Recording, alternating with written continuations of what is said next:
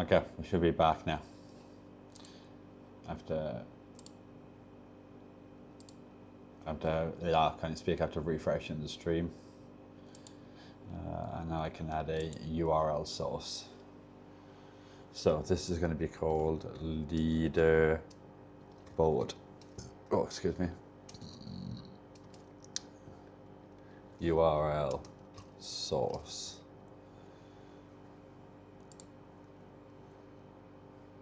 The default one is great. You guys will probably love the default one. It's from catfact.ninja/fact. And let me add an extra. Let me just make this every like 5 seconds. Every 5 seconds, it's going to give us a fact, a random facts about cats.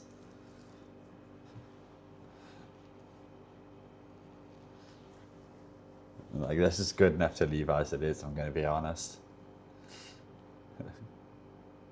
Can't speed read, why not? 10 milliseconds. Oh, can I not do 10? It's 1000, the fastest you can do it.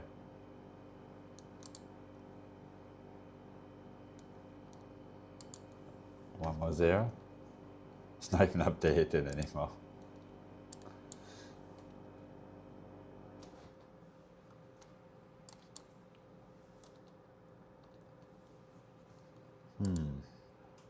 Won't even update anymore. I messed with it. Oh wait, it's updated now. There you go. Can you read this fast?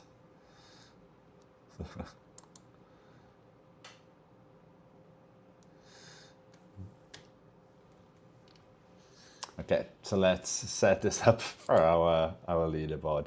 Alright, so we want to get our URL for our Lumia leaderboards. So we need lumiastream.com/u/pigeonmilk for our channel.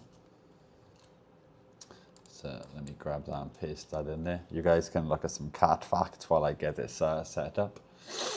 Okay, files in type HTML. And here we want our CSS selector. So I need to get that from the folder because I've got a saved HTML scrape. Okay, so the HTML source is going to be this. This is for our CSS selector.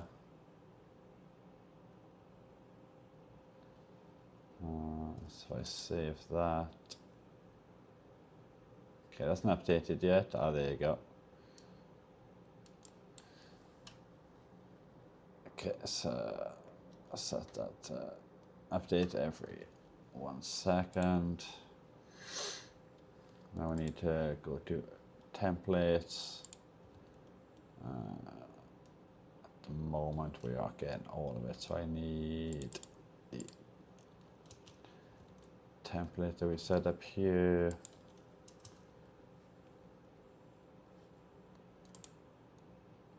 Something does not seem correct, but let's grab the styling.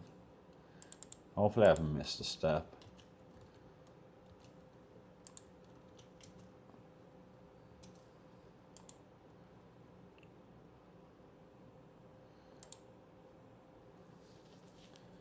I'm sure I haven't missed anything. Yo, what's going on, Claw? I can read it at 0.25. Oh, that's cheating. We have to watch it at 2 times speed. Okay, why is this not? Let's test request. Well, the test request is working.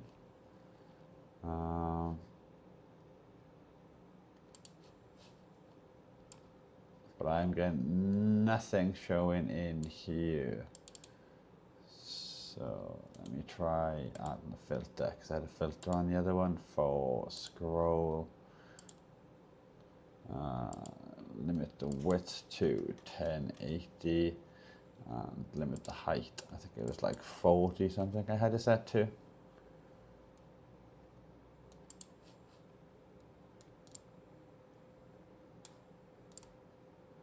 Oh my god, this is coming up way wider than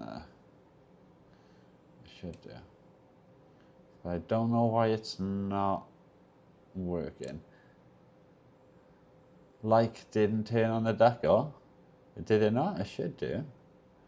It did earlier.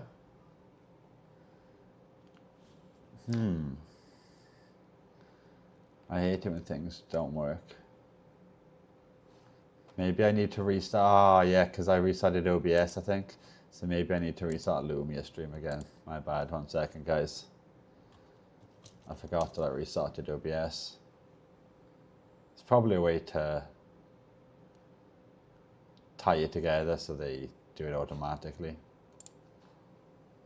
But yeah, everything should work now.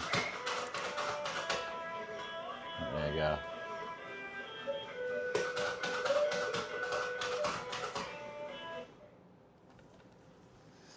Thank you for the like. Alright, why is this URL source not working? Because we're using a get, we've got the same URL.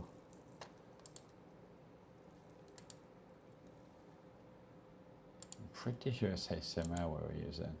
CSS selector, we've got the same. Why the hell is this not working? I'm going to have to go and have a look at the other PC because I have no idea why this is not displaying on the other computer. It's got it working perfectly. It took hours, but it was working. I can literally see it on the screen right now, scrolling across. Right, test URL source, set up data source. Yeah, that looks all exactly the same to me. Why is that not working?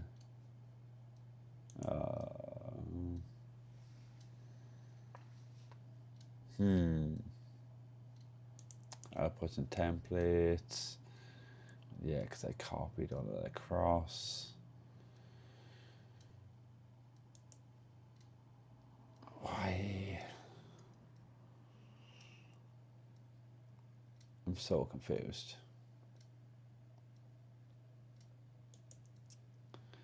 Yeah, I've got it says HTML, I've got the same thing pasted in.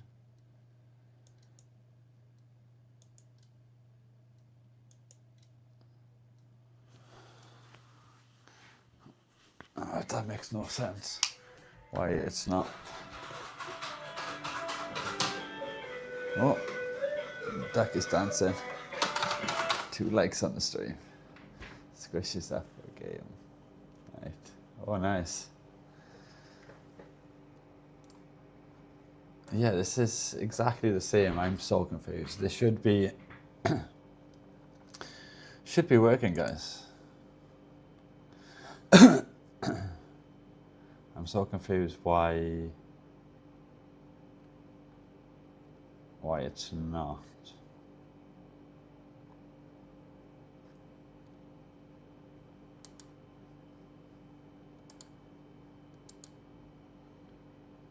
Did you refresh? What do you mean by refresh? Am I missing something?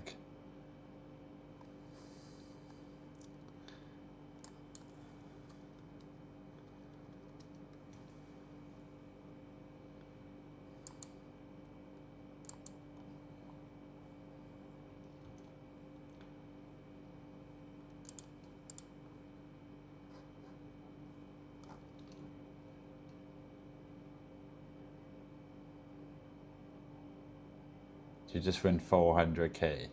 Oh my days. After adding the code?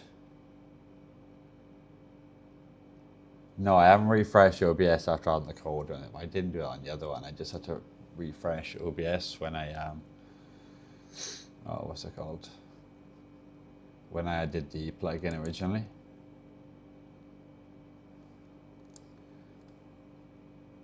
Like this is all exactly the same, but yeah, it's not working. Let's type in main there. Save. We're still not even pulling anything from that either. So for some reason we're not pulling any data. Why?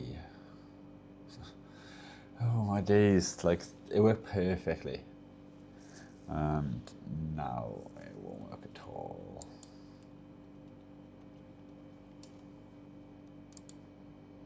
Like, I'm so confused because I spent hours getting this working on the other one. Like, am I missing something?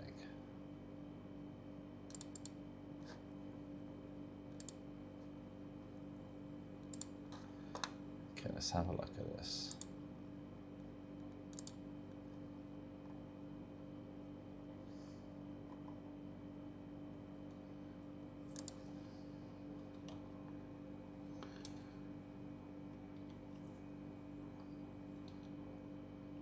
Okay, so I think I just got something to show up there. So does that mean it's... And we're preferring this URL? Yeah.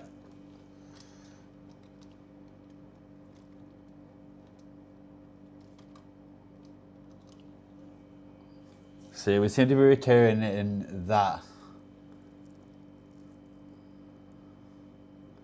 Like that page as if it can't like return it. So like kind of like a 404 or something.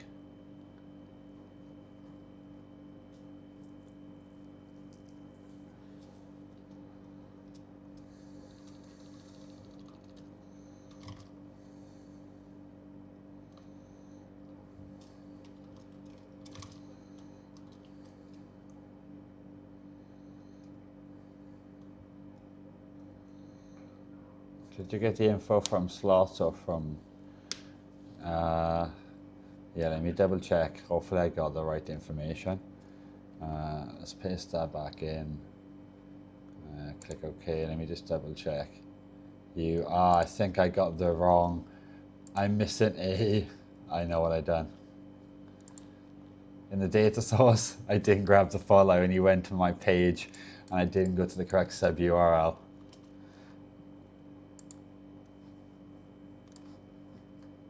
There you go, I'm an idiot. Oh, I can't believe that. Yeah, I was missing the / loyalty points part of the URL. I'm so glad you said, did you get info from slots or Lumia? Because then I was like, oh, let me just check. I didn't copy the wrong URL. Oops. All right. So now we just need to go in and just like edit this a bit now, so in the scroll. But that should be easy. So the width, height, yeah. So on height, 45. Is that like a bit better? I think we need 50. Is that better now? I just want it to be cut off at the bottom. Now we can set our horizontal speed.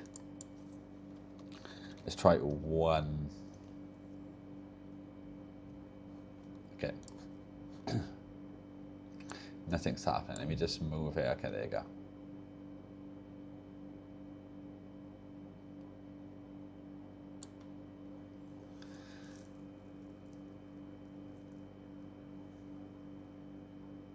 I think it's set to update every 10 seconds or something at the moment.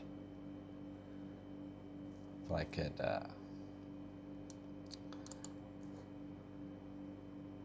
probably set to update. It worked okay. Yeah, I get it 1000 milliseconds. Is that 10 seconds or 1 second? I think that's 1 second, isn't it? 1000 millisecond, 2 seconds. Yeah, 1 second. Okay, yes, I have got it set to 1 second.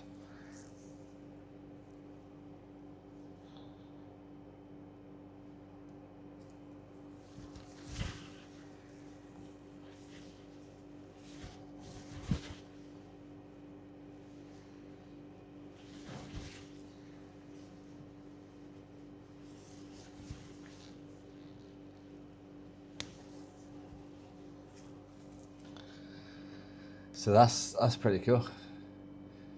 Maybe make it smaller, too high on screen. What you mean there? Sorry.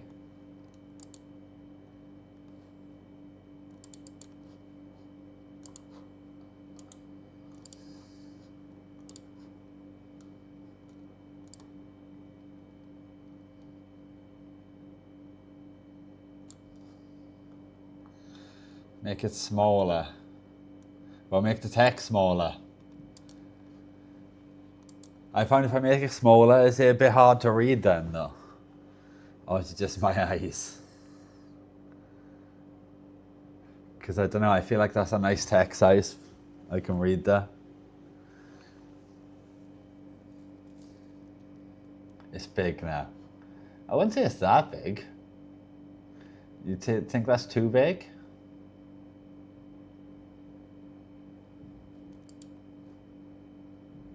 Because on my screen it's only taking up like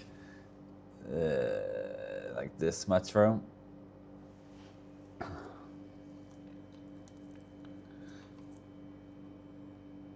We're going to have a look at the stream. Oh no, that's something that's not OBS. Have I got a desktop muted? Yeah, I have. Okay, cool. Let's have a look. View your channel. Yeah, that's not bad. That's a decent size. Maybe it could be slightly smaller.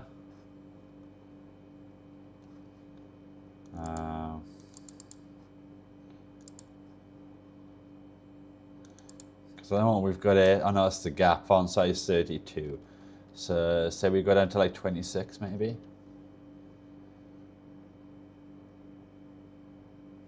Or 22.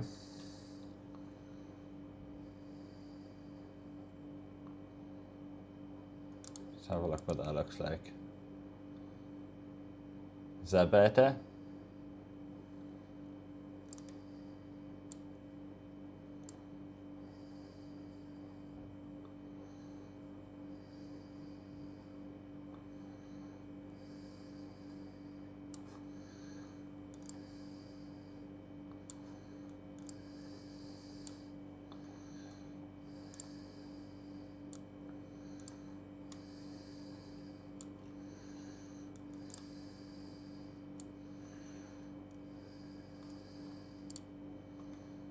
Just make it a little bit smaller on the text size.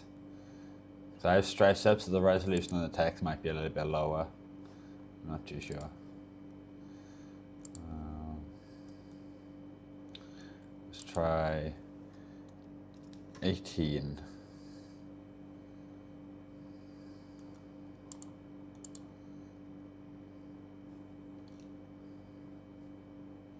Oh, I don't really like the resolution of that text though. The resolution of the stream itself is not really great either. How much delay is on this? I moved my hand right now. Okay, there you go. Yes, quite a lot of delay.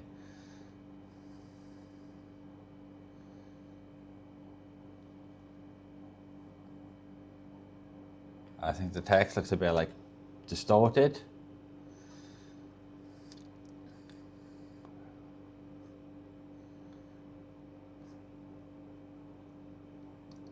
So I need to make it like slightly bigger, I think.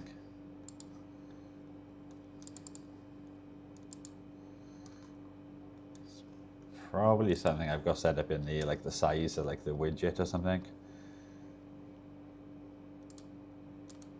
Okay, let's have a look. Is that too big now? 18 or 20? Okay, I'll check it at 20 then. Let's have a look. It's big now. Does that look better? Might just be the resolution of the stream. I'm watching it at 1080, but it doesn't look great. Might be because of my bit rate.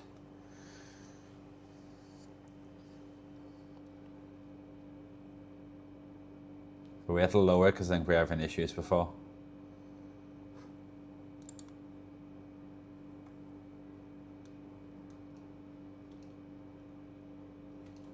Okay, I think I've got top chat on as well. Let me switch to live chat.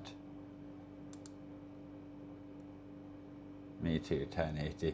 Yeah, it doesn't look the best, does it? Looking at it on here. But I don't know if we can increase the bitrate at all. But yeah, it doesn't look great.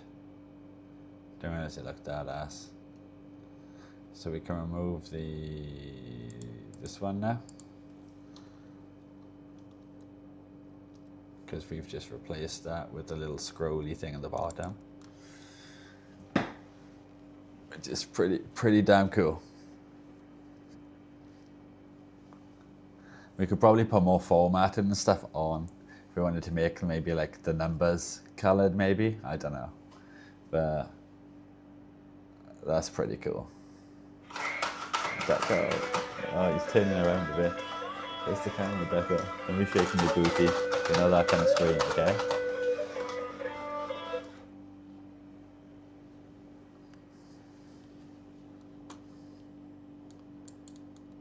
You've seen if it updates.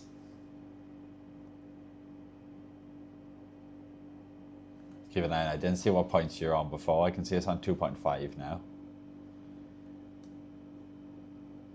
That was a good idea of yours, though, to add the 1, 2, because I was literally just thinking, just before I clicked on, I was like, oh, it'd be nice to add, like, to show what position people are in.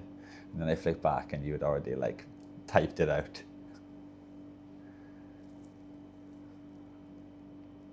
I'm not even in the top 5 either.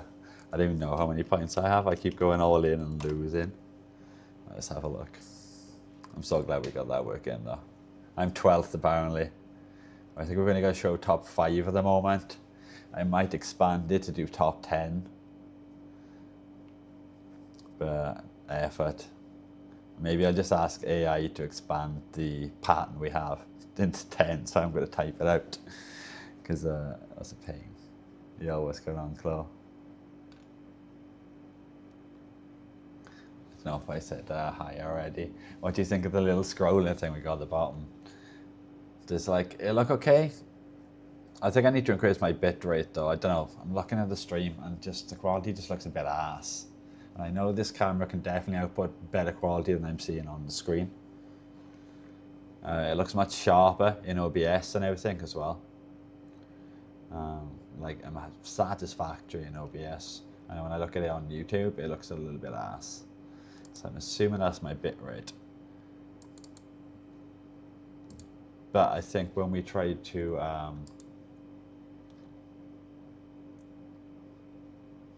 there was a way I managed to adjust it like in real time before.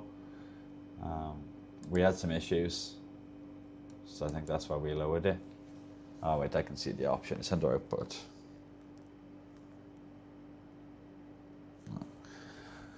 Let's try increasing this slightly to 5200. 5200.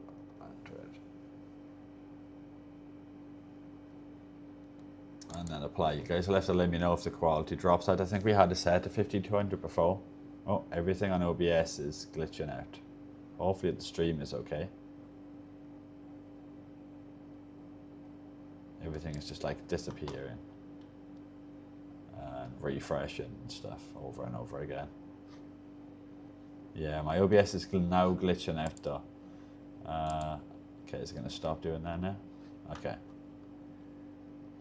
So we've now upped the... We seem to be okay at the moment. I'm going to wait till it updates on YouTube. I can't see my camera moving or anything on the YouTube stream now though.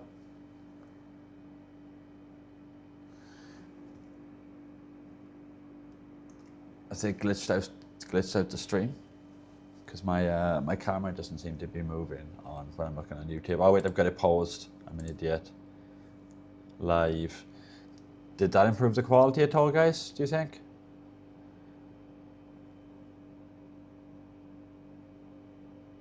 It glitched a bit.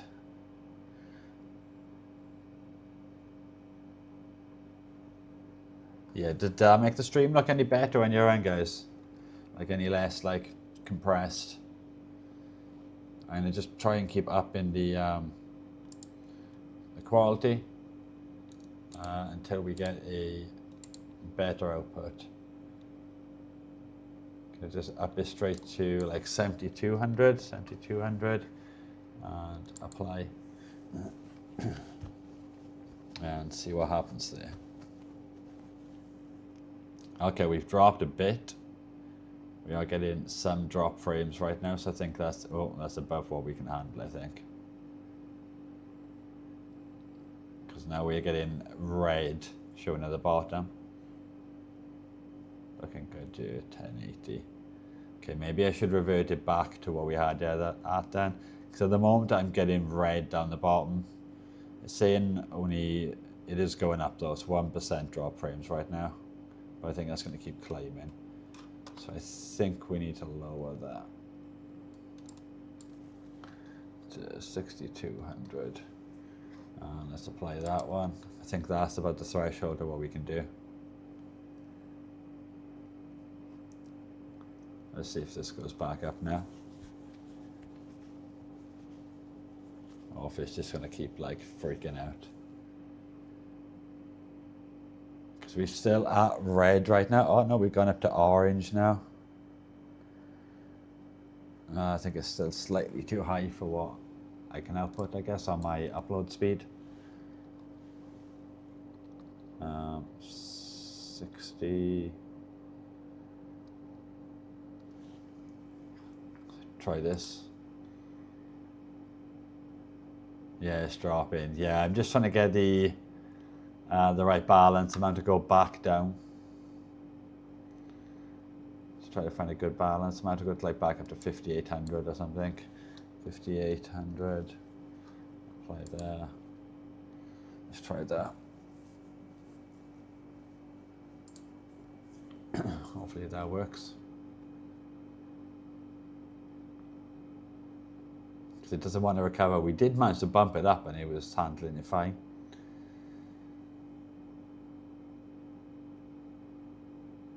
And now we're just struggling.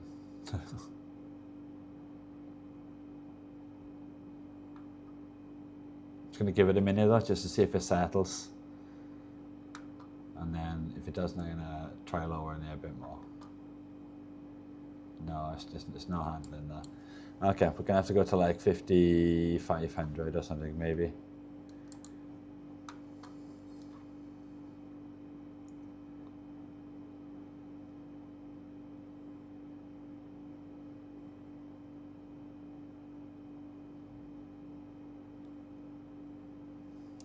Hopefully that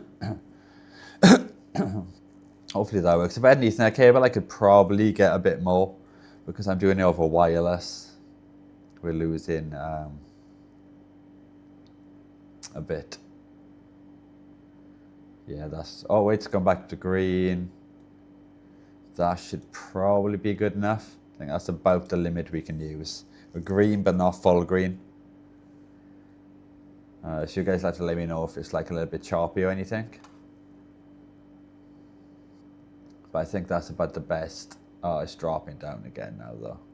It is going up and down. So we might have to adjust it slightly, we'll see. Everything is just white on OBS right now though. OBS is just freaking out. Text must be a color, it's hard to see on the blue. Really, I thought the white was quite easy to see on the blue.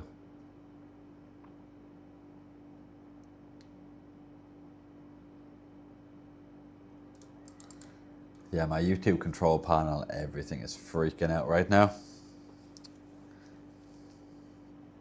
Oh, select stream, streaming software connected. Okay, it's connected. Okay, stop freaking out now though. Let's have a look at the stream. Oh, wait, yeah, I see. Oh, wait, I'm getting buffering, yeah, every now and again. Let's have a look at this. But it looks okay now. I just go like one little bit of buffering.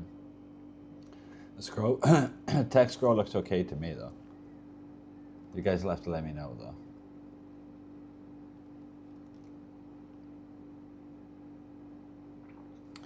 Because I'm trying to get a little bit of extra quality out here, but I think the internet is our limiting factor.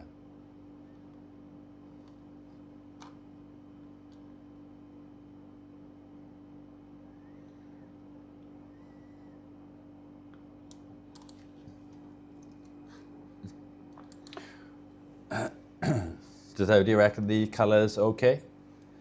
Is it like okay to see and stuff? Because I don't know what other color I could really have it to make it show up any easier.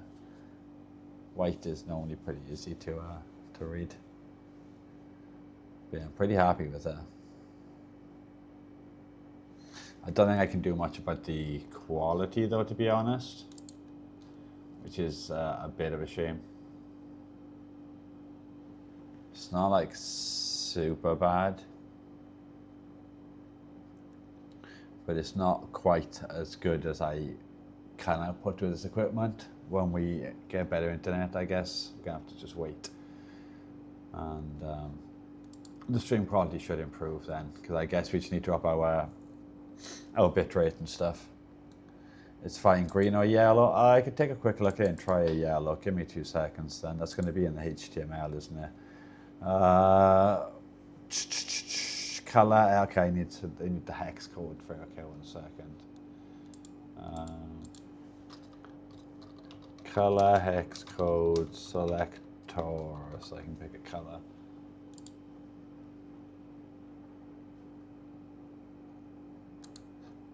Is there not like a tool online where I just like click a color and god damn it, just want to click.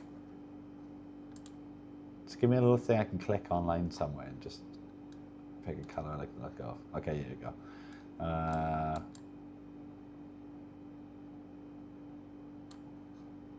Okay, that's a pretty nice color.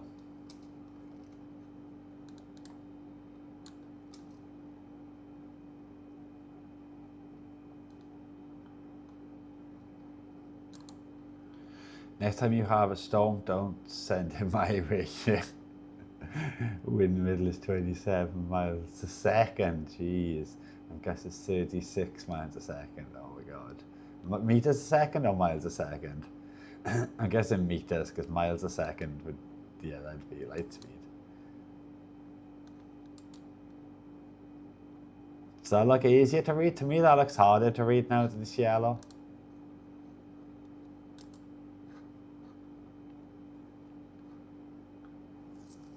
I think it's just a resolution that makes it harder to read. Meters a second. Okay.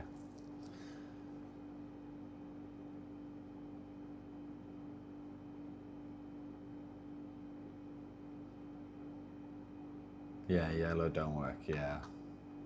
That's what I was thinking. I think literally white is going to be the best option that we've got for this.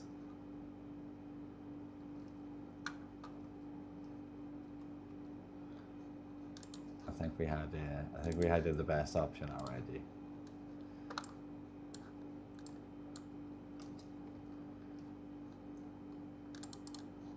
Let's go back and edit this. Let's change it back to white.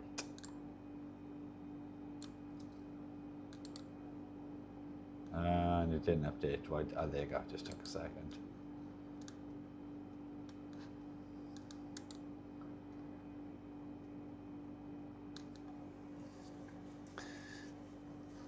I could quickly add some text. 1 second. Let me see if I can add text GDI. Text.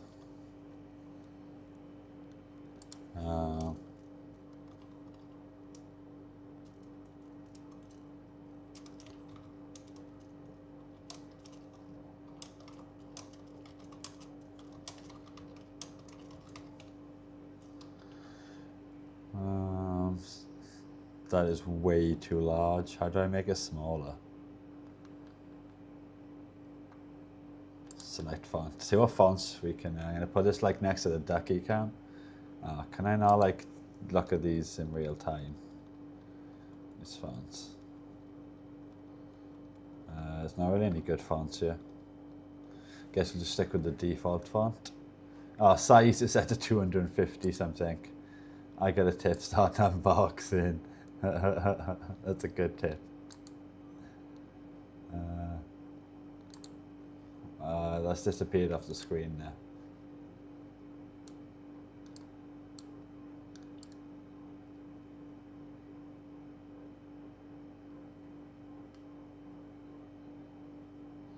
I guess I can't keep a white toothbrush there because you can't see what that says.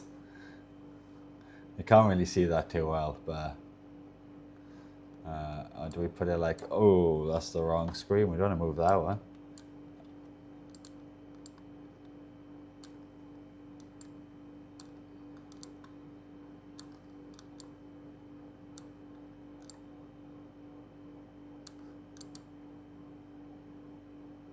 There you go. Now that got a little bit of information. And yeah, that is a good tip. I will start unboxing. I appreciate your tip, Farm Tech. Let me go and grab another drink before we start unboxing. Oh, just dropped my phone. I'll put it still up here so I don't forget when I get back. Alright, 2 seconds.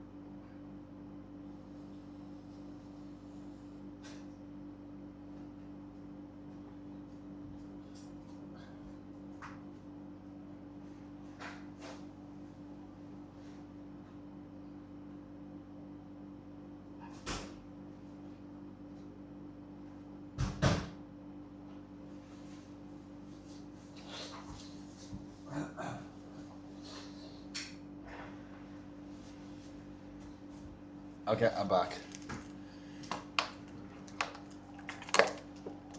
Do I need to restart Lumia stream again for Deco to work?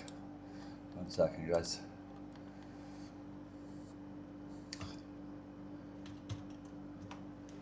Okay, should be good to go now. I think everything's set up.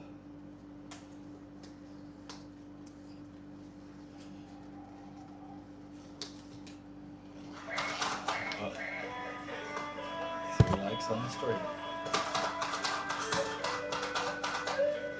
Let's put the glove back on. Deco is happy to be back.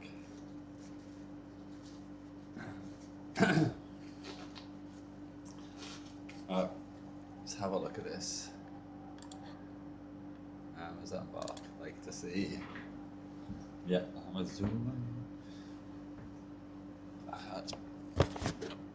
We'll have a look at this small one first.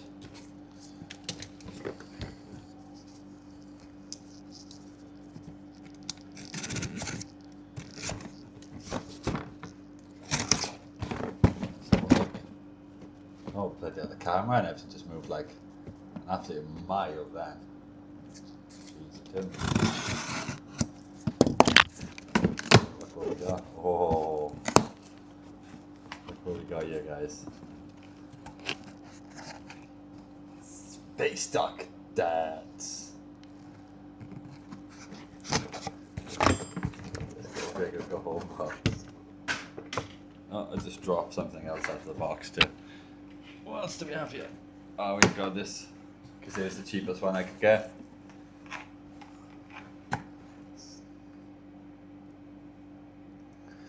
So that's our card. Maybe just to focus slightly. There you go. Oh no, not another duck. Oh yes, another duck. Oh, my mic is still in here. There you go, guys. Oh, I've already ripped a hole in these gloves. God damn it. I'm gonna be poor now. I'll have like no gloves. But yeah, we've got another duck here. If anyone wants to scan for video demo, he dance better. I don't know if he dance better. Well, I guess we can have a look if he dances better. Looks like it's already been opened though. The tape is missing here. You can see residue where tape was stuck. And he does look a bit scuffed. I'm not gonna lie. This looks like it could have possibly been a return or something. Just, yeah, he's all scuffed on the back and everything.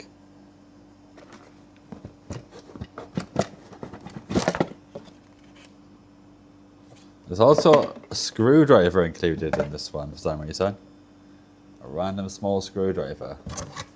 It's a return you got. Yeah, I was thinking it's probably a return. Yeah, like there's like dirt on the bottom of this. Like, what the fuck? Like, what are Amazon doing? Like, yeah, this thing is stinking.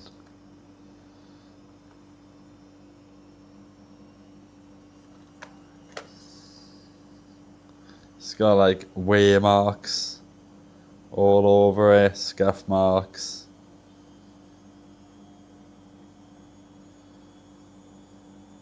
Yeah, all kinds of marks on it. It's not good, is it? Bloody Amazon.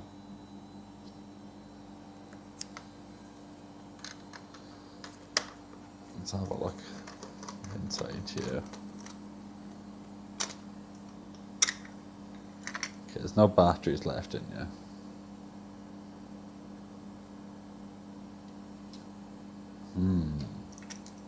Yeah, you got screwed. Yeah, I did get screwed. Like, that's not cool.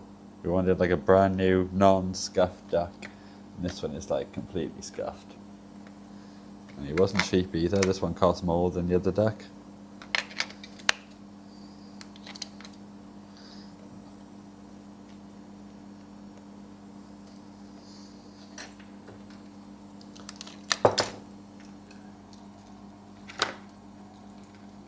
Let me see at the battery. I guess we're going with 3 of these.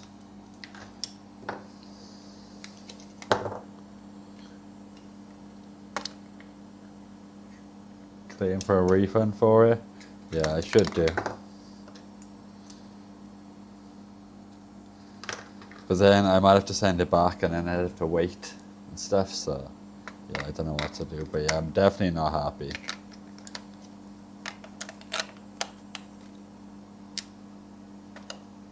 Thing doesn't even work.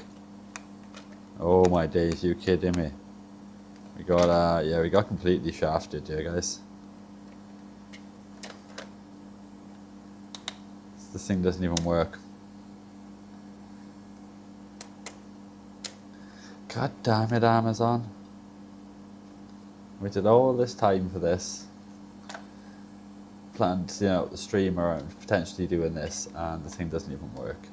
Oh, this one's got eyes that move. But yeah, this thing doesn't even work.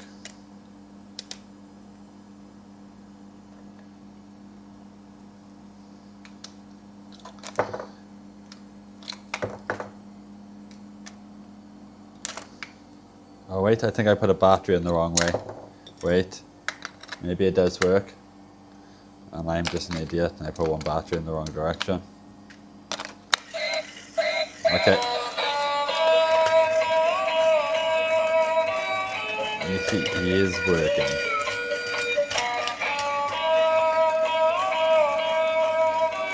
It's the same goddamn song, though.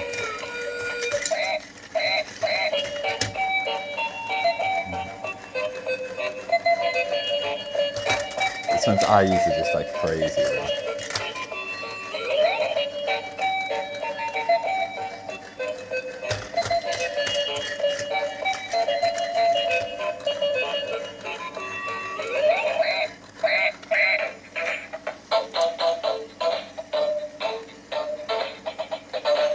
It's not just he's got like lights. This one might be more complicated on the inside. Like the lights. Okay, I think. You got more LED light to go. Yeah, yes. It's pretty cool looking back though.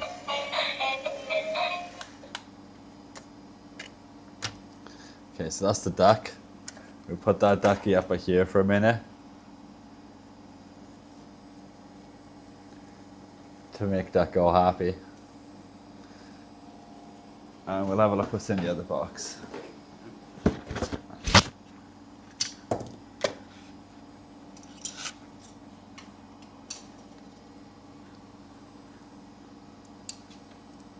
I don't even need a knife for this. No, it's just like a peel thing. Okay, 1 second. Just peel this here. Let's see. What's the first thing we pull out? Ooh, okay. That's very misleading, if that's what I think it is. In the picture, it looked like, I don't know, like a bunch of big spools like this, or like, more like, I don't know, like this big one I got here. But like half the width.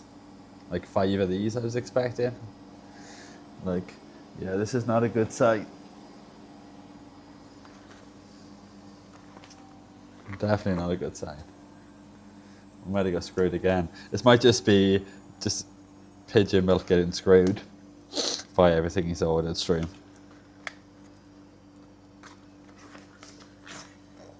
Okay, yeah, it is. And these are tiny. And these were like the longer meter joints. Oh, and they're much thicker than I thought as well. On the outside. Yeah, definitely much thicker than I thought the wires are. Because I even went for a 24 gauge as well, but the plastic is thicker.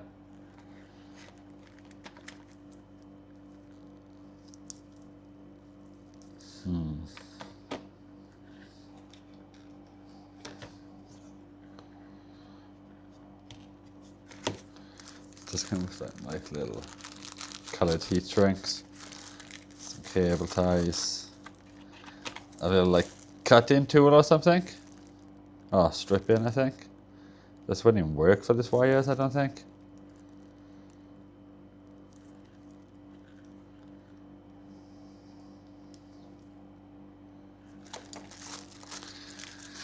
But yeah, these are not very long, are they? And they're well too thick. Because then I was trying to get like thinner cable than what we're already using. And I think the cable we're using before was thinner than this. But this is meant to be, it's like Timo, big pictures, small on delivery. Yep. We'll have a look because it is meant to be silicone wire though, so it should be better than the one we're using. Seems like it's just completely covered in tape or heat shrink or something.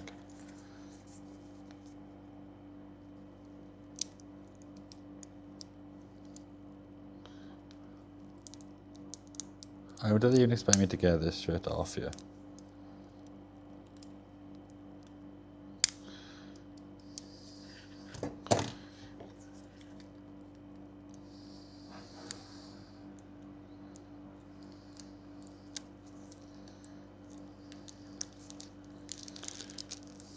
Okay. Okay, now I got tape stuck to my bloody hand. Piss off.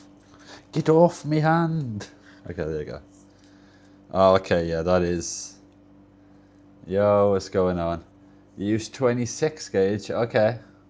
Yeah, this is really thick on the coating though. That's why it's like thicker, I guess. But okay, yeah, that is much nicer wire, I guess. It's just, it's not much of it. But yeah, that's nice and floppy, this silicone wire. It's the first time I've ever had some nice flexible wire. And we have white one, blue one, green one. I thought they were going to be like a lot longer. It's meant to be a couple of meters on this. Yellow and black. But I guess the other one we have is like, how many meters is this one?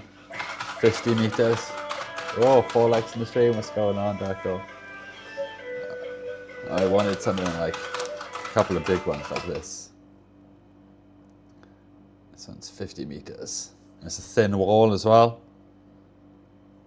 This one's not a thin wall. But it wasn't bad. It came with some coloured cable ties. I don't think I'll leave some coloured heat shrinks. And they're all like little holes in the box. I guess you can poke the wires out on the front and the back. Let's have a look at the next item. But they're definitely going to be, I guess, easier to work with than the cables we were working with and stripping down our connectors constantly. This one is a 2 USB extension leads. Mine is silicone wires, 26 gauge. Okay, how many amps can that support then though? Because I know this is at about the limit. But like most stuff with some overhead. There should be 2 in here. They're not like super flexible. They should be 2 meters each. Just USB 3.0 extension, so we can move the duck cam. I have to figure out at some point where I'm going to move it to and how. But it's got a bit of a side-on view and stuff right now. And I was really limited. I had to move my computer and everything just to reach the webcam cable over to the duck. So I'll move it back when I'm off stream probably, or before next stream or something. And then I'll extend the webcam for the duck where I want it to go with these. So that's sorted. And also yesterday when I was trying to do the build-in, like next to the desk on the floor, I had to angle the camera because I couldn't rotate it 90 degrees and have a decent top down because that cable's not long enough either. So I could also extend that because I have 2 of them. So that's pretty handy. Dako got a friend now. Yeah, he does have a friend. What's this we have here? I can't even tell what this is. Oh, I think they're modules. Yeah, they've just shipped them loose like this, not even in a box or anything. Typical. Hopefully they're not mangled. These are the DF player modules. I guess we can open one up so you guys can have a look.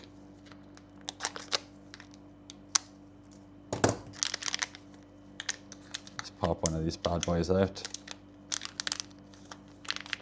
Let's have a look. Okay, let's have a look at the SD card. Okay, yeah, so it is the micro one, yeah. So I wasn't too sure which one it takes, but yeah, micro TF. But I've got an adapter as well, just in case. So that's that. And then this is our little like MP3 player, DF player. And we'll have to find where the ESP32 is. Oh wait, is this it? Yeah. So that should be our combo for the new deck. You can play whatever audio we want, apparently. You'll be able to. So that's gonna be good. Let's check these back in this baggie.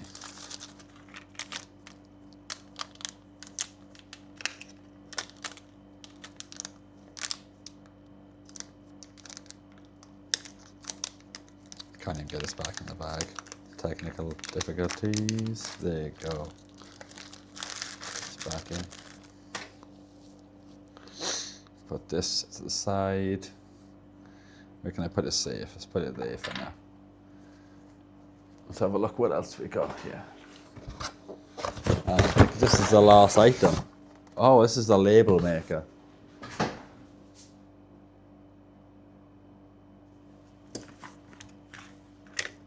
It's like a crappy little screwdriver that we got. Maybe like to the side. So yeah, this is like the cheapest label maker I could get, but I think you need an app. And yeah, my phone memory is always full, and the screen is just like knackered. I don't know if you guys have seen this, but yeah, it's like knackered and it glitches out half the time, and yeah. So if it does need an app, I'm going to be screwed. I need to find a way then to run the app on the PC. Don't know if it connects via Bluetooth. If so, we have Bluetooth on the PC. We also do have the parts to repair this phone here, screen and mid-frame. The adhesive I'm not too sure about. See, print using Bluetooth function via phone. But it is a Google Play app. So maybe we could use like, oh, I forgot what it's called now. But it's like, you know, emulators and stuff for the Google Play apps. You just sideload the APKs and stuff like that. Let's have a look. Okay, I think I might be using AI images because this looks wider and less tall than it does in the pictures.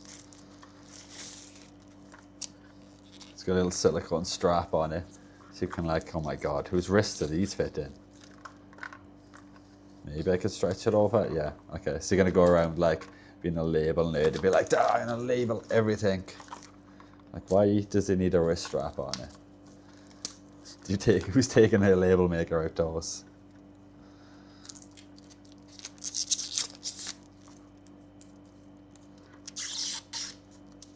Okay, so it takes USB-C by the look of it. I think it must have a built-in battery. It's got a little snippy snip icon here, which I assume there's like a little blade in there and it cuts. Is this a button at the front? I'm holding it down. Oh, wait, red light.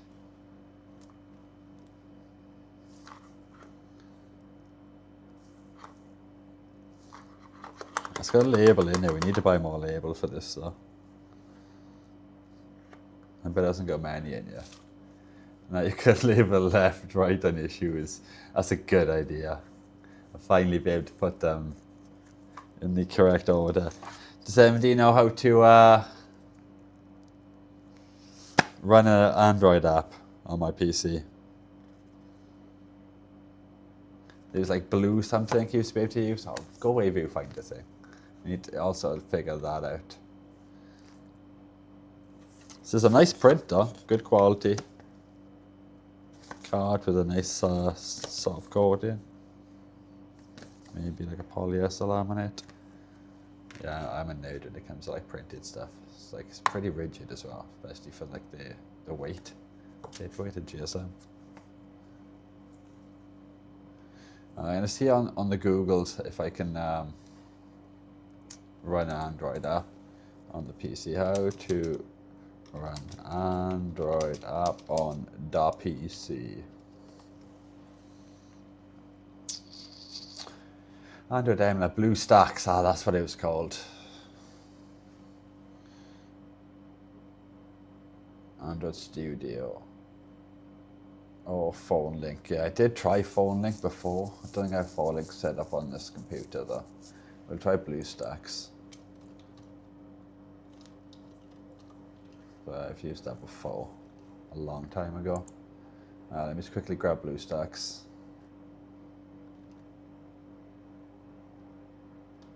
See if we can get this printer working.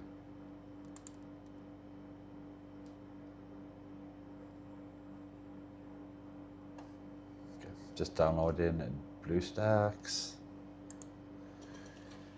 Oh, how much bloatware is this thing going to come with? Because the landing page is literally the background's an advert. So it's a good sign. Checking your system. Okay. Error. Virtualization disabled. Hardware sufficient disabled system.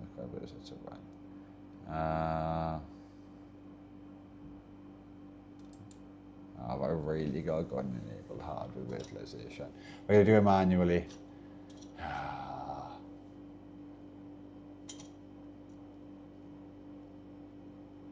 If you go to the buy, yeah, no, you're good. You're good. The Nelcop is available for free download from the Microsoft Store Windows devices. Wait, say what now? Okay, yeah, that might be a better idea. I didn't even think to check the Microsoft Store. Okay, let's check the Microsoft Store then.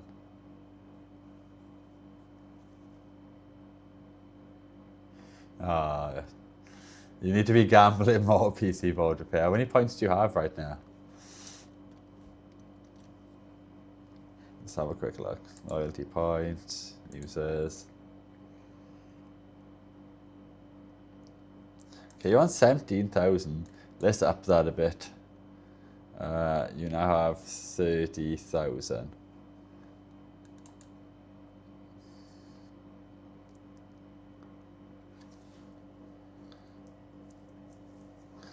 So yeah, give that a go. Try gambling with that. Hopefully you win.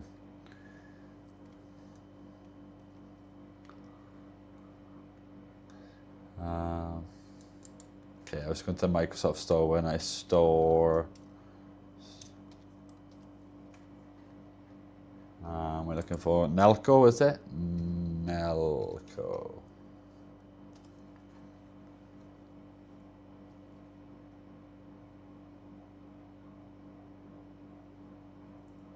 Okay, let's give this a go. See if this actually works. Because this would be a lot easier than trying to sideload an app or something.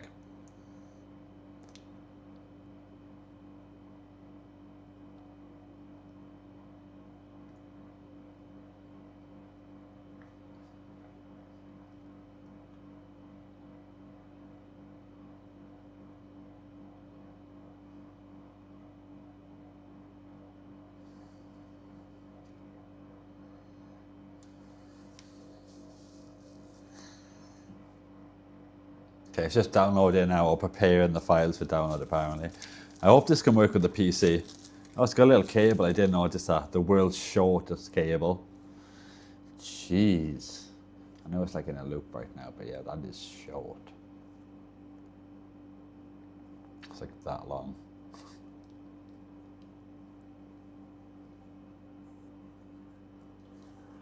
That's not good. Okay, it's downloading. It's 300. No, it's a 30 meg download. Okay. Might take a second because we're streaming, pushing in it to the max. I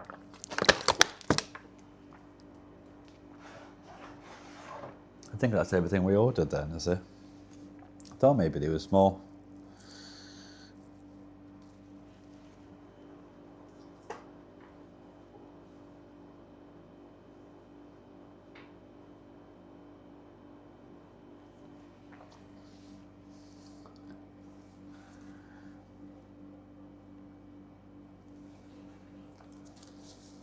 Looks like a charge-only cable. What's a charge-only cable? Oh, this one.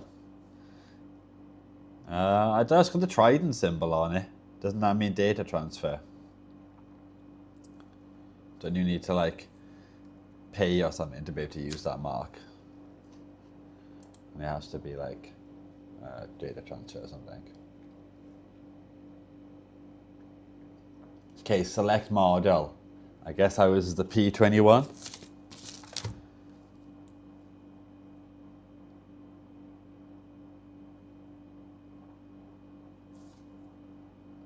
Oh, find P21, yeah, P21, okay. Okay, so I've got that selected. I don't have any an account, I need to log in. So like, how do I even use this now?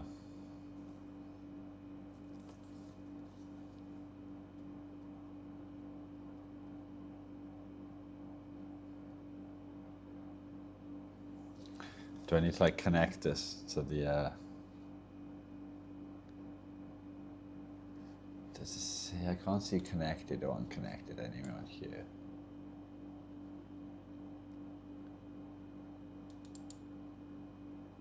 Yeah, I've got this thing like open the app, my template, print log, recently opened, local templates. I've got my printer selected. I just don't think I'm connected to it or anything like that. So I'm assuming I need to like pair it or something, probably with Wi-Fi. Let's have a look. That would probably be a good idea. If we try to see if we can find it on Wi-Fi. Wi-Fi, yeah, P21 on Bluetooth, sorry, mate. Connect in.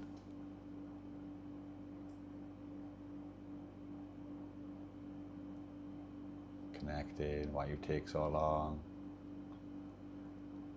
Connect in. Are you gonna like connect or anything? Or are you just gonna say connecting forever? Like the thing's right here, just connect to it.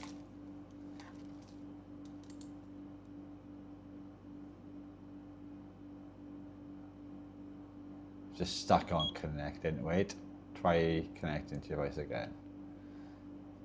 Oh wait, there you go, done. There was two options showing up and I clicked another one and the other one worked. Okay, so I'm connected now. I see nothing in the app though, changing. How do I, cloud templates, local templates, shade, get templates. I have no idea how to do this. Public templates, oh wait, what's this public templates?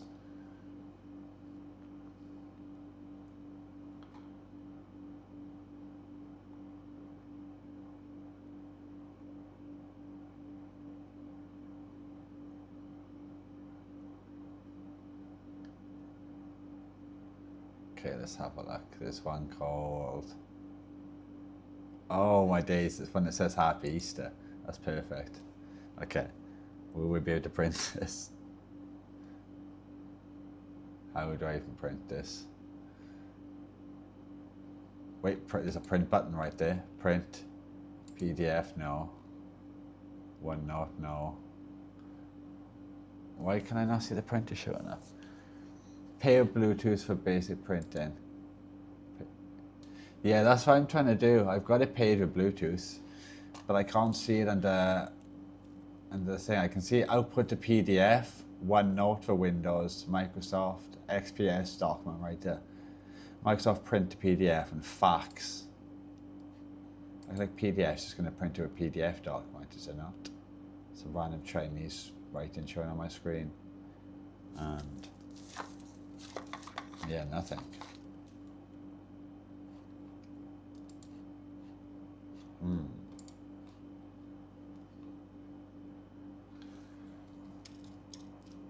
Printers and scanners. Add printer scanner. Maybe try adding it to printer scanner rather than a Bluetooth. I don't know. Or maybe it won't show up now because I'm already paid. But it's connected as a Bluetooth device. And the other devices.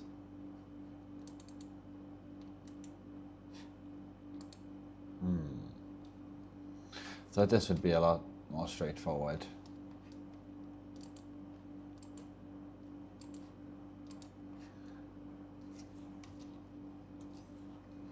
Let's try remove device from here. And I'll add it as a printer scanner.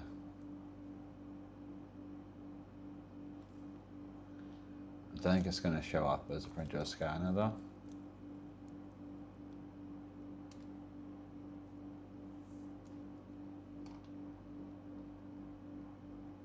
I think the only way I can connect is Bluetooth and other devices.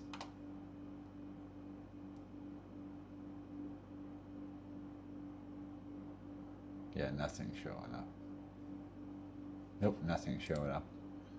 But if I go to add Bluetooth device and add this Bluetooth device.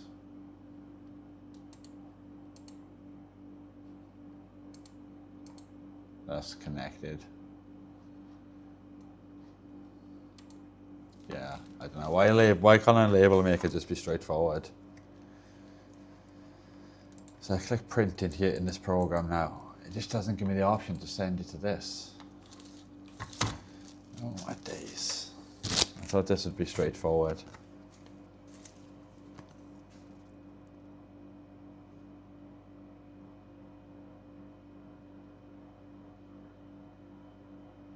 Do I need to connect within this software to it, I think?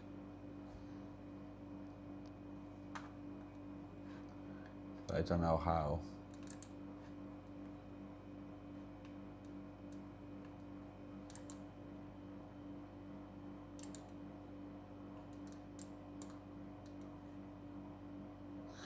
It's not showing in here. On here is on the top of the app. It's got like the name, the device, and says if it's like connected or unconnected and stuff.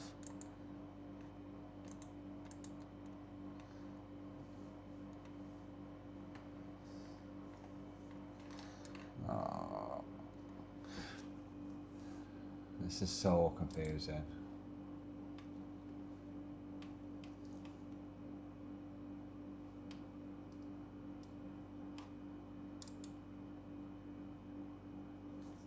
To reset it, open the label lid and press 3 times fast power on off button.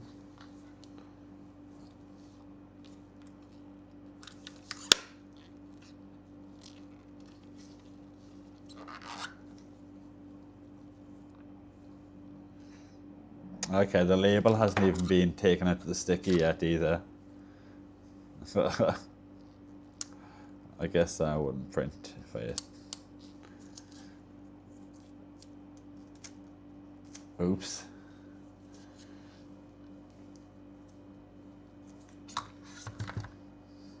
Okay, so you said now tap this 3 times. 1, 2, 3.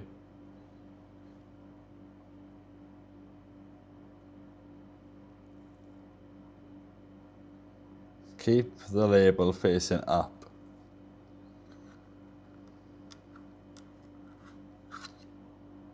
Do not tear up.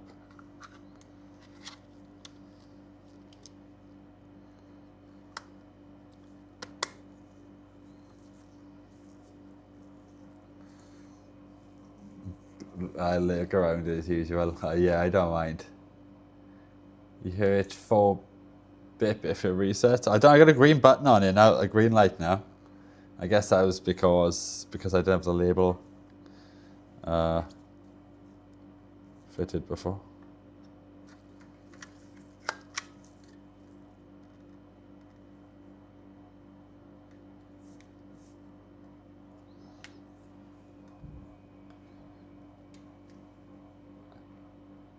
Okay, nice. You've got a similar one. Any idea to get this into work? I'm trying to use it on the PC. I can't figure it out at all. Just managed to load the label, kind of. It's probably going to need some adjusting. It's probably going to start printing halfway through a label I just cut off. I've got the app and I just can't see how to like print from it. I clicked the print button, but the printer's not showing up. I've got P21 connected. Maybe if I like share the screen with you guys. Let's have a look.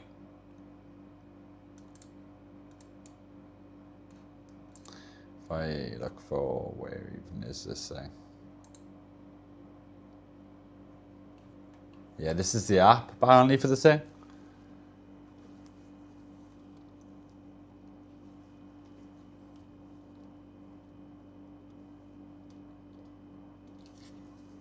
So up the top here, we've got this selected, but I can't see if it's like connected to this thing or anything. I've got it connected via Bluetooth to the computer.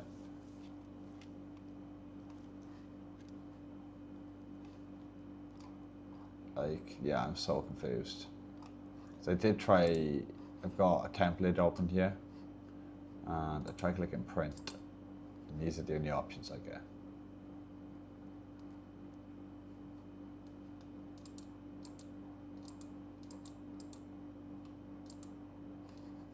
So I'm super confused.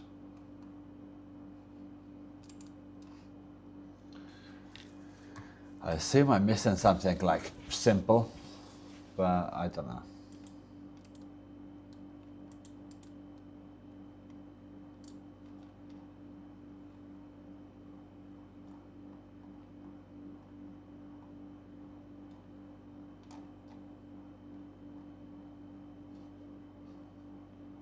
Do you have any ideas?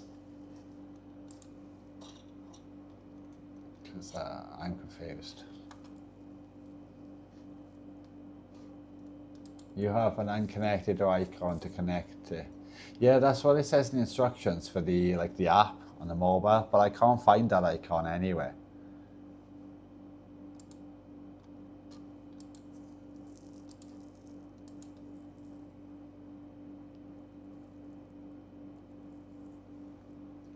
Yeah, I can't see this anywhere though. Can you see it anywhere on here?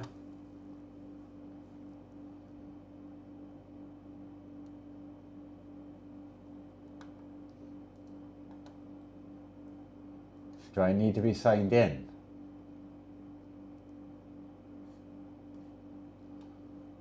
Because I've got this selected here. That's like the printer. That's the only thing I can see. Settings maybe? I've tried settings. I couldn't see anything in here.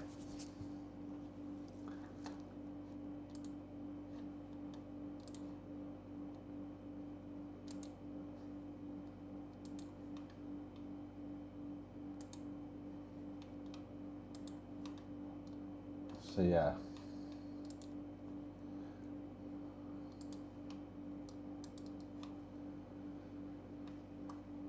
I'm so confused.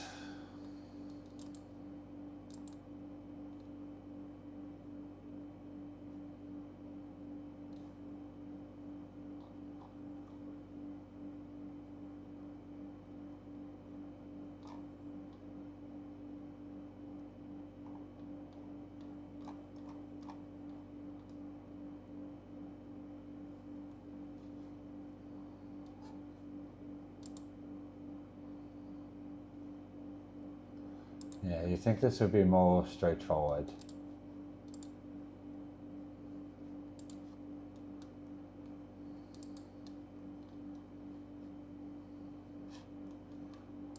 Like you can download the app.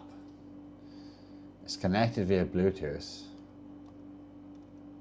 I've tried the reset like loads of times. Oh, this reset. Okay, 1 second.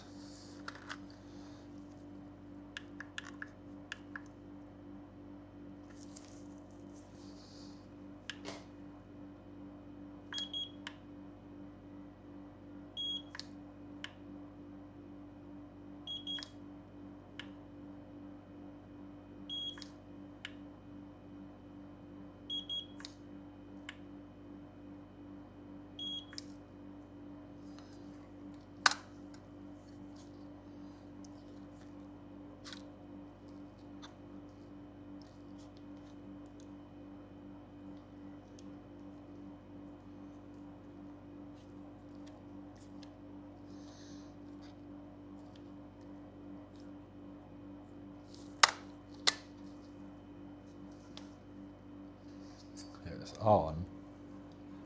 I'm just not seeing anything in this app.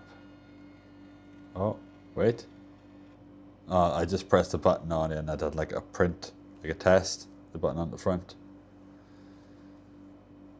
So the thing,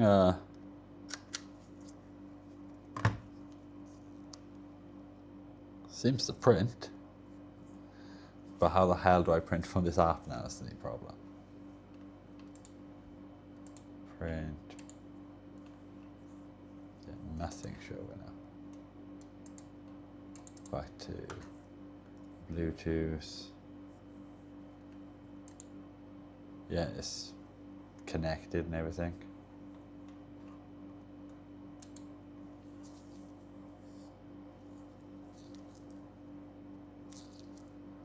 It's pretty cool though. They just printed a label. But how the hell do we make it work with this stupid app?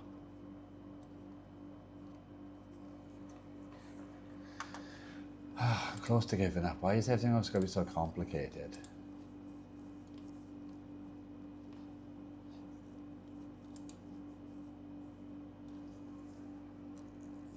Or should we stick the sticker on too?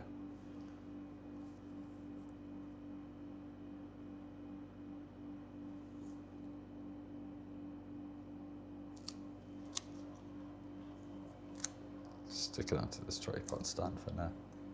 Don't you have a symbol like a printer with an X on the top right hand side? Nope. Nothing.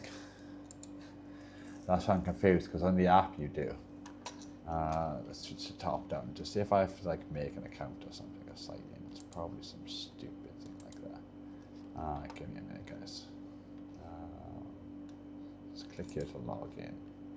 Log in. So, oh my god, this is the sketch. Yeah, I ain't logging in with this thing. Unless I make another email. This is the options they give you. This is totally not sus from a Chinese company or anything. No, like Google login or Microsoft or any of the normal ones. It's like, yeah, you can log in with your Apple, your Facebook, or your Amazon. Say what now?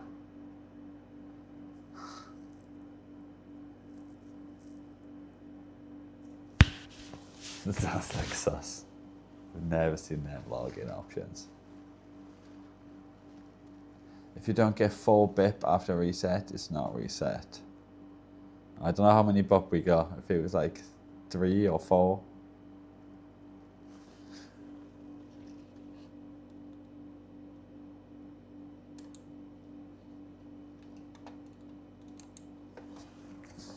Right, so you said open this. And then 1, 2, 3. Nothing happens. 1, 2, 3, 4. Nothing happens if I just like press it.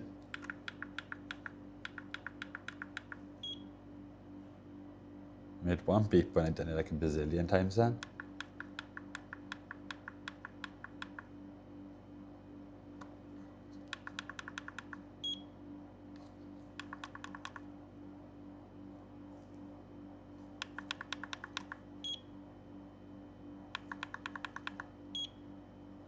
So now it's just making like a 1 beep sound.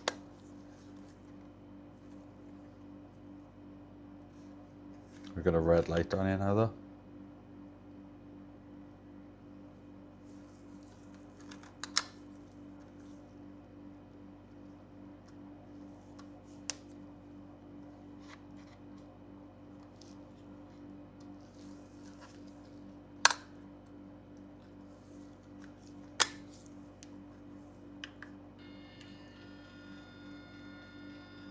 Okay, that's not lined up properly.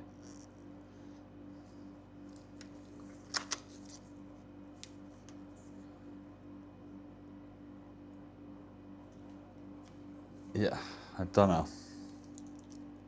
I'm confused by this stupid printer.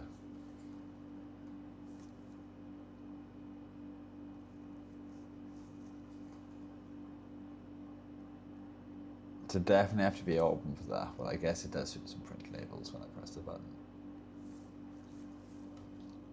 But I'm not seeing any option within this app to like, I can see I've got a slight up there, but it's not checking that it's paid or anything like that.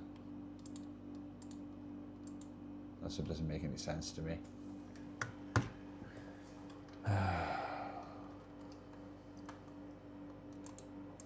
I wonder if I can use, 1 second, Gorilla Mail.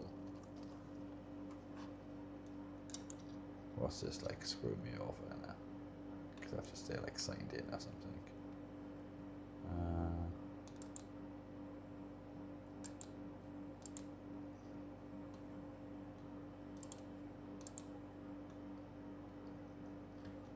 Okay, I'm gonna see if I can click here to log in, email, agree and continue. Please enter your email. No, that's not copied, okay. Copy.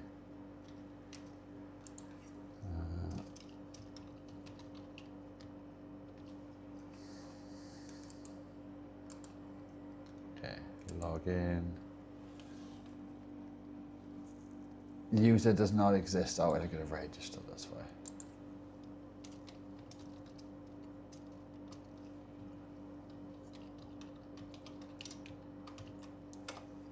register,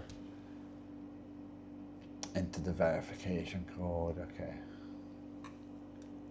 Just gotta wait to refresh in 2 seconds. Check in. Nothing comes through yet.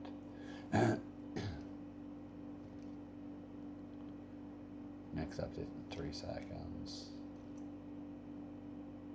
Okay, verification code, sweet. Okay, I've got a verification code. Okay. Registration successful. Still don't see the option. Just now it just says I'm logged in, basically.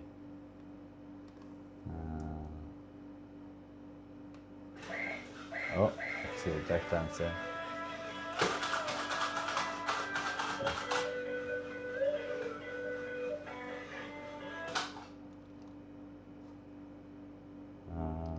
Yeah, I've got a count ID and stuff now. But yeah, no additional options, guys. I thought this printer would be easier. So I'll quickly set up this printer so I can print some labels. Help center. There's a help center, guys. I'm gonna have to head over to the help center, I think.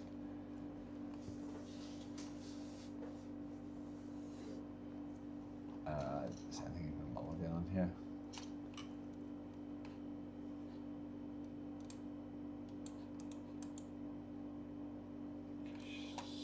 Surely it should just show up. Maybe if I go to device manager and AAP server, DJI Mic Mini needs an update on the driver apparently. What would this even be under? Oh, Bluetooth maybe? Let's have a look. What was I showing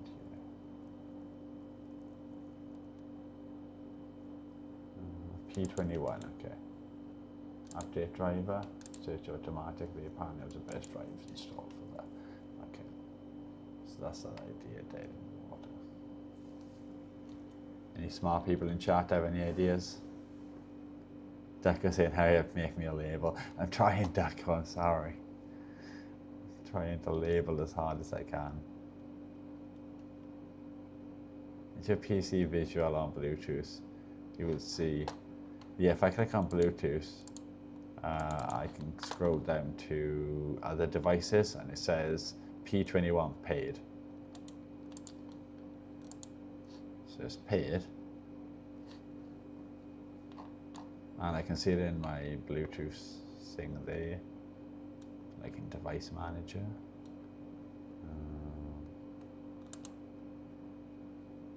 Root print queue. Cannot see anything under print queues though.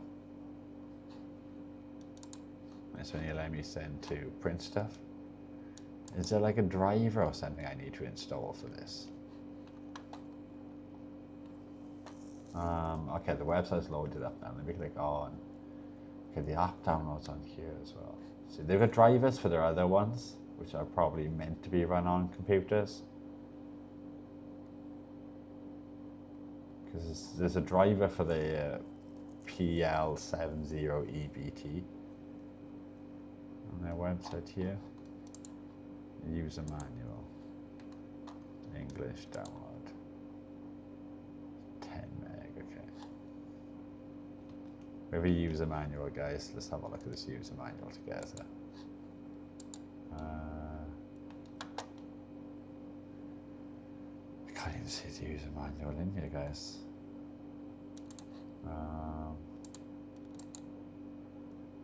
No, display capture, window capture. Yeah, okay. So this window capture. Is it all in Chinese? Must not. Okay, sweet. Thank you for choosing P21 printer. Okay, that's a bit too soon.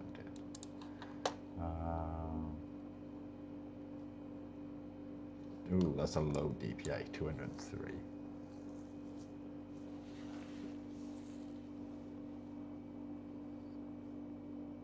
App download, install label printer. turn on Bluetooth on your phone. See, this, the unconnected thing, we don't have. See, open the Nelco app, tap unconnected. This is only on the phone. So I think these are exactly the same as we have printed out on the card that came with it.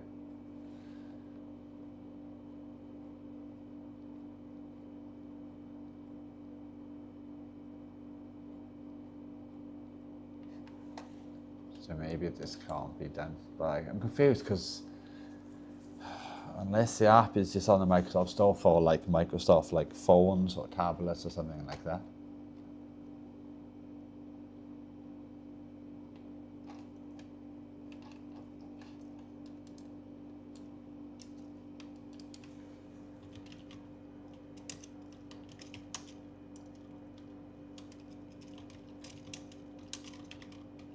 I'll just see if there's any information on Google on this thing.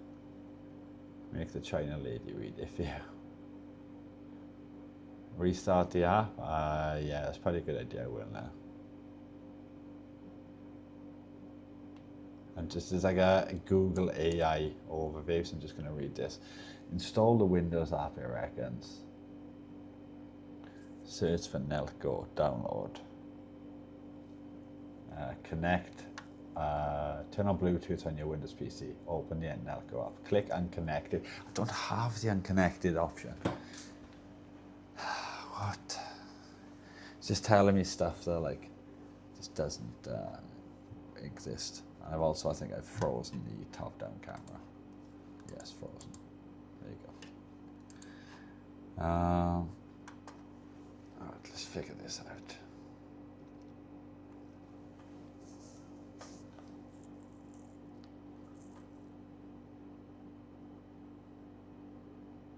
Apparently it's like a YouTube video here, so I'm going to quickly click on it. Using a goddamn phone. So why is AI summarizing?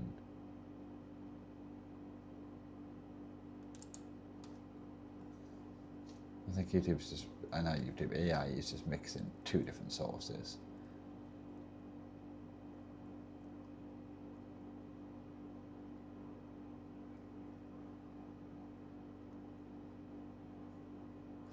Yeah, I don't know if this can be done.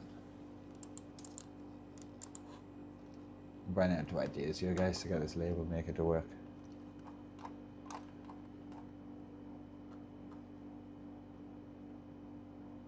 This is like a different device.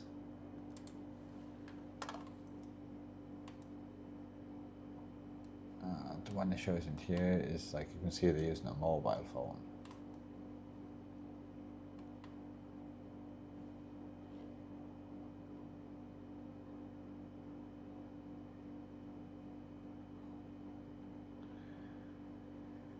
So yeah, I don't know.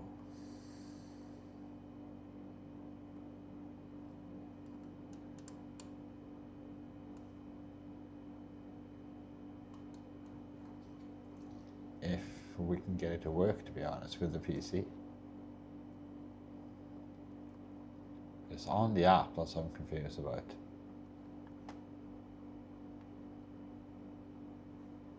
Yeah, it says Windows 10 version or higher.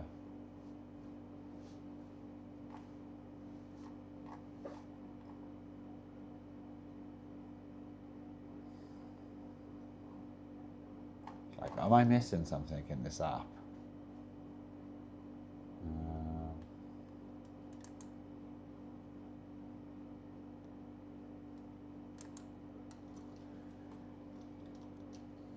Because it keeps going about like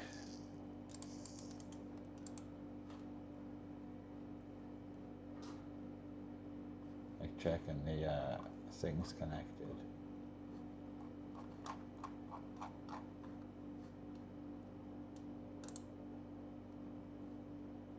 Device model there, white rectangle, new,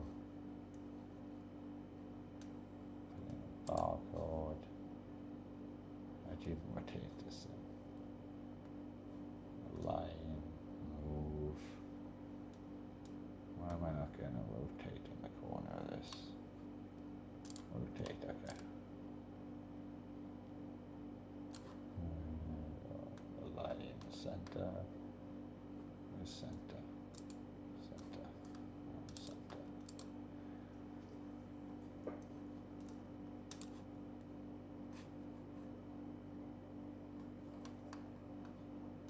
print. It's not showing up under here. Like, I have no idea. This printer is stupid.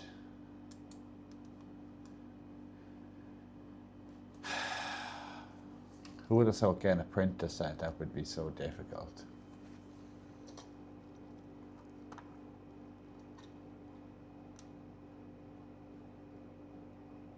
Just stupidly fed up with this printer right now.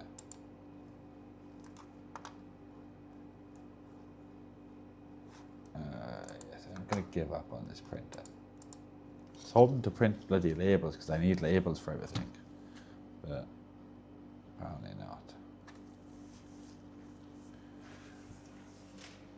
I think we'll give up on that printer. Let me grab a snack a second because I am starving.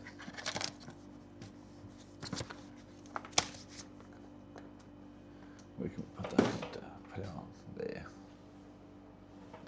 Yeah, nothing's gone right so far. We got a really scuffed duck with like scratches and dirt all over it. Amazon decided to screw us over.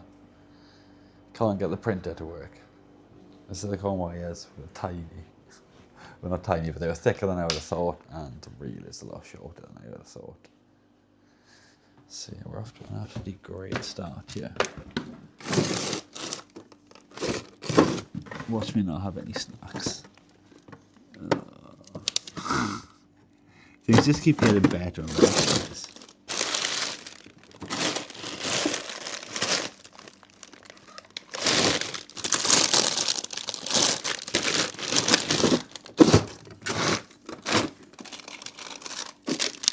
We have one Magnum White left over these.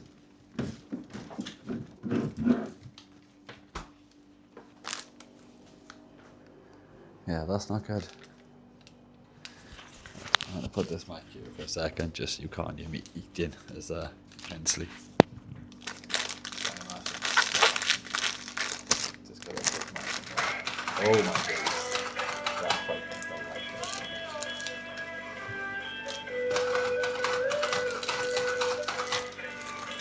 like when you least expect it, that's when you get it.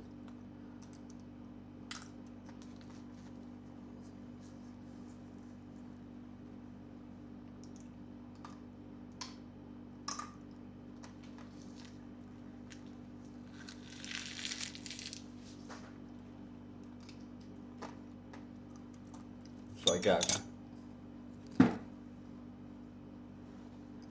might as well finish this controller if I can't get that working. Or do I look at doing the DF player?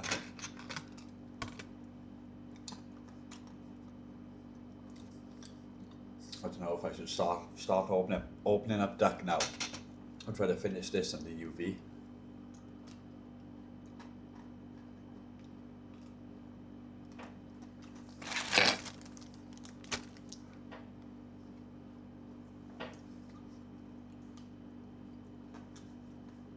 Okay, I'll finish the controller. It's a good idea.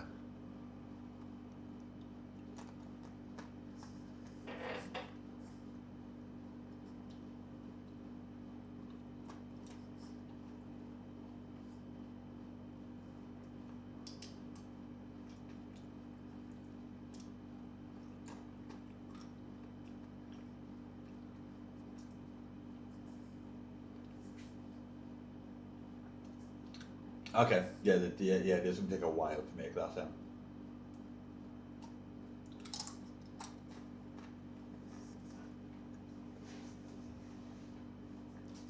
The DFP take longer to make. Yeah. That's a good point, FarmTech. It takes me even longer to make things than normal, so.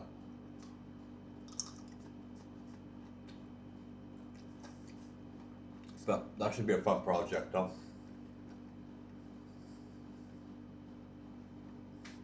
Do you reckon regular Ducky is jealous of Space Ducky? Space Ducky looks a bit taller as well. He's got different feet. He's got fancy little duck shoes.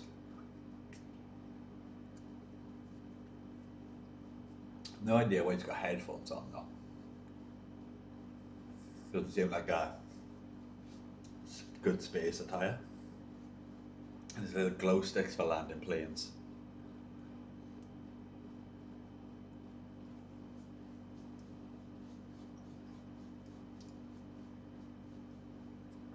His eyes are a bit creepy though. No ducky like him. Need to install a library and OTA on the Arduino. Okay. Onto the ESP board. We're gonna have to find some good sounds to go on here too. Can we just with one GPIO pin, can we select any song we want from the library of the cards we got on here, do you know? If so, I'd like to have like a whole array of sounds. Also, this thing's dented. Oops. No, there's a big dent at the top of this. Hopefully this still works. But if we can add like songs and meme sounds, because you can't go wrong with having like meme sounds. It'd be hilarious having a deck play meme sounds out of the speaker.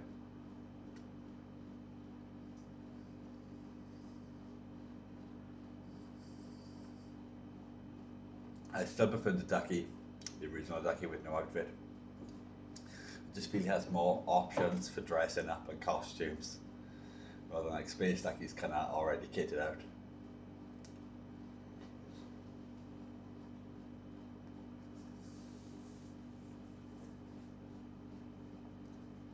Just noticed you're at 2.5 million. It's nice having that thing scrolling at the bottom though.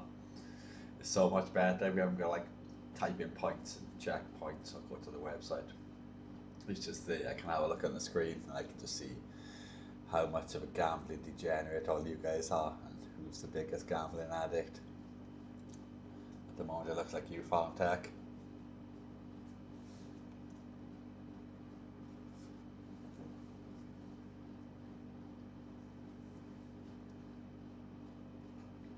And we can yeah, we'll use that Discord to try to figure out the ESP code and stuff. That'd be pretty good.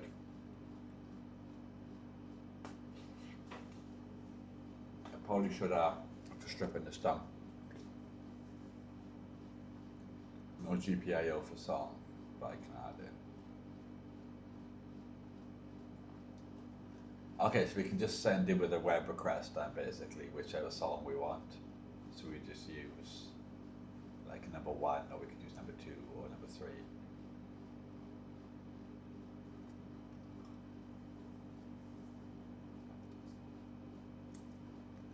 I guess we're gonna have to have a spreadsheet to correlate with the songs, what number they are in the index, to keep track.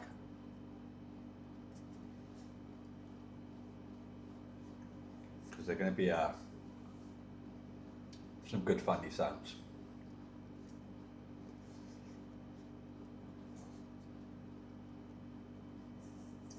Do we add some Andy sound effects to one of the ducks?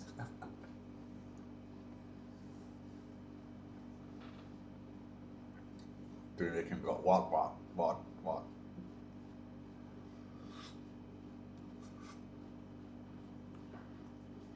Yes, I'll set GPIO, and okay, so that'd be the pin. The P would be like the GPIO, wouldn't it? The pin we're using.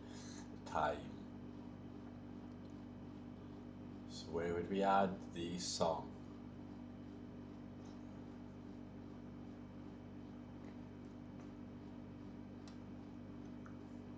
Oh, so we need to send 2 separate requests at the same time, do we? One GPIO was reserved to make Ducky move, I assume, and the other GPIO was reserved to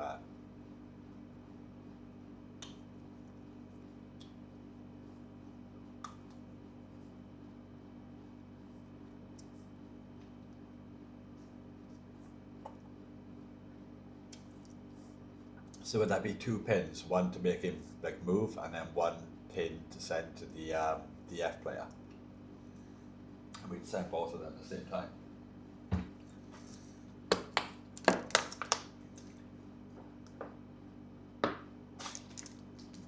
So we then just send 2 GET requests.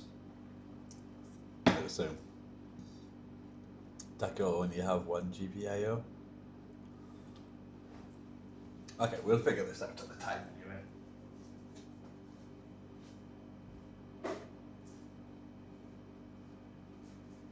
Okay, feel a bit more energized now. I've had like a little bit of a sugary snack anyway. So give me 2 minutes and we will. Deep DF player, don't use GPIO, it's serial from ESP. Okay, how the hell do I send the serial data? Do I use a different pin? Ah, okay, yeah, because there's GPIO pins and there's probably a serial pin, isn't it? To use a specific serial pin. Okay, we'll figure that out at the time anyway. Because I've literally don't think I've ever used a serial pin on ESP. So yeah, we'll probably.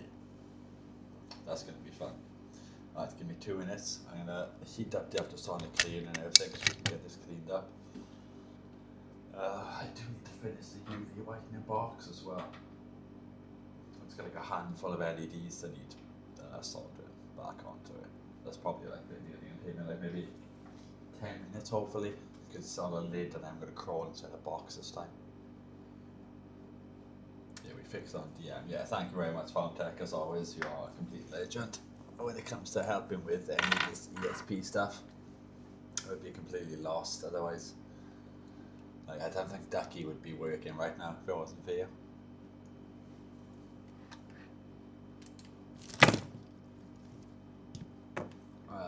For that, I'm going to make Ducky do a little bit of dance to Lumia stream.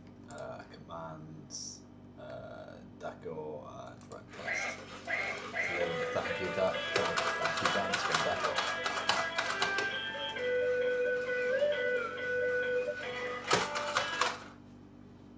I will be back in 2 minutes now. I'm going to get out of Sonic, heat it up.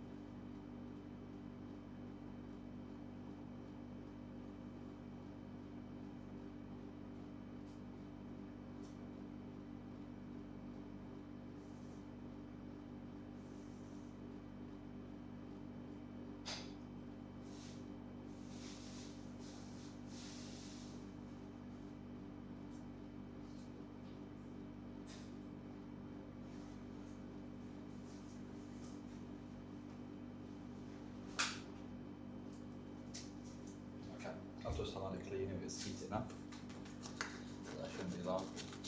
The SPD one only have 4 outputs, DECO, 1 GPL, and 3 other for other stuff. Okay.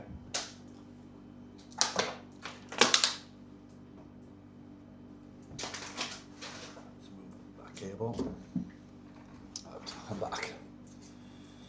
I have a sellotape stuck in my bloody foot though. Okay, so we've got the ultrasonic heating up nicely now. That shouldn't take too long. We'll get this all stripped down. Yeah, I need a box for these to go into though. Don't think I have one right now, so it's going to have to go up here for a minute.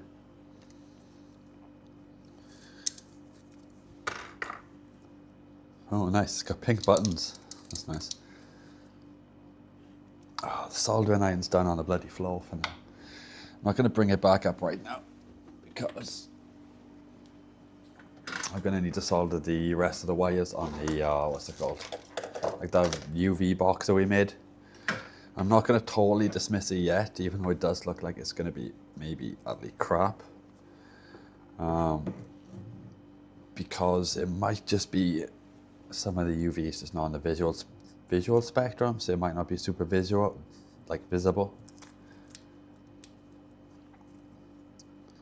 So yeah, we're gonna give it a test to see if it actually whitens anything. So we'll have to remind me to find before I whiten it, something reference so we can compare it against. Is the focus looking okay as well on the camera? I tried to use this like here as a reference to see how sharp the text is. But how if I grabbed it and it wasn't rotating though, wouldn't it? Yeah, I think we're focused in right there. Okay, let's knock this soldering iron on. Oh shit. Lucky I picked that up fast. I would have had a hole burnt in my floor. It wasn't in the stand. It was just on the floor. Let me change the tips as well on this.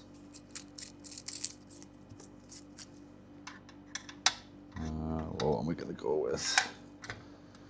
They are labels. I should just use the labels.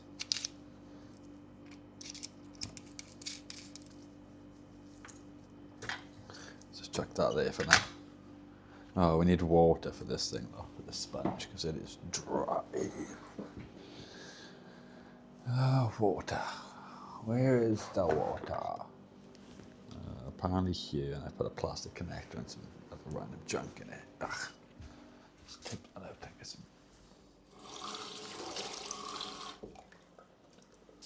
Some other water.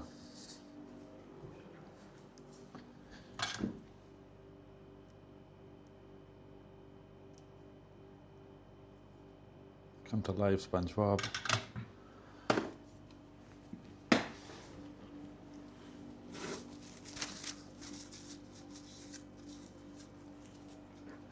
I'm not lucky today, you're not winning much today. You still are like 2.3 mil. I'm sure you'll be fine though, Farm Tech. I don't think you're going broke anytime soon. Oh my god, look how little solder we've actually got left on here. I didn't think we'd go through this reel that fast. I'm gonna have to get some more solder. I thought I had like absolutely loads left, but yeah, we're almost out. That's not good. There's quite a lot on this road as well.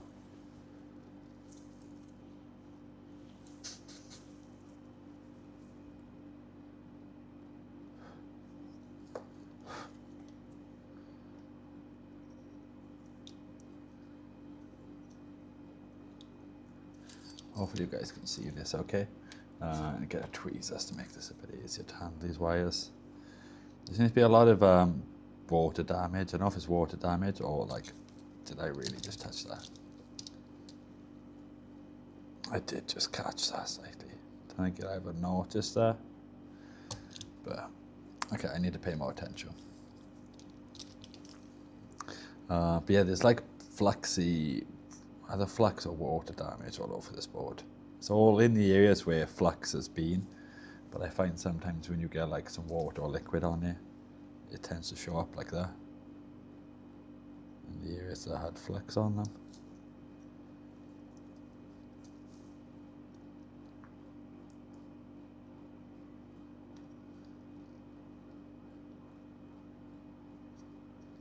We're not going to have solder on the end of this.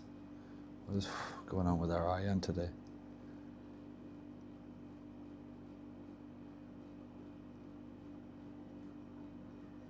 Like, what the?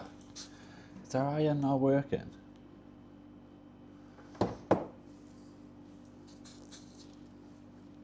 Let's try again.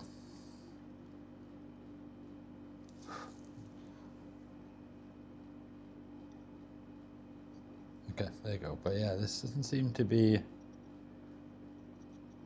So hopefully nothing's gone wrong with our iron. But yeah, this just feels really tacky. Let me try knocking it up a little bit.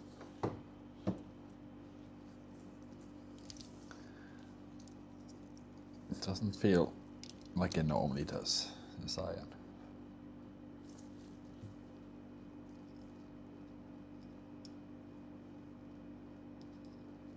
So that one came off fine.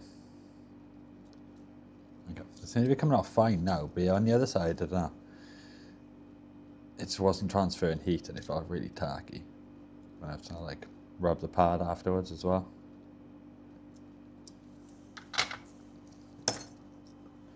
Can't believe we've got to buy so much of everything. New gloves, new IPA, solder.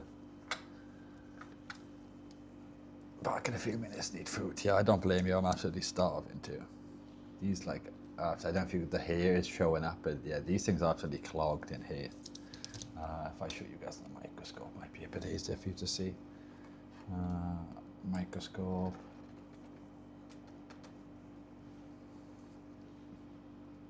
Don't know how well that hair is like showing up on there.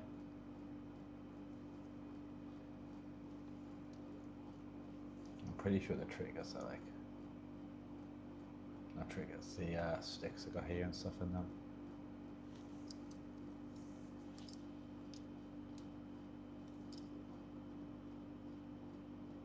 No idea how this has so much hair in it.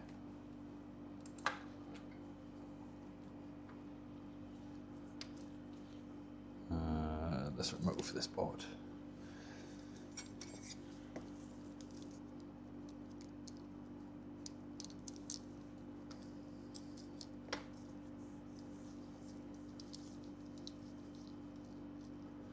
I'll pop this board out.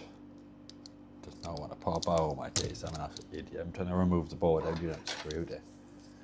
That would be a good idea, wouldn't it? If I actually unscrewed the board from the mid-frame. I was like, oh, this is in well, why is this not coming out? Okay. Let's remove them bloody screws. Yeet them over there.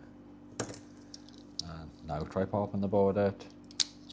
Okay, it actually comes out now. Put this to the side of our collection. Why have all of these moved? We're missing one of these as well. We have like 3 or 4 of them lying around. We need to figure out where they go back into.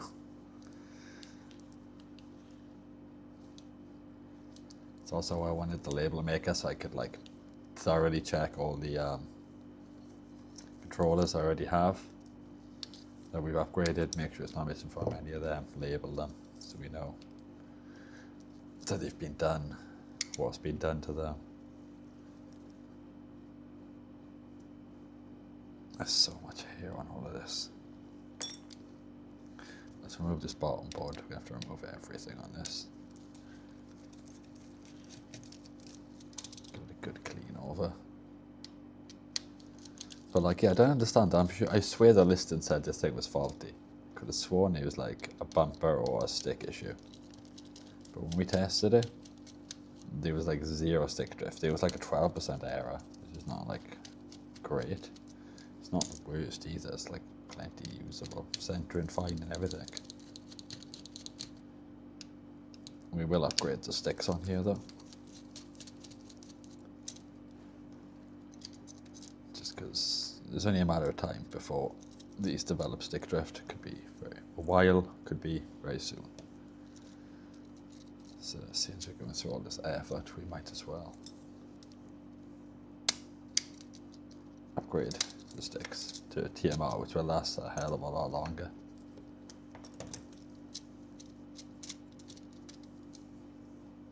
Ugh, it's even dirty on this side.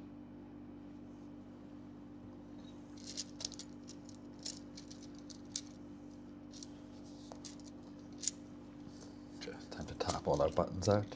And that's where the little container for these to go in. Let's see if I can find something to put these into, guys. 2 seconds. Okay, I've got an empty plastic box spare. I do need more of these.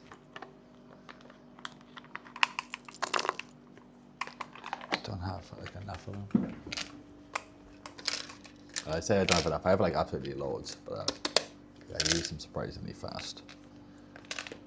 Get some of that in there. Let's put this in here. Get the small pieces so they don't like wander off. Fit the battery down there, maybe. So we've got more of the larger pieces. The smaller pieces all together.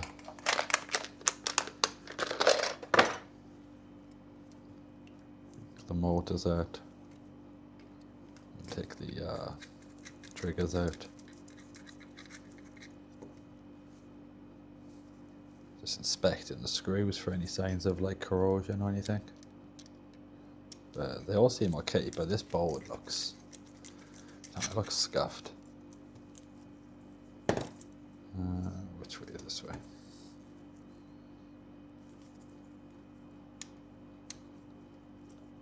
I would have actually bothered to remove the center bar.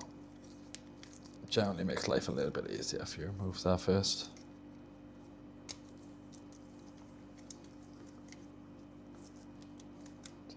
Pop that off either side. Pop that up there. Now triggers can just flap around freely, and I can just should be able to pop that off easily. Just don't know if it's gummed on there with a bit of gunk or there you go. That one didn't want to quite come out.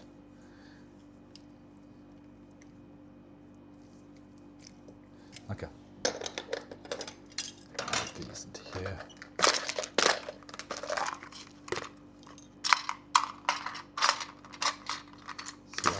All of our plastic parts in there now. Not all of them, but all the small pieces.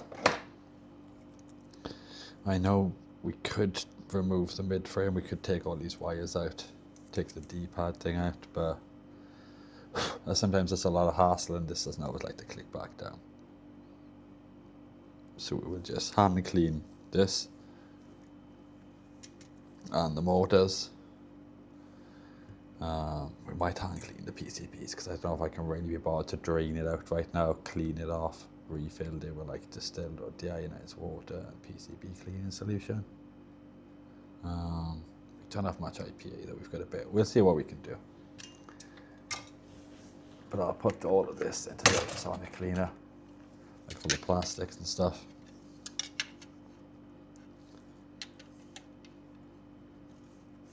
To see how well all of this comes up, because yeah, this is quite grimy. There's a lot of stains on here that you guys cannot see. If we bring down the, if I turn off these lights, 1 second. This is what you guys should be checking, the stuff you buy with UV lights. We're glowing a bit too much on everything to show up on the camera. Yeah, the camera's having a hard time picking a lot of these stuff that I'm seeing showing up on here.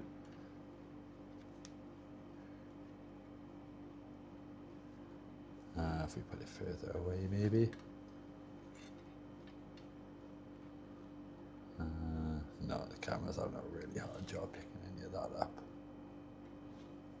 I wonder if the microscope would have a bit of a better job picking up. 1 second, guys.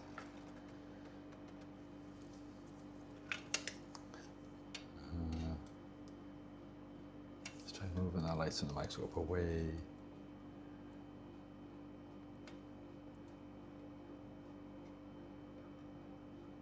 Okay, that's strange. They don't show up on the microscope or anything. Like here I can see a bunch of like stains and just grime and stuff, like splash marks and all sorts just like glowing. But I guess we can't get it to show up on the camera for some reason. That sucks. Let's get these lights back on so we're not sitting here in the dark.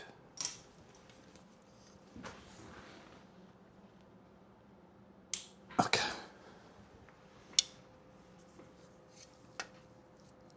But yeah, this thing definitely needs cleaning. I'm hoping the ultrasonic cleaner is going to be heated up enough now. So we're going to take these for a little bath. Let's have a look. What temperature are you on ultrasonic cleaner? You're only on 29 degrees. I'm just going to dump them in anyway. They can just sit in there while it heats up.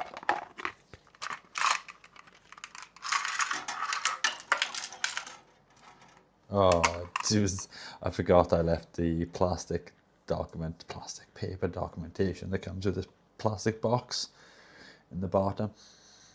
And just tip that into the ultrasonic cleaner as well. So it's a smart thing to do, isn't it? Can we fit all of these in? Sometimes they take a little finagling to get them all in here, but they do all fit in here, definitely. All these pieces. Because I've done it before, many times. It doesn't want to quite fit right now, though. Can I remember which one I put on the bottom, which one I put on the top? Oh wait, I think I've got it. There you go. Okay, they're both submerged. I say both, like the front and the back case, they're the bits would struggle. Sometimes they're a bit tall. Okay, so that's that on. Just finish waiting for it to heat up. Actually, again, the same bit of sellotape stuck to my bloody foot.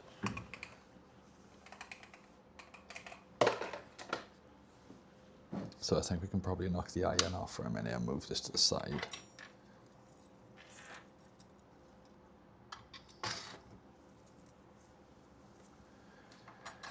We'll find something to clean this board up with. Brushes. Where's our brush boxes? Okay. Here they are.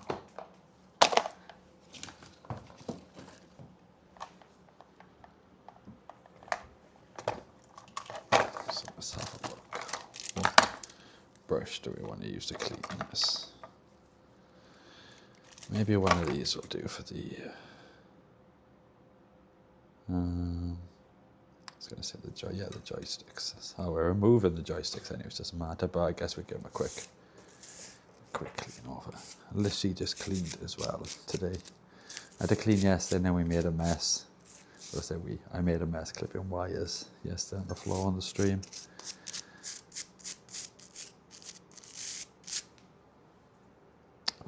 And now I'm making a mess with the wiping hair on the floor again.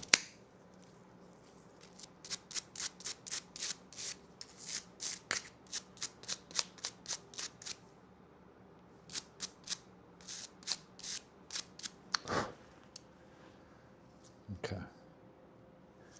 This clever's got a hole in it enough, but I haven't got many left, so I don't really want to change it over. But I think it keeps getting bigger. Okay, so I think I've got most of the hair off this thing, or all of it maybe. I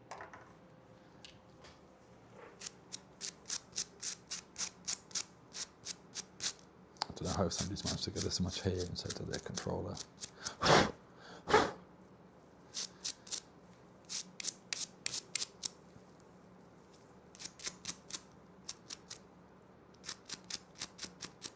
think that's looking okay now. That's one motor free of hair. And now the other motor.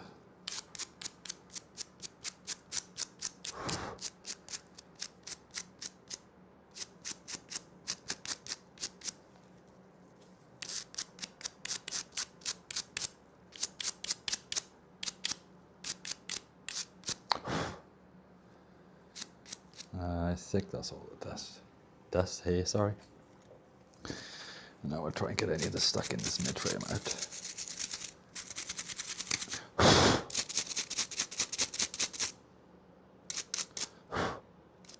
Oh, we do have a couple of stray screws stuck on there. Let's not lose them.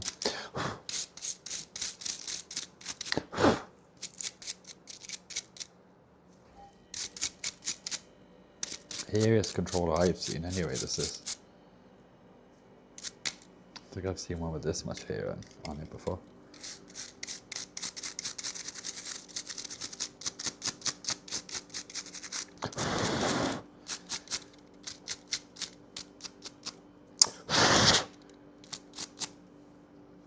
I think we've got all the hair off.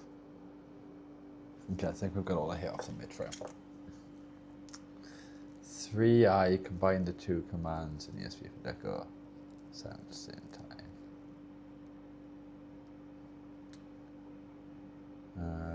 S123 MP. Ah, okay, so all in one. Okay, that's cool. You send into the serial the pin and the amount of time.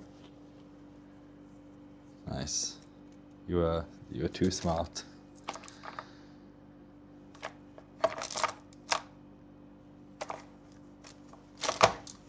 I might put a little bit of like soapy water on this thing. Just a tiny bit, just to clean it up and to save some IPA. Plus, like soap, it's kind of like for water kind of surfactant. Not surfactant, like solvent. The word I was looking for. Where's the water? It's like, I think it's a shoe polishing brush or something. Quite nice though. Being wood though, it's not meant to be really good for liquid, so I used to do liquids all the time. But yeah, we're gonna eventually break them. There's a few nice thick ones like this. Really nice and soft. You can get nice wholesale ones as well. Like this. You can see how I'm doing that. Dab the full liquid on here. Rub that in.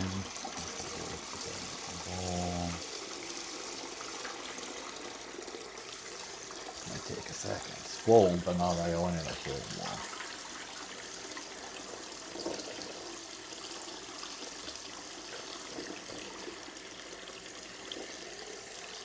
Literally there's nothing to be done.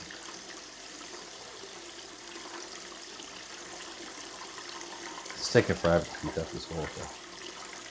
I just have to just use it as it is. I'm not finding it like I was to go like hot. I would know it's getting hot enough. Maybe talk for like 5 minutes, okay, that's it. Okay, hopefully that's enough water on there. Because I do not want to soak the thing on the work area.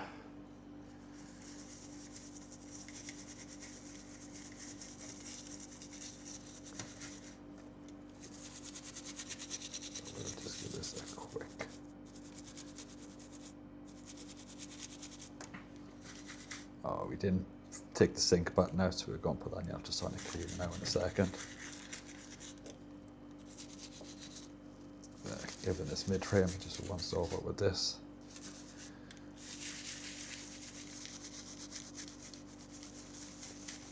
Remove a surprising amount of dirt.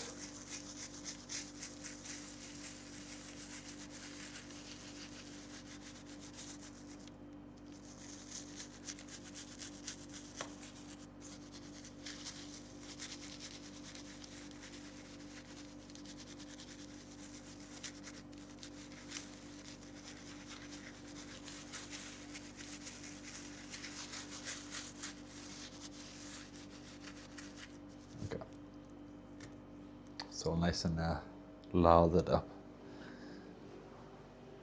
So we just grab a microfiber cloth now, wipe that down, and then just maybe give it a little bit of IPA treatment.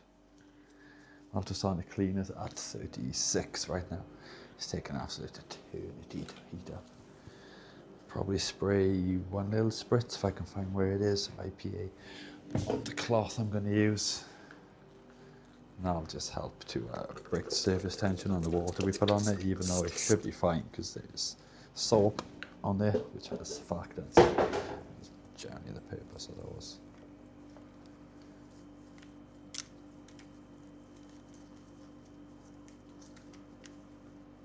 If you've lost 4 times in a row, jeez, you're still above 2 mil. Yeah, you're still above 2 mil last year.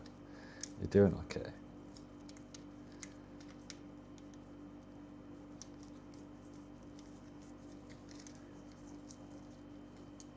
You still got, I don't know how many duckies worth of points left. Okay, so I'm seeing a hair on here as well. Let me get that hair off there. Okay, this is a little bit tedious to get to a lot of these spots with the microfiber.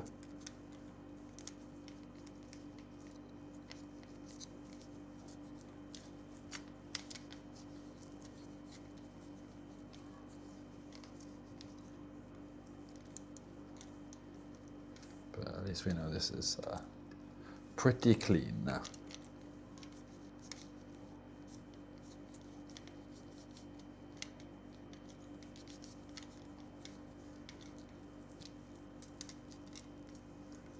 I just need to spritz some IPA onto it. I keep catching these stupid springs. Just to try to get some IPA nukes. Just in some of them areas I can't quite get to. Flesh them out.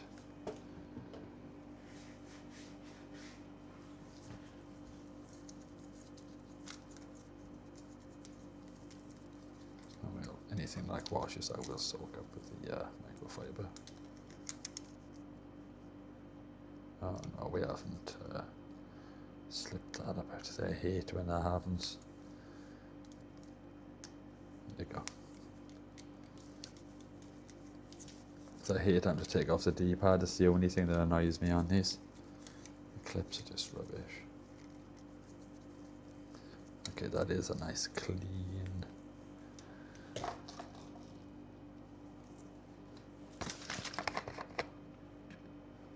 $46 deco click I have.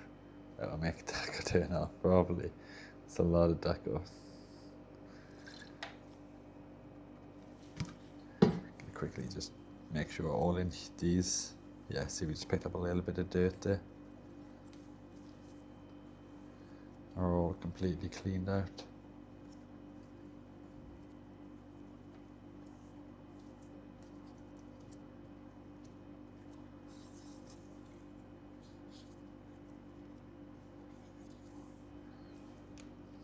So yeah, I'm fairly confident now that this is clean. Take out this sync button. It seems to be, never had a sync button that normally doesn't normally they just fall out. You don't want them to. Go and put that into the ultrasonic cleaner. That will make you turn off deco. Yeah, probably would make me turn off deco, yeah. These decos run out of batteries, even though you guys know that we don't run enough batteries because we converted them to an off 12 volt power supply. So yeah, I'm happy with that. I guess I give these mortars a quick once over, just on the edge and stuff, so we know they're clean. Because I don't know what was over all this controller and all the hair and stuff, but I'd rather make sure everything's wiped down. Nice and clean, sterile.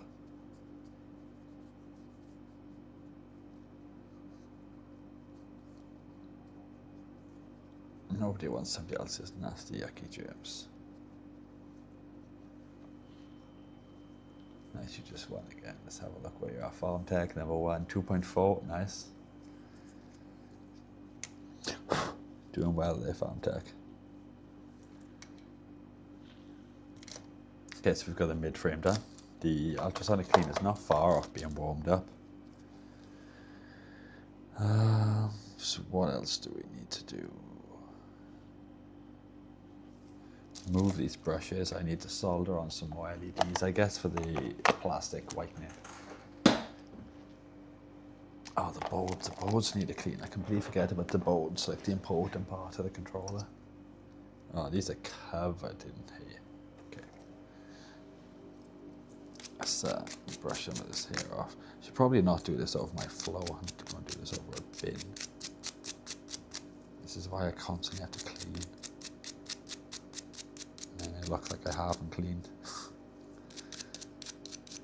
Within like, I think I cleaned like a couple an hour or two before I started streaming. Hoovered and mopped again. Because of all the bloody wire clippings I put over the floor yesterday and stuff.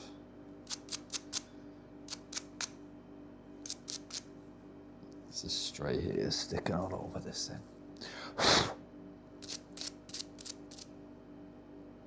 Okay, I think we've got them off. Yes, okay, so that board is now hair free. Let's have a nice shave. I think we might have done the other one, but I'm going to give it another once over.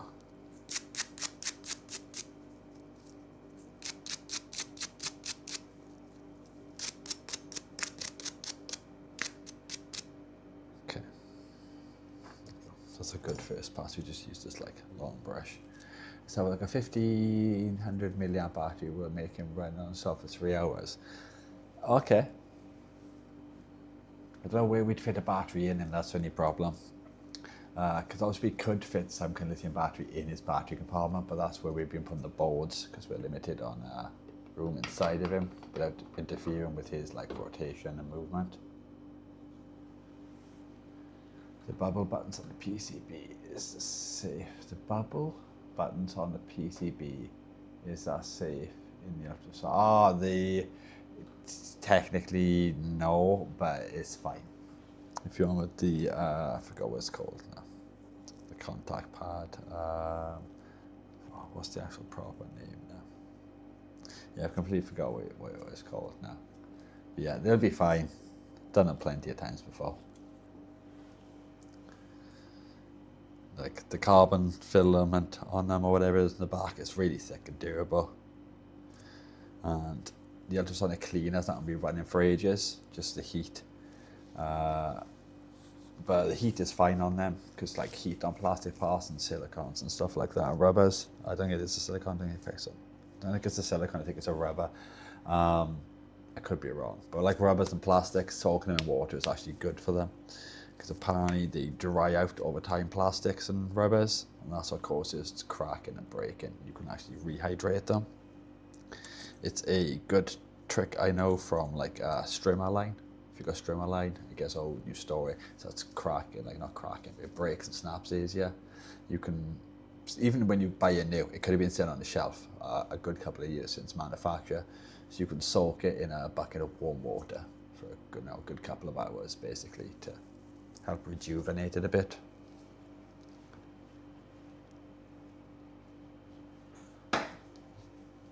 That's a good little tip.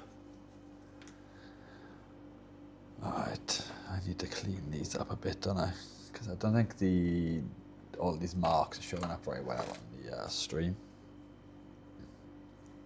1 second, the microscope. Oh, that took a lifetime to catch up there, that did. It's like a cable loose or something going dodgy on this. But can you see all these marks?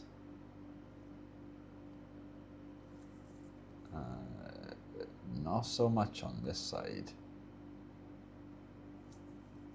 But can you see around here and here? Generally, where it's been soldered and it's like the flux.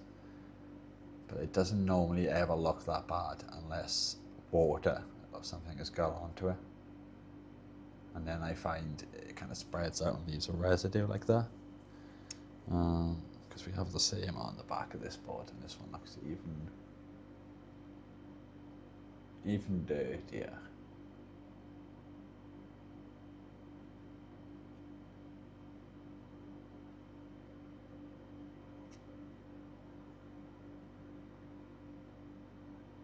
And these are always a nightmare to clean. Like really, really persistent marks.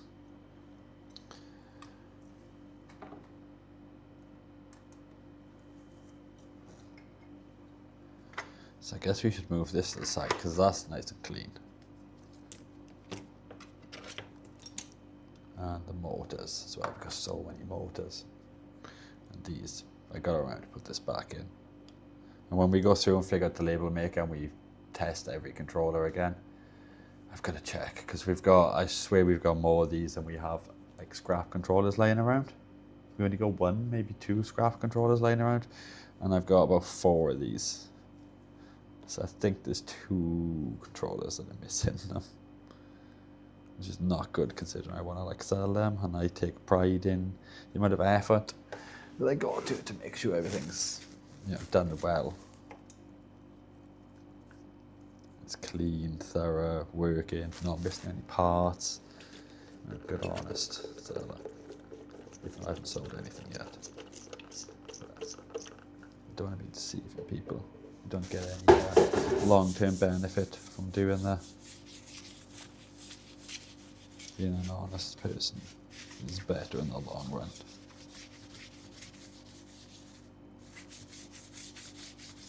Let's give this a clean wipe. Okay. So now we've got a cleanish work area to work from. I think before I start working on these, geez, that's the time already as well. Also, if anybody's got any other ideas, I just looked up and seen the scrolling text at the bottom for any other information or stats that we'd like to pull and display like on the screen, on the stream. Let me know, just because figuring that out was stressful, but I kind of understand a bit how it kind of works now, like the web scraping and stuff like that. And files in like certain information. So yeah, I'd give pulling some other data from somewhere, another source, a go, because it's pretty cool.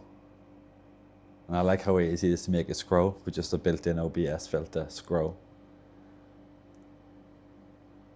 But I was trying for hours earlier. I had it all showing, but it was all in a vertical list, so it just looked like end game credits of a movie or something like that, just scrolling up the screen, like the intro to Star Wars. But yeah, this is much better. Thank you for helping me finalize and tweak and get it like how exactly I wanted it as well. Tron Tech. Yes, scroll dinner time too. I'm just ripping my glove even more. Just completely lost the top of that glove now.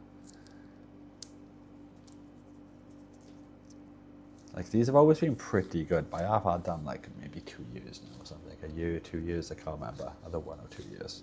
Can't remember if I got them last summer or the year before for hunting chemicals.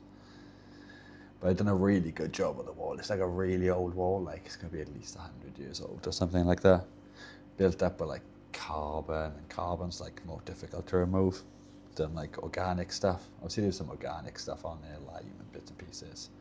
But you can see as far as I've gone down, so I only went on like the top half of the garden because it's in like 2 tiers, and it's like night and day. It's like, yeah, it's ridiculous. That's why I had all them like chemicals I was showing you, like some of the foam, the powder, the surfactant, I can't remember what it's called. But yeah, I was using that and some like thickening agents, and then like acid and stuff, and I was using them in like a jet lance foaming attachment. That was like good for getting it to cling to the wall. But if you're using acids on brickwork and stuff, you've got to pre-wet it first. Otherwise it will just absorb in basically, and you'll end up with like marks and stains and damage. You need to pre-wet it all first, and then put your acids and stuff on. Alright, enough talk about random chemicals. I always get sidetracked, but chemicals are so handy for doing jobs. Always take safety precautions when using chemicals as well. Gloves, goggles, respirator, etc. When using respirators, always bear in mind not all filters and filter types are equal. They are different filters designed for different types of particulates. So you can't just slap one on and think it's going to protect you from fumes, because it might not be suited or rated for that. Or even you can't take one that's rated for particles and assume it's going to protect you from more particles, because it might not do particles of that size. I'm going to be honest though, I do only use a respirator 20% of the time that I should do. but it's not good. I've done loads of damage to my chest and stuff by being an idiot. So you guys do better. Look after your health. Like, for example, painting the other day indoors with spray paint, primer and spray paint. Yeah, that wasn't a good idea. That hang around on my chest for like 2 days. Alright, so don't do stupid things like me. I'm going to grab another drink, check on the temperature of the ultrasonic cleaner, so I will be back. And then we'll either clean these boards up, or I'm going to quickly solder up the last, like, I think it was like 5 LEDs I need to solder onto this like whitening box that we done yesterday.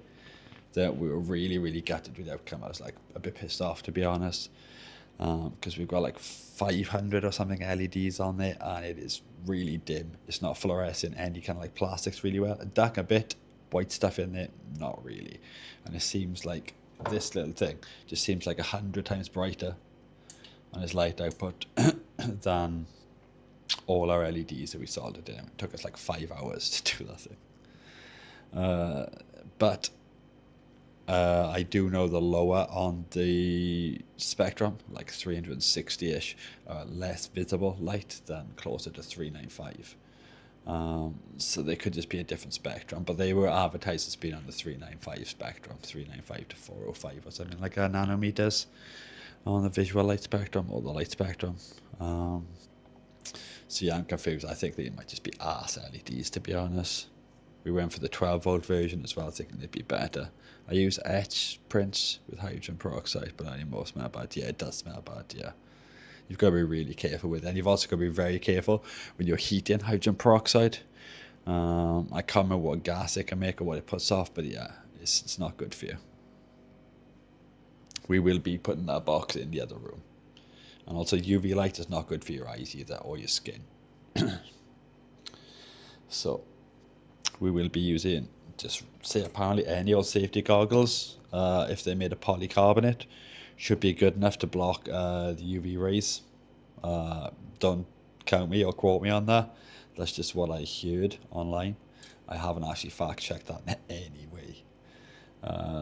The one we did from lasers or anything like that, so don't get carried away with any ideas. But apparently UV polycarbonate's meant to block most of them. Put Daco in UV. Yeah, we give Daco a UV bath yesterday. So he's nice and clean now. He might still be physically looking dirty, but he's been sterilised. We sterilised him with the UV. He had a little rave inside the UV chamber. So that was fun times.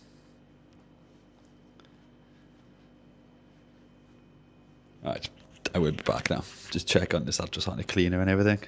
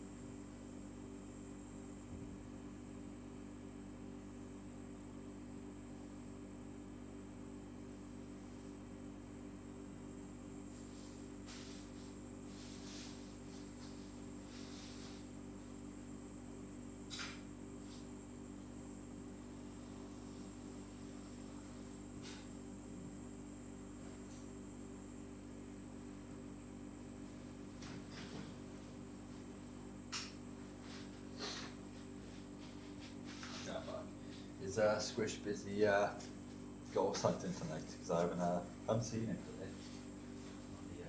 On the stream. I'm sure he did mention he was going to be ghost hunting, so I'm assuming he's on Phasmophobia.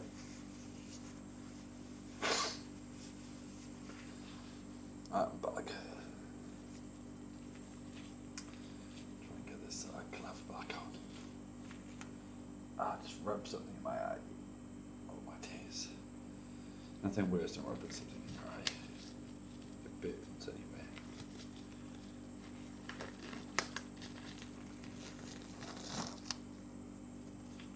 Put the gloves back on. And this microphone. Sweet. Right, we'll give this board a quick clean. We need a different type of brush to clean this board though. Let's have a look at what we've got here. I have to use this one. I might go and give this brush a quick clean though. It does look a little bit grubby. I do have cleaner brushes around here somewhere. I also need to grab something for my eye because that is burning. My eye. Apologize if you can hear the ultrasonic cleaner going. That is like the worst sound known to man. Alright, I'm going to quickly give this brush a quick clean. Give that clean out here though, rather than having to deal with that UV sound again.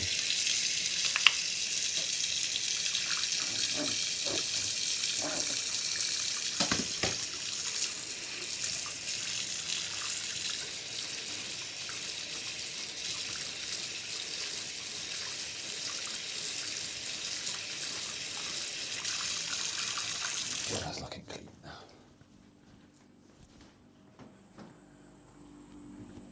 So I just need to dry it off, dry my hands.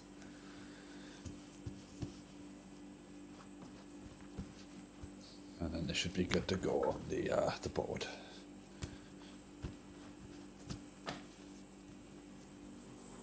Okay, I am back. What is going on, guys? Okay, yeah, that's definitely looking much better. It's looking fluxy before. I think I cleaned boards with flux or something before. So yeah, now it's nice and clean. We can see if we can clean some of these marks off this board. I do really like that scrolling thing at the bottom though. To keep looking at it, it just feels like a news channel. I'm tempted to put like the red backgrounds they have at the bottom, like breaking news. Because I could just combine different overlays.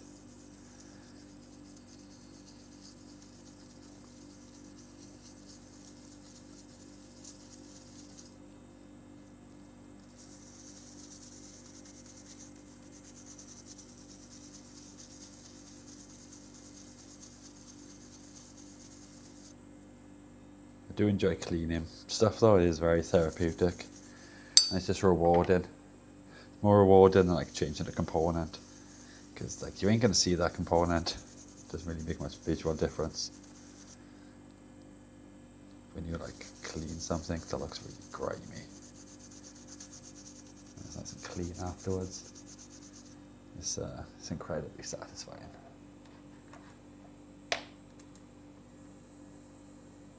Just tipped IPA everywhere as well. Great. Try and soak some of that. We haven't got enough IPA to be spilling. That's the issue. Try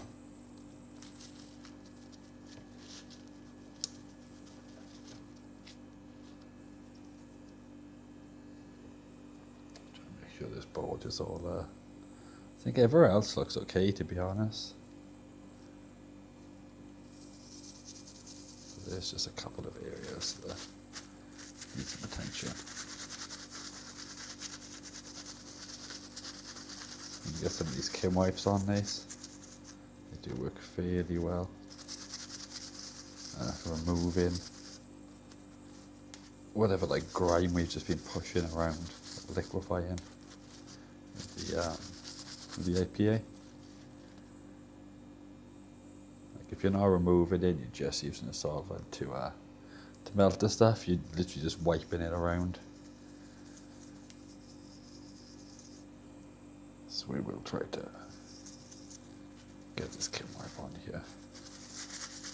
Use this to actually remove some of this crap off the board. We should have better results, hopefully, fingers crossed.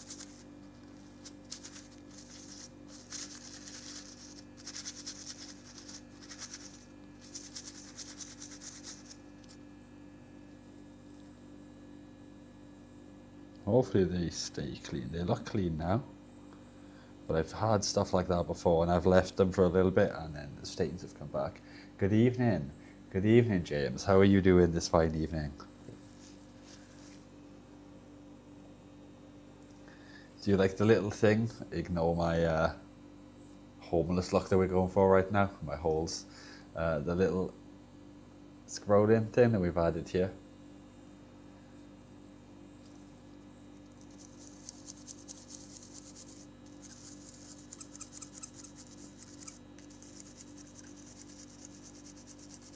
Tired. Oh damn. You've been busy, been a busy man. So there it is. We're just not sleeping. Well.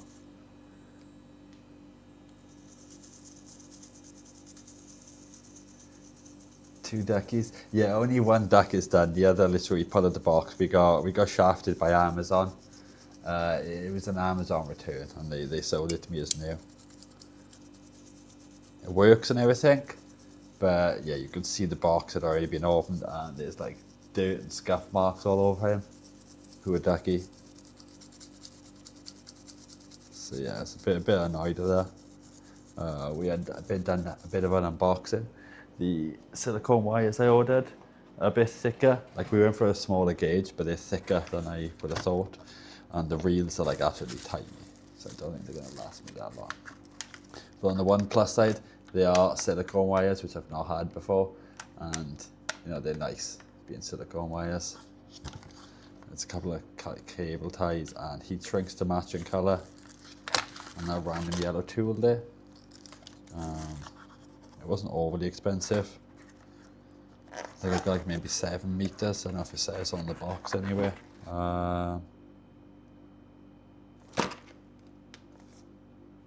No, I don't know if I can see it on the box, but I have to go and look at the listing. Silicone's so much better. Yeah, it is. That's why I wanted to try and get some silicone wires for the next duck, just because it's going to make doing all the wiring so much easier. What else did we get? Oh yeah, we had the USB extension cables. 2 of them arrive.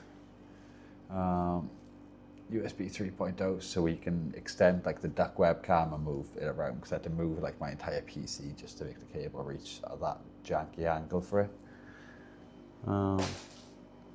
We did have some modules turn up, didn't we? Oh, they're over here. We had the DF player modules turn up. These are like the little music player module things we can use with the ESP. 2 of them in here. So we're going to replace like the board in Ducky, put our own like sounds and audio and stuff, and apparently we control this. Farm Tech seems to know all about it, so he's going to help me get it all sorted basically. And then we needed a micro SD card, like a TF card. It's 32 gig max you can use for this. We've got 32 gig. That goes in this little board here, and this. And then we also need one of them other little boards that we've got around here somewhere. Was it one of these boards? Or these amp boards? I think these are amp boards. In left, right. No, that's not that. But we do have little boards around here somewhere. Power management boards. These are USB ones. But yeah, we've got them around here somewhere. I'll just have to find them. Big spender, I know. Don't remind me. It made me really sad buying all of this stuff. We also ordered a heating element, but we're going to need a power supply for it, a 120 watt power supply to be able to power the heating element that's going to be used for the Retrobright name. And the LEDs on the Retrobright on the thing, they were crap. Like really, there's just like no brightness at all. We've got like 500 LEDs wired in. That's like 5 hours, I think it was in total to do. And yeah, they look complete ass. But I'm not going to dismiss it yet until we've like tested to see how effective it actually is. But there's like no brightness. This seems to output more brightness than they do, and this makes stuff like luminesce more than they do. So I don't know. I feel like they're gonna be shit. Worried I must have wasted my money and time on them LEDs to not get a good outcome from them. But we'll see once we test them. But the heating element doesn't arrive for a while, and obviously heat does make it a lot more effective.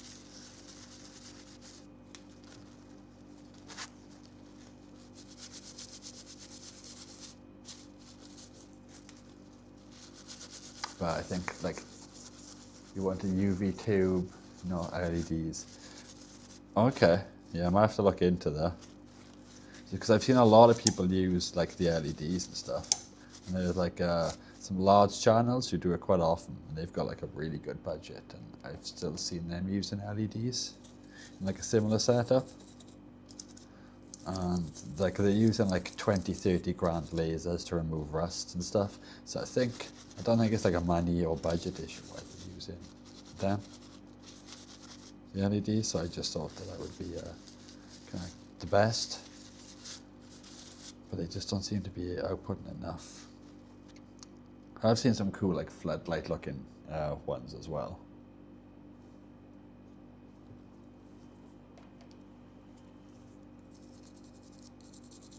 I was looking at like just like the LED modules on its own, like really bright ones, but then I'd need like a board or something, and power, and maybe to worry about cooling, maybe depending on how much they draw.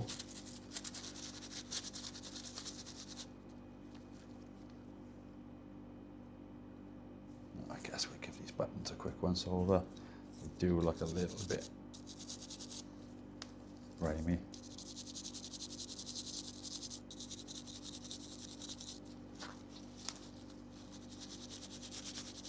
Do you have any recommendations, James, for like really good, strong tube ones then?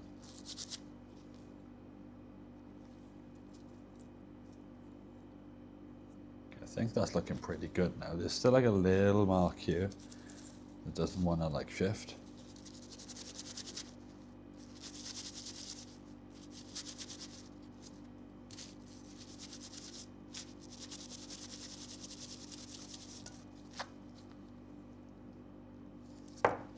That's looking pretty clean now though, the boards. Hopefully the marks are not coming back on here now. No, I think it's looking okay. We do need to remove the current stick, so we are going to make a mess. Just get a basic fluorescent tube light and have a UV lamp in it, like a grow light. Okay, yeah, I'll have to maybe look into trying the setup like that as well. TK Electronics, hello, what's going on? How are you doing this evening? Because ours was not bright at all. I could probably plug it in and quickly show you guys. I'd have to adjust the camera and everything.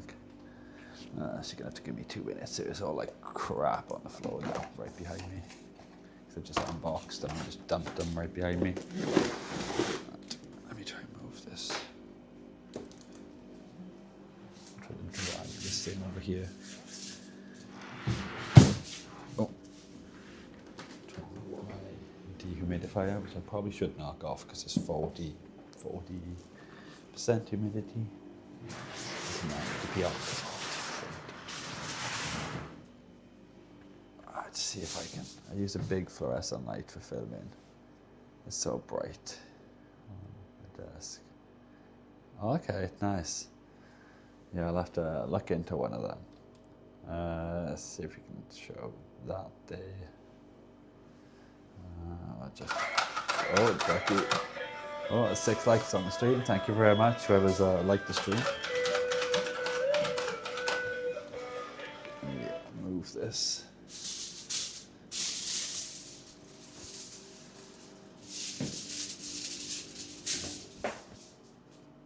Move the multimeter We do need to also do some more power injection on this. We are getting about a 2.5 volt droppage over the LEDs from one end to the other end, which makes sense because they are diodes and we are going to get a voltage drop over them.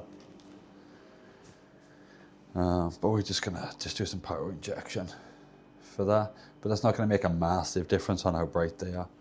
Let me plug this in. Yes, this adapter here. And the cable is somewhere over here.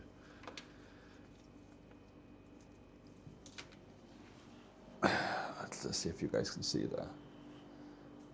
But yeah, it's not very bright at all.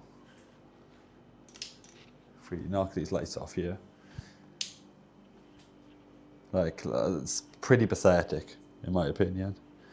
If we compare it to this little mechanic UV light, like that's like two little LEDs on a little like board thing in like a little lens and everything.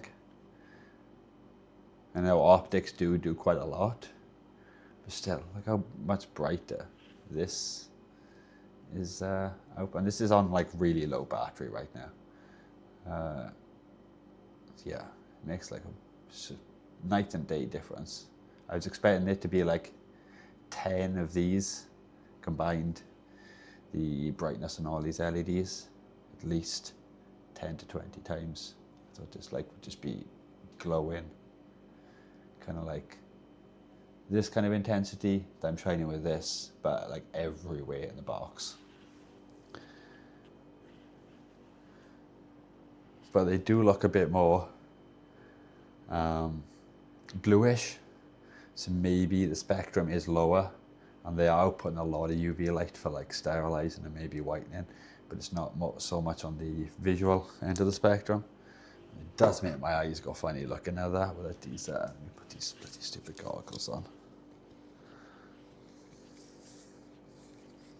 Yeah, definitely better to look at them with the goggles on. But yeah, there's only one way to test this, is to, it's just to give it a go basically and try to whiten something with it and see how much better it works. Let me unplug this and let me get these lights back on. Can you increase the voltage on the LEDs? God, I need to figure out that viewfinder thing. It's so annoying that it always pops up. We can increase the voltage on the LEDs, but I wouldn't really want to push them like any higher than their rated voltage, which is 12. But we are getting 9.5 on the last LED. And also I need to push them into the lid of the box as well. So we've got some shining down, so we will have an additional 5 strips of LEDs. Let me calculate how many extra LEDs that would be. 1, 2, 3, 4, 5, 6, 7, 8, 9, 10, 11, 12, 13, 14, 15, 16, 17, 18, 19, 20, 20. So that's 100 LEDs. So that'll take us up to the 600 total. So it's about 500 in the box currently.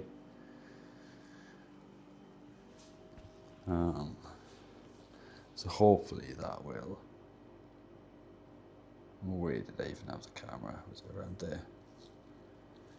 Let me try and adjust this focus. Hopefully that's okay in the focus. You guys will have to let me have a look. But yeah, I need to do power injection across like certain sections in the, I guess it'd be circuit, to account for the voltage drop.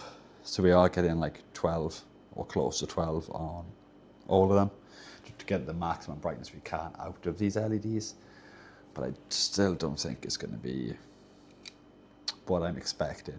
But we wouldn't know until we test it, basically, because as I said, when I was looking at like Google and stuff, it was saying about different like parts, you know, different wavelengths. And depending on where they are, if they're closer to 365, they would be less visible than if they're closer to like 400 or 395, etc. So who knows how good they'll be. But yeah, I probably should wire some of them wires on right now, to be honest. So I can get this thing testing. Or I might do that tomorrow, because it's going to take a couple of hours to what's it called? Needs a test, might be impressed how it works. Yeah, that's what I'm thinking. We might be impressed of how it turns out and how it works.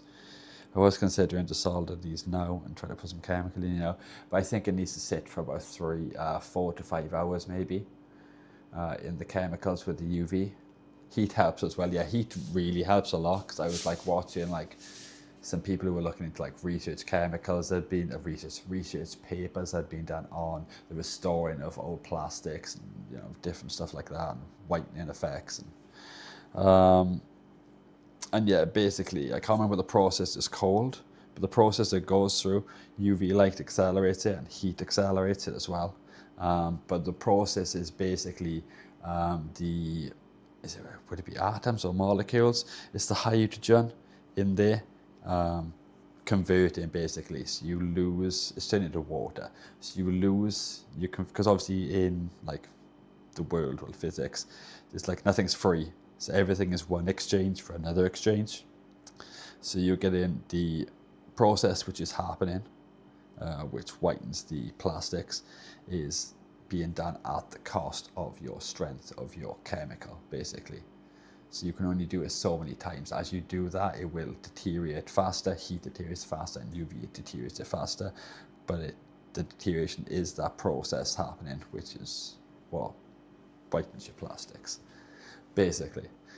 So yeah, we definitely need the heating element. I don't have a power adapter, I don't think. I'm going to have a look around and see if I've got like an old laptop that can output 120 watt.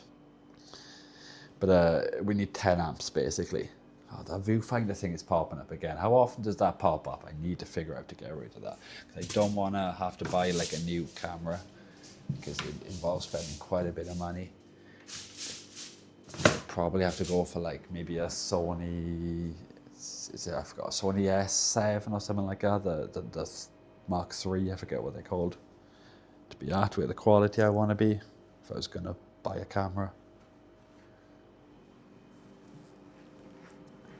I don't really want to be spending that kind of money at all.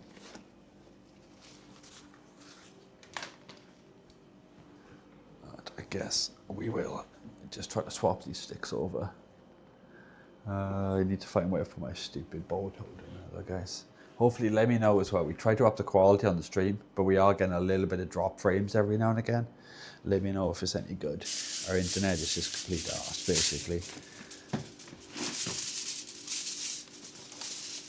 Because we can't get decent quality out of this camera. It looks decent in OBS, but when I go and view the stream on YouTube, it's not the best. But that's due to our limited internet speeds and how to set the bitrate a bit lower. Yeah, I think about the 13th of April or something like that, if I remember correctly, the heating element should turn up. But once I have a really good UV whitening setup, so I'm confident it's going to work well, I want to then try to do some good restores, basically. Visual restorations, as well as probably, how to fix a few hardware faults on something old. That one I don't think I'll do on stream. I'll probably do that one as a video, because I feel like I'm going to be able to get better quality on the video and do it more justice. Give the project the attention and the quality that it needs in a good video format. I'm going to see if I can swap this one broken glove over. That one is trash too. Why do I trash so many gloves?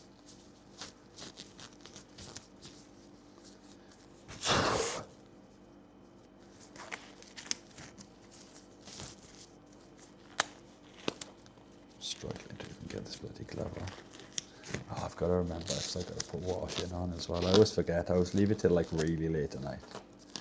Put the washing machine on. I can't even get my finger into these gloves. Hopefully my fingers. I don't need to repair anything with fingers like that.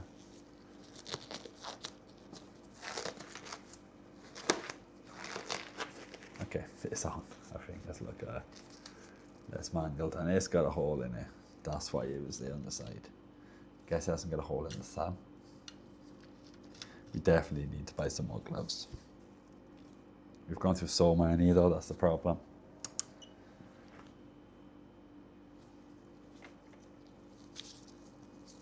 And we're almost out of solder. We're just like running out of everything. It's sad times. Just spend an absolute fortune on these projects as well. And now everything we got is just running out. It's not a good time.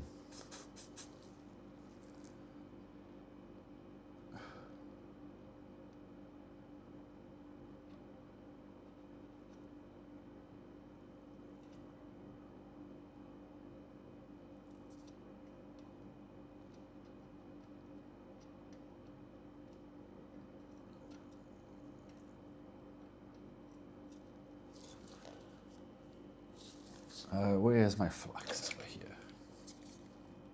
Put a little bit of flux on this just to see if it helps grab onto some of these pins. The additional solder that I'm trying to put onto them to help remove them. Just adding some leaded solder onto these because it's got a lower melting point than the unleaded solder that you would get from the factories. And adding flux just helps it flow.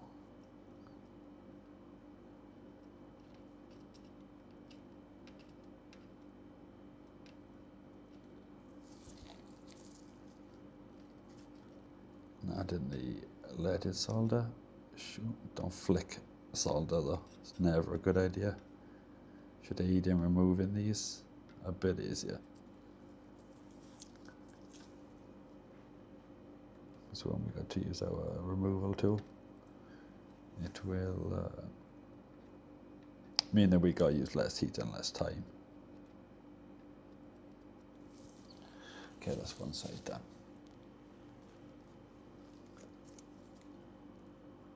A little bit of flex on this side.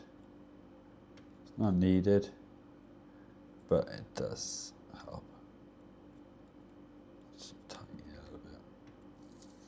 We're also going to need to order more flex at some point soon. I was literally just saying, I think it was last stream, 2 things you don't want to run out of is flux and solder. And I'm running out of solder. My flux is slowly getting there. It's going to be a sad day when you run out of flux and solder. 2 of the most important things. You need to be doing any kind of like repairs or any hobbyist projects.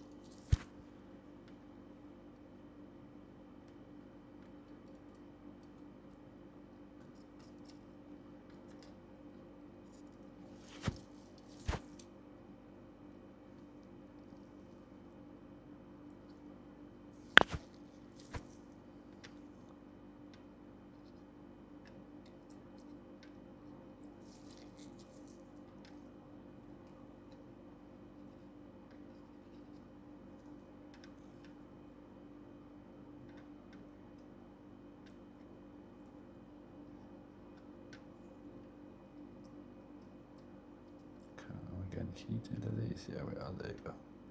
Just that ground truss being a bit stubborn.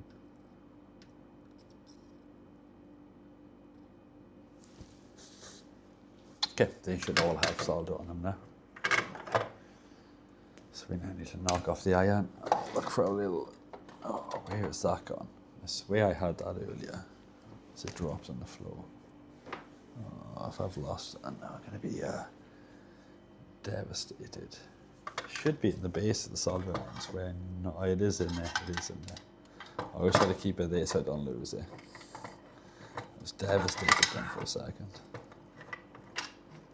The attachment for the soldering tip to go on here to remove the joysticks. That thing is an absolute godsend. It'll probably be fine once I get hot air. Hot air would be way more efficient. But when you don't have hot air, I didn't plan to work on multiple controllers. It was the best option. So we still use it. because we haven't upgraded our equipment or anything yet. So that's the, we don't have a stand for this, so what we normally do is we grab our little like helping hands and we just seat it across there while it heats up.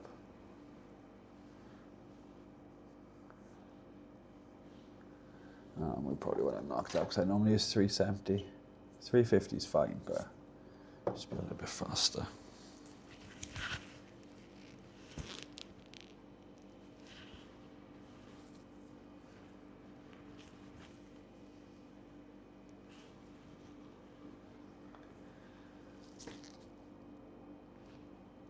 Problem right now because it's soldering iron backwards, so I can't even see what's going on the screen on the iron.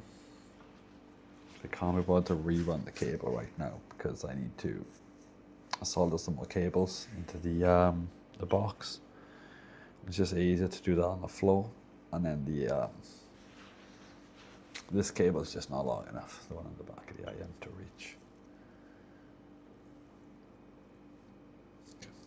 Even though this is saying it's a temperature, I know from experience you want to wait a little bit longer.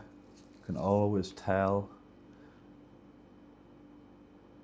the solder on top, it just doesn't look right yet.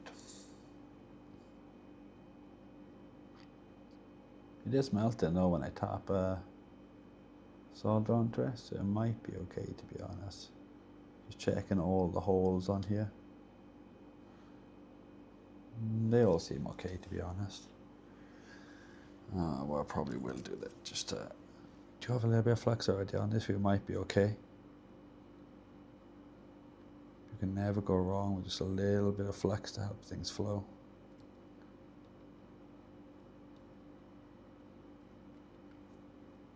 We do, by adding flux, make more work and use flux kind of unnecessarily, but it's okay. Okay, so now we need to get this lined up the correct direction and orientation according to the bottom of this. Get like a tweezers. Oh my god, that is loose. 1 second, let me tighten up. Okay, that's a bit firmer. So we want to make sure we get the correct orientation. We've got like a tweezers. You can just use your hands if you want to. It does get a bit warm though. Or pliers or anything, just to hold on to any part at the bottom of the joystick. So you can pull down and remove it. You don't tug or anything like that though. It should come out fairly easy and gently, straight away. That's probably the fastest one to come out in a while. That went perfectly.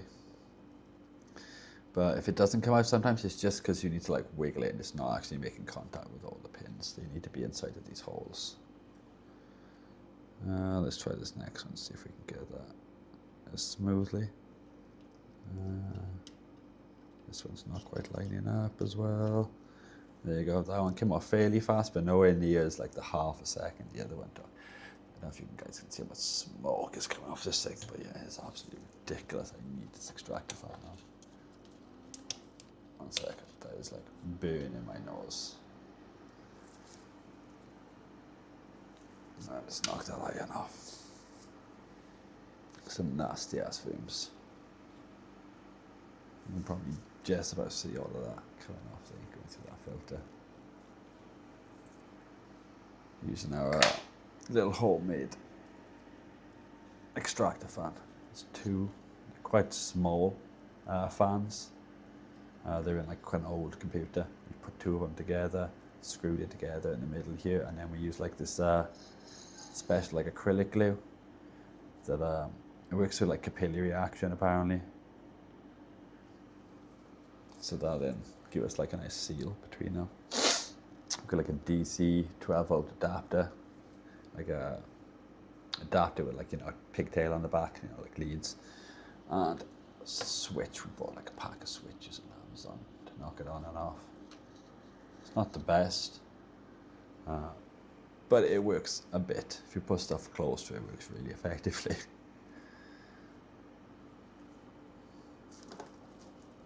You do need to get a better system at some point.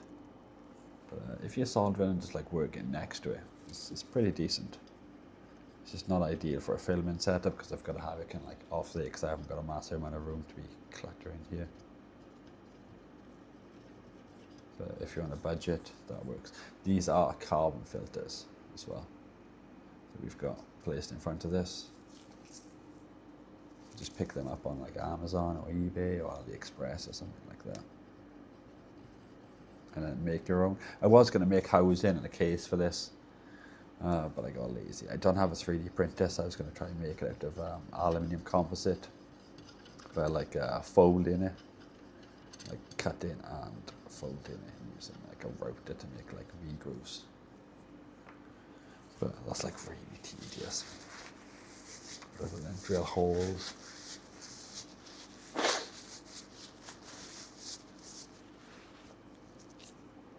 I'm not too sure if you can use PWM on this. I know it does have one spare cable on here, like a yellow one. I'm not too sure if that's for PWM or what it's for. Or if that's just for report, like it's rotations. Okay, this is looking pretty clean. We just need to remove all of this leftover solder now, guys. I'm surprised there's no more gambling going down in the stream. It's not like you chat. Normally everybody's being oh, this is stuck all of a sudden. There you go. Gambling addict. It's strange to see people taking it easy.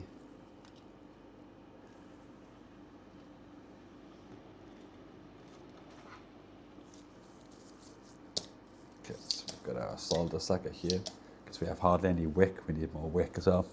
Turns out we need more of everything, basically. Could have bought all of that instead of buying another duck, probably. The other stuff we bought, but the last duck project was like really interesting and really fun. So, yeah, hopefully this one's as fun.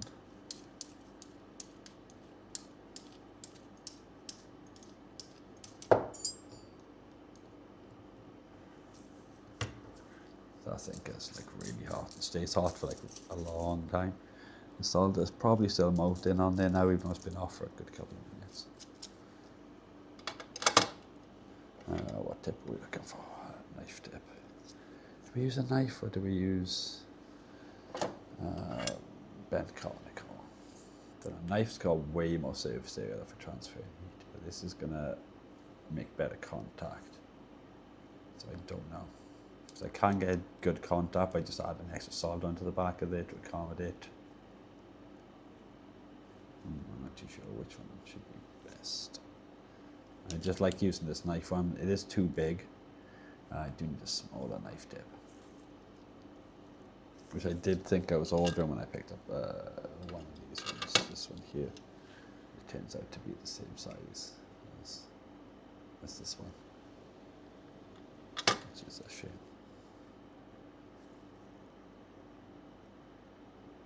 No, I guess we'll give this one a go. Can't hurt to try to see if we can find better ways, more efficient ways of doing stuff. I just really like that knife tip. It's nice, big, transfers a lot of heat really well.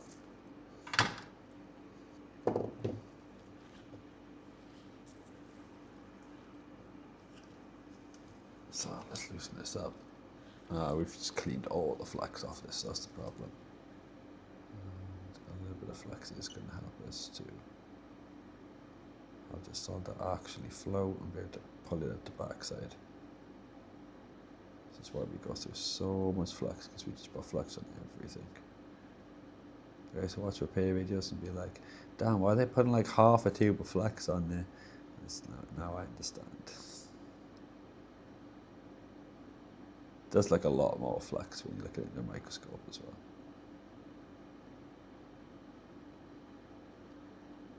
I'm putting very, very little amounts on.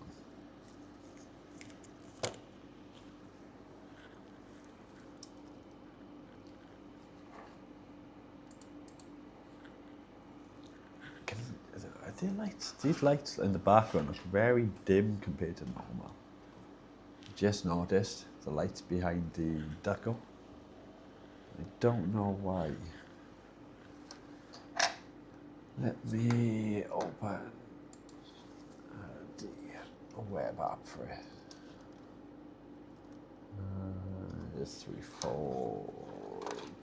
Brightness is set to 100%. Okay, they look brighter now. Let's check the white. Okay. I can barely see them though with the other duck here now. The lights.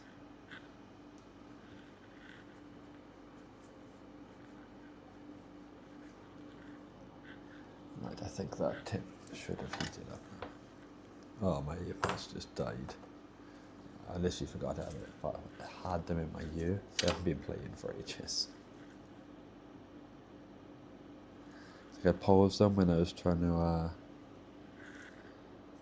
figure out what's it called earlier. The printer. Okay, this is okay. It transfers heat, alright. Let's give it a go. See if we can have any luck using this type of tip.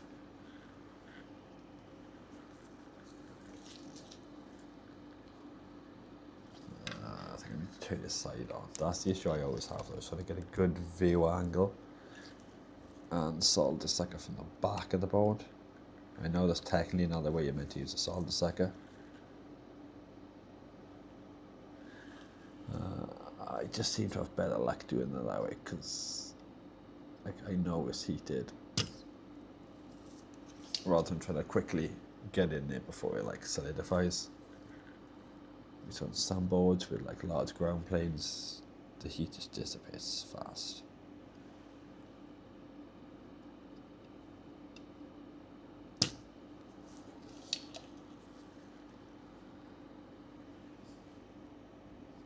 Doing it this way, I seem to have most success.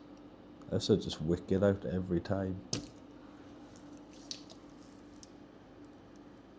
Because I like a neat job. I still will use some wick because I just like it looking neat afterwards.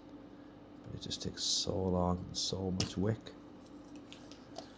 compared to how little time this is going to take. It's much faster if you've got hot air though. Just quickly do this while the board's still hot after removing them with your hot air, and just use a little hot air in that area to keep it warm, and just boom, you just go around one by one and just solder sucker the holes clean. Or if you have like a desoldering iron or something. And them powered moo machines, the ones that go moo when you use them. It's literally the only reason I want one, is because they go moo.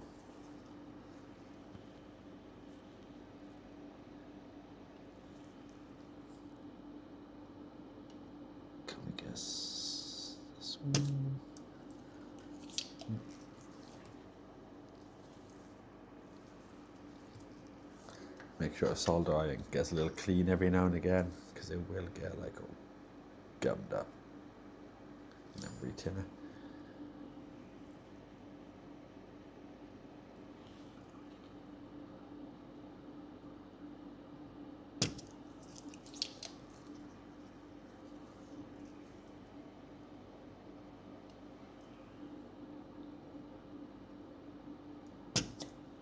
Oh, that one didn't clear. That was a ground plane though, so that makes sense.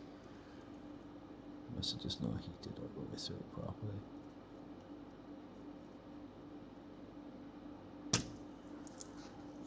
No, I think that's clean now. Yeah, that looks clean. Oh damn, we're dropping viewers quite fast. You know what's going on. I've got a couple of people lurking at this still, I think though. Chat seems very quiet tonight.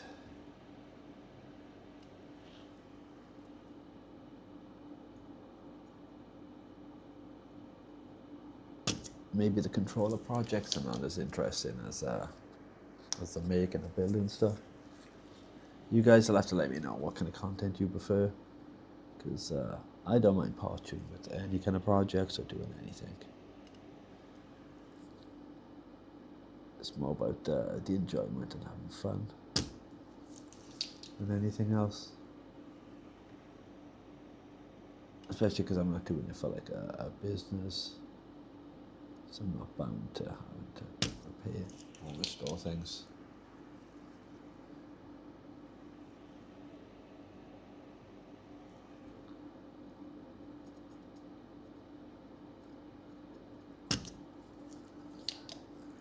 Did that one clear all the way through? I think it did. Guess it's probably the fastest we've cleared out the hose. I think this is the most I've actually concentrated when doing this. Normally I'm too busy chatting away to chat. But yeah, they've all come clean, nice. We don't have any issues with any of them. Just check everything's okay on the stream end. Yeah, everything seems fine. There's a bit of delay.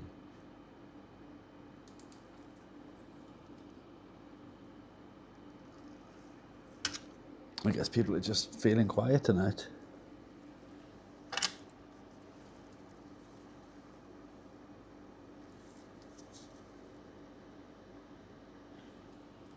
I'm assuming people have got other stuff to do tonight.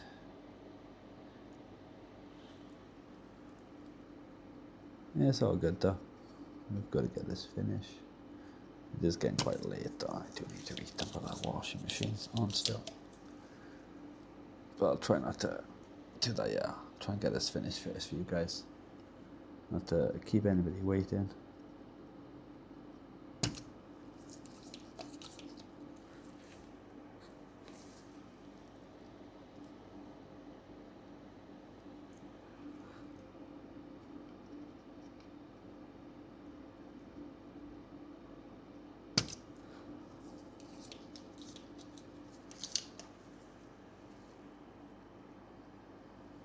No, I'm here with programming Deco. Okay, nice. That's good. I appreciate all the hard work you put in Farm Tech. It's always much appreciated. A lot of these projects wouldn't be possible without your help.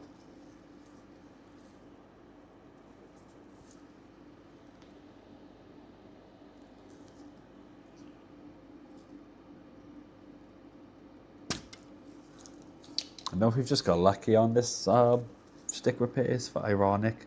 The one sticks that actually technically did need replacing have gone the smoothest so far.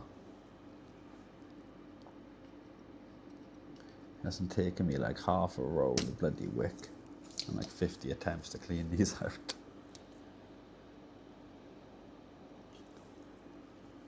I'd like to say we're getting better. I mean, we should by the amount of them we've done, but I think we just get lucky sometimes. Or maybe it's just when I concentrate, I can actually do things.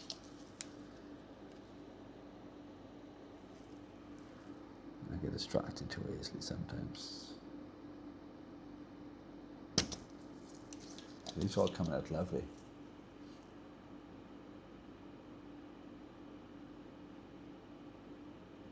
I listen to you all day, I guess, and that's what I was meant to say. Nice, thank you. It's much appreciated.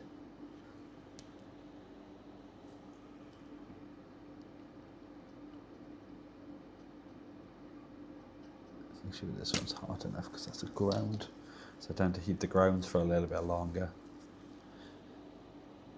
Try to get a good clean suck. Would you like a good clean suck? Make sure it's all cleaned out.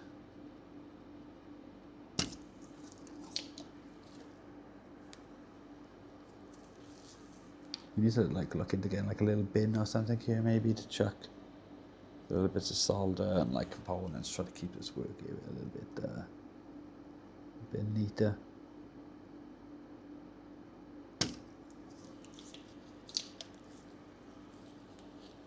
Especially when it's like bits of conductive metal. Because it only takes one of them to go onto a PCB somewhere onto an IC. And then I'm just like, oh, why is this not working all of a sudden? Because something's being shorted.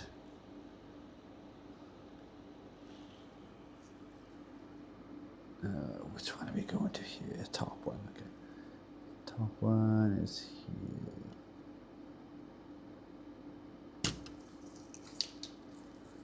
I think we just got one more hole to clear out on this. Jeez, this is like record time.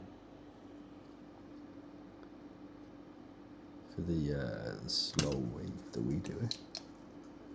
I think we've actually got all them clear. Let's have a look. It might be like cheering or celebrating too early. These ones, the springs are probably still in really good condition and stuff on them. Because the potentiometers weren't completely worn out. So we can probably just change the parts on these and they're good, even though I never use Alps. We have loads of them anyway, brand new ones. But I don't like to waste stuff, it just feels wasteful.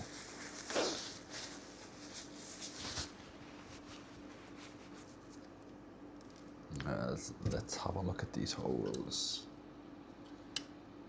They are all lovely and clean. They basically don't even need wicking, but I am going to wick them.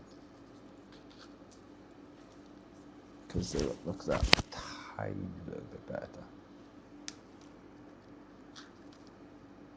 Doesn't think it affect performance, and you're literally not going to see them, because once you put new solder back onto these, you literally cannot see it. Oh, do we get a little stray dab of solder on that IC right there? That's fine, we can clean that up. Let me just say focus. I just realised we didn't have that in focus. The focus is set to the workbench.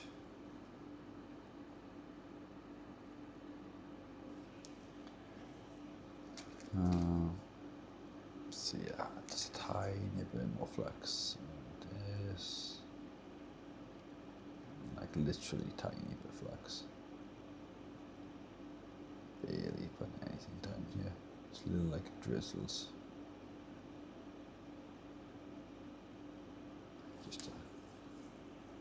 Just to have.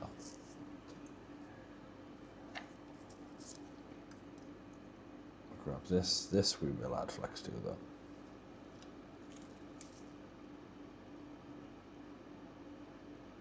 I just like to just rub a little bit of flex on the both sides of this. And the wick just helps it work so much better. If you've got really good quality wick, you probably wouldn't even need to do that. But when you're using just like a cheap wick, you definitely want to be doing that. Alright, let's try and get into these now without touching the ground planes next to them.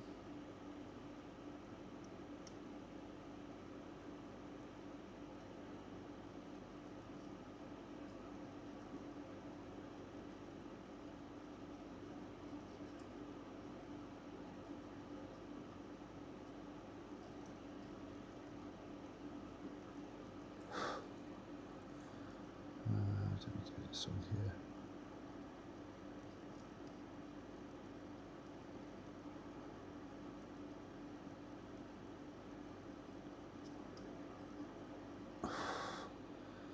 Okay, yeah, they look all perfect now. Ah, that is really hot over there. Let me just touch up that little bit of salt that's caught on there too. Jeez, that was hot. As it heated up that area of the bowl that much.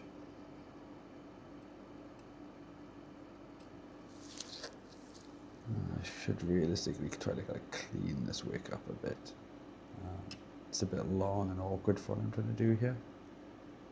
Because I'm working right next to some of these test pads. I don't want to have to resolder them, but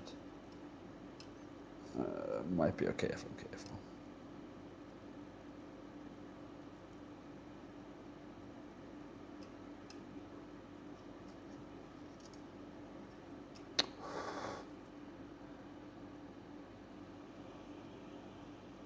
Okay, they should all be nice and clean and smooth now. That step wasn't necessarily needed, but I like to do it. So when you rub over them with a cotton bud, it doesn't catch or anything like that. You don't get fibres everywhere. It just feels nice and smooth. And that's when I know I've done a good job. Removing the old ones.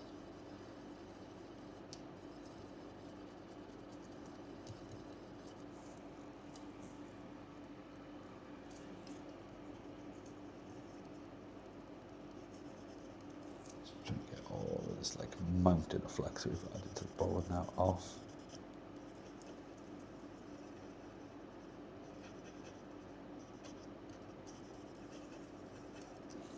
board actually clean.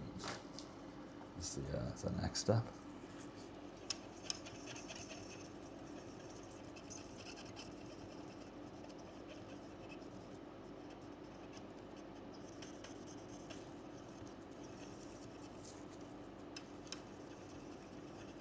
So I can almost clean.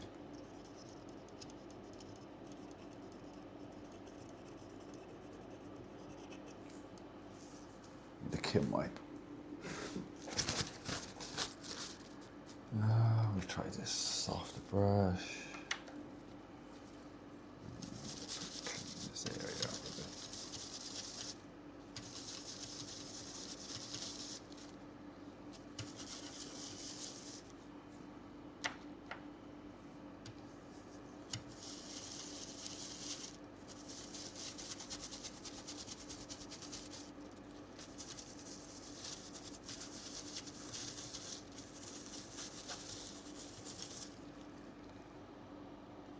Okay, they're both looking lovely and clean.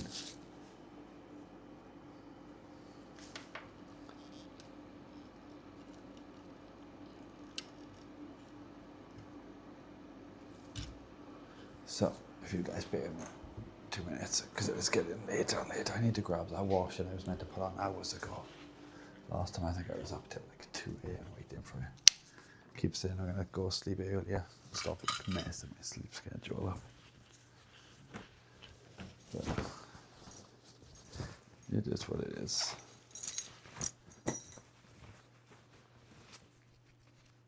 Gonna be putting them hours into trying to, like, you know, stream and stuff.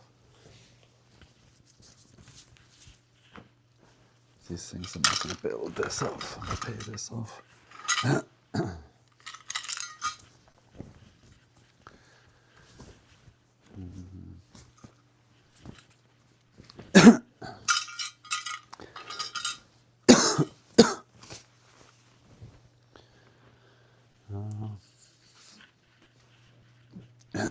need to grab a drink now.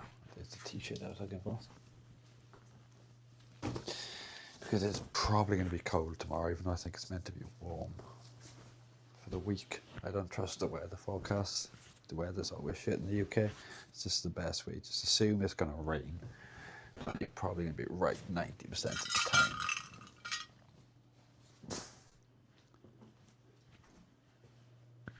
That's the best way to predict the weather in the UK. Just assume it's going to rain or be cold. Or be cold and rainy.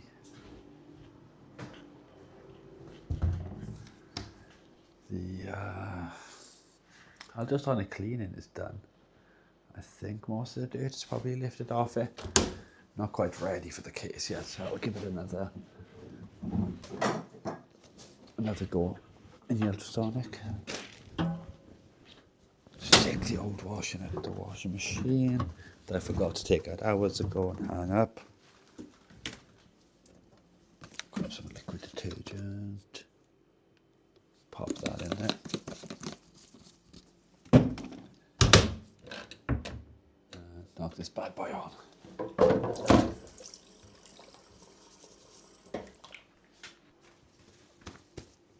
Quickly hang some of these stupid laundry items, washing items up.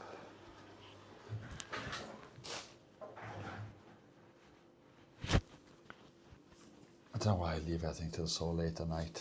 Last thing you want to be doing late at night is just like chores, basically.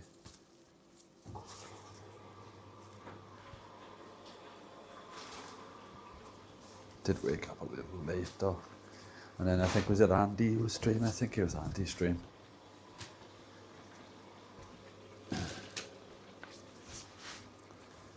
So yeah, a couple of hours. And I think Joey was streaming then as well, wasn't he, actually? With the like raffles and stuff he's going to be doing. And every time I had done that and then add food, it was already quite late. And then I spent like 2-3 hours, I think, working out how to do the stupid scrolling thing at the bottom of the screen. And then I asked FarmTech for some help, and we finally got it like finalized. So once you get like 90% of the way there, find like a plug-in, get like the rough idea, almost get it working. Just them last couple of tweaks, just couldn't quite get it right. And Farm Tech to the rescue once again, as always. Always helping me out of my time of need. Never get stuck on anything.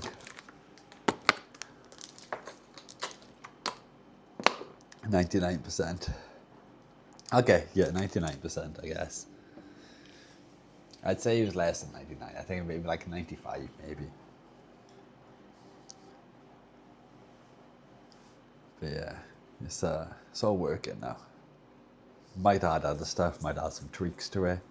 I'm assuming it probably supports Unicode, so we could probably have some fun there with adding some Unicode in there. I think it's CSS, so it's probably like loads of stuff we could do probably. We can, at the moment, we're just doing plain text. We can actually scrape the little icons. So we could put people's icons next to that. I'd have to figure out what container it was in and stuff. And then add that and figure out which output it was. But I'm pretty sure it's possible, because originally when we were scraping the information, we were just scraping the entire just main directory or the main container. We were getting the display icons and everything. But some people's display icons, like only like a handful of people, they were showing like really big, bigger than everybody else's icon. So we'd probably have to put in some additional code then to set the image size. So I don't know. What do you guys think? Like little icons, or do you think it's just better just having people's name just in plain text? It is, I do kind of like it being subtle. I just like the text. But then I also do like things all like singing and dancing. But I guess we've literally got Ducky for that. Singing and dancing. And then like Space Ducky. So, yeah. I'm tempted to give Space Ducky a makeover though, like a paint job, custom paint job. Because he's already got an outfit and we can't really do clothes and outfits for him. Paint job maybe, but I should learn my lesson after spray painting in here. The first time I spray painted in here, it took me forever to get the floor clean. And then I done it again, and I managed to get all the spray onto the floor, even though I had things down I shouldn't have been able to. And I've cleaned it like 3 times since. I can get like most of the black off. It's almost not visible. But the primer, not so much. Some good primer, it turns out. It primes really well onto your floor. This channel should just be like a what not to do, basically. Don't spray paint indoors. It's not good for your lungs and it ruins everything in your house. But I couldn't be bothered to go outside and spray paint. Alright, so our iron is heated up. We need to put new sticks onto these. Alright. Give me 2 minutes to take a quick toilet break, and we'll put the new sticks on there. After we put the new sticks on, I'm probably going to have to wrap it up because it's quite late and I've got to be up in the morning. Next stream we'll probably start to work on Ducko maybe. I'm not too sure yet. Got a bit of research to and probably a bit of discussing to do with farm tech on finalising things, figuring it out maybe. Plus we could open this duck and it could be completely different on the inside. It looks very similar. But just the fact that this one's got eyes and the eyes move means that they are connected to something inside, which this one hasn't got, which means there's less room in the head in this one potentially. So who knows? I thought it had a big backpack. I thought we could put stuff in there, but it's got the same amount of room in the battery slot. So yeah, we'll have to figure that out. Looks like we're going to need a bigger stage for all of these, but at least we do have the what's it called? The webcam extension lead, the USB extension lead for this now. So we can, at least we got options, but this is not super wide. It goes to it's about twice the width that you guys can see now. So it's probably enough, but I'd like to keep the edges out of frame, just so it looks better. Even you can see a bit out of frame up the top above them. A couple of people suggested putting them like in a completely enclosed box as well. I could do that, but it's just like just having to cut down sheet material with a circular saw. Like, it's not a skill issue, it's just like, I can do it more than perfectly, and I can cut them to like within about a tenth of a millimeter accurate with like just a homemade jig and a saw, but I just don't like using saws. I'm a bit of a clumsy person at times to time, as you've probably seen. I've burnt myself maybe about 5 times on stream. So it's only a matter of time before I have an accident or make a mistake with a saw. It's just a numbers game, isn't it? I really, really like having all my fingers. So, you know, the less cutting and doing power tool use I can do, the better and the safer for all of us. I would be renaming the channel like, I don't know, 4-finger pigeon milk or 4-finger pigeon or something. Which you guys might find hilarious, but yeah, I don't think I would. So, yeah, I don't know. I've got like MDF here, like even scrap MDF. I could build a box, but it wouldn't be that deep. That's the only issue. Because it's an offcut from another project. Unless I go and buy a full sheet and then cut it down, but I really can't be arsed. And cardboard's just a bit janky. But we will figure something out, because we obviously want Dugout to have the best possible stage. So you can do his performing on. And obviously we did have ideas to, introduce more LEDs. It'd be nice to have props. If we can get like a microphone or something on stage, that'd be hilarious. And I would potentially like a guardrail on the sides and the front, just because Dugout gets a bit suicidal from all like the dancing we're forcing him to do, and just jumping off and yeeting himself off the edge. Yeah, so we might have put like a little mini guardrail at the bottom on the front. I just don't trust him. I'll be back in 2 minutes. A quick toilet break, and we'll carry on with soldering this board in. I thought it was loose then. I'd also like to get better board holders, but most of the board holders I've seen people working on, the kind where they're like flat. It's just like a complete unit that touches the bottom. Look at my finger. Woo. Yeah, it touches like the bottom of the thing. So then I couldn't really use it for what I like to, where I need to access both sides. I like to flip this on the side to be able to solder the sucker, and I need to access the bottom when I'm removing the sticks. It's just, this one's not, it's okay, it's not the best. They do tend to slide out. I feel like if somebody gets some kind of like 3D printer adapter to maybe hold the board a bit better, that would be better, I think. If you could like have something that came up here at 90 degrees from this side and up here and around 90 degrees on this side, I think that'd stop it maybe twisting and rotating a bit more. And it's just a little bit of wonder in there. But they are made like quite cheaply. Just I've never seen, or I don't know of one that is going to do what I need it to for a board holder. Which is obviously, be able to rotate it this way and access the underside.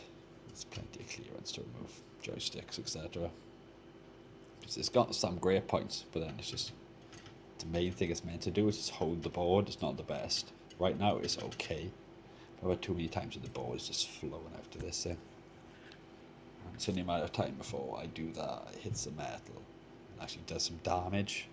I've been lucky so far, I haven't broken anything, but I could potentially knock off a component, if it hits you with some force, damage a trace, potentially maybe crack an IC, or just possibilities are endless. Low chance, but it might happen. And then we're making zero profit from the board. Right, 2 minutes, guys. I'll stop rambling and I'll go and take a pee.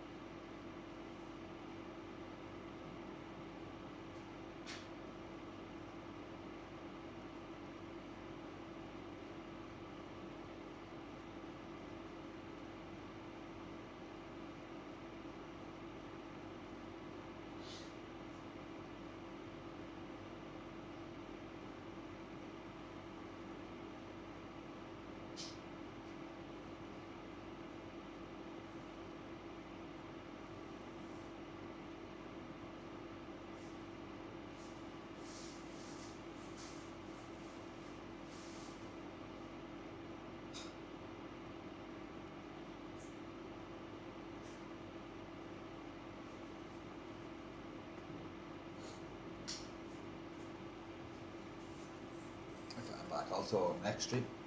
Well, I remember. Other next stream, maybe before next stream or some point soon. I need to set up other streaming platforms. I'll probably set up Twitch first. Probably TikTok and Kick. I say TikTok just because there's already like an integration for TikTok already showing up in my OBS from when I installed. I think Stream Elements. But yeah, the more platforms we can stream on, the better. But does anybody happen to know if that's going to affect my bandwidth? Will it take, like, if I stream to 2 platforms, for example, is it going to take up twice my bandwidth? Just, I've never really thought about that, to be honest. Oh, we're not last out of sticks as well. It makes me sad. I hate having to use the last or something. I think I haven't got any more to, like, show you guys an example or anything.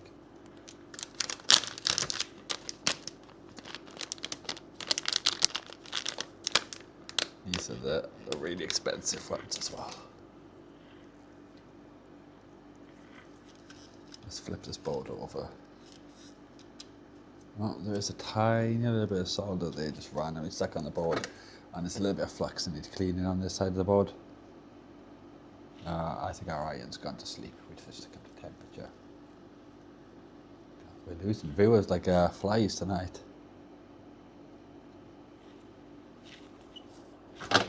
I guess the controller stuff is not as interesting as the modifying and the making and stuff, so I'll bear that in mind. I'll try to do more making streams, I think, in the future. Because it seems like people enjoy them a lot more. I guess like some of the stuff we're making is like something you've never really like seen before, where it's like controllers. You know, people have probably seen this a million times before.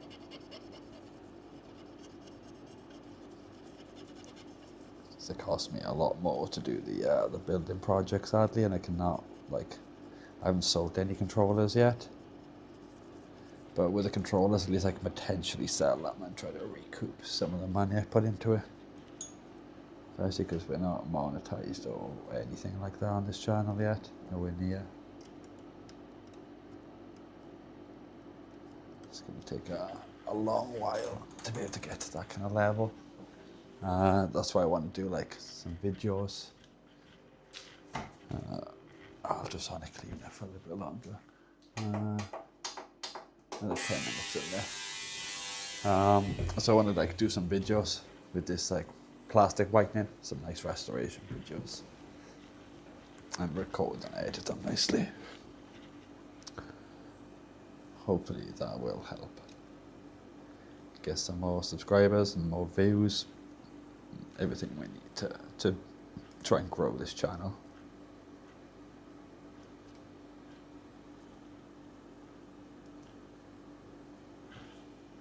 Okay, let's flip this over and have a look. So it's just annoying that the legs on these are not quite long enough. You can never get them perfect.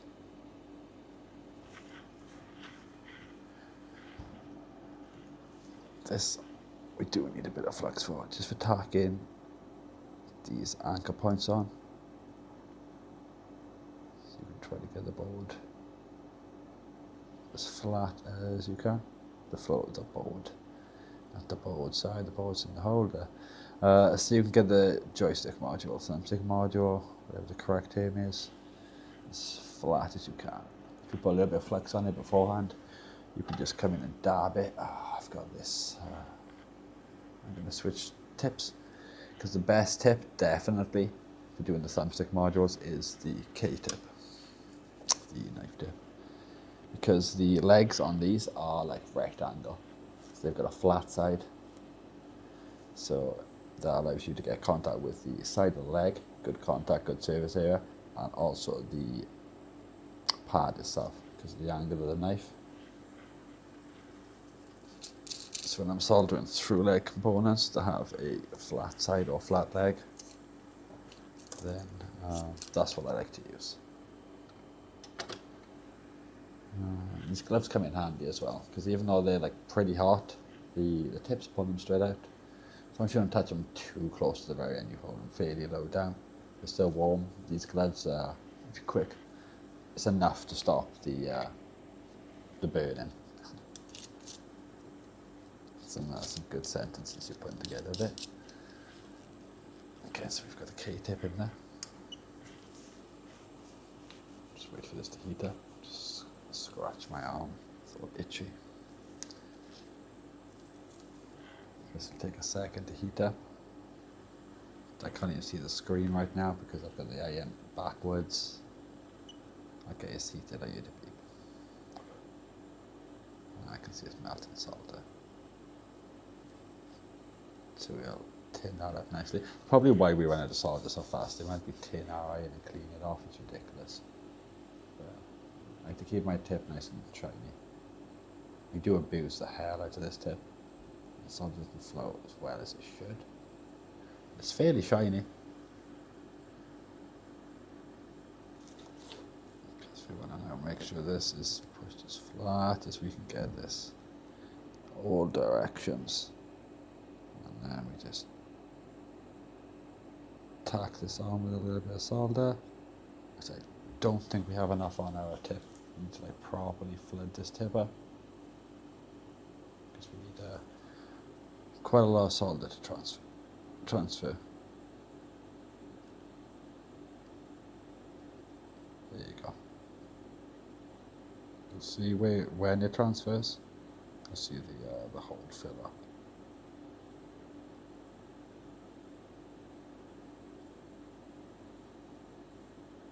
Because the solder will only flow once both objects are hot. As soon as the pad, in my instance, because these are grounds I'm soldering, it takes longer to heat up. The pad will normally take the solder after.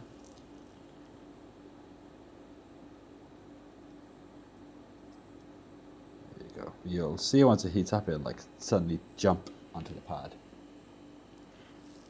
At that point, you know that is taken. Legs are awfully short, but that is the legs I've showed you guys before on camera, comparing them to like an Alps. The legs on these particular modules are shorter on all the gin folds that I've used. Even if you get them perfectly snug to the board.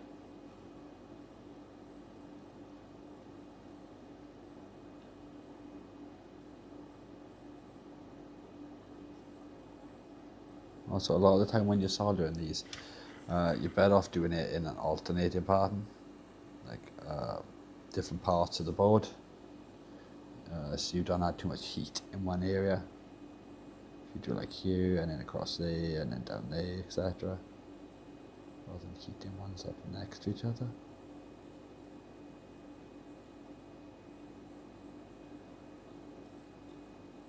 It's not what I'm doing, but that is the best way to do it. Keeping the heat out of one area, not letting it build up too much.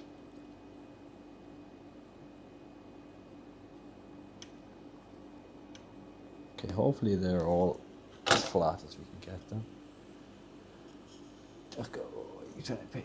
Ducko, he's taking a while. Is he working? Why did I not see Ducko do anything then? Redeemed him.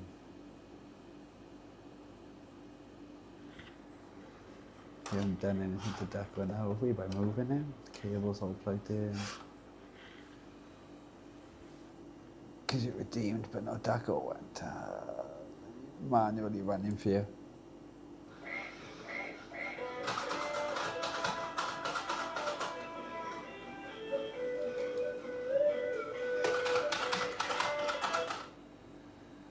Yeah, see, it seems to be working. I don't know why he didn't redeem when you tried to redeem him there.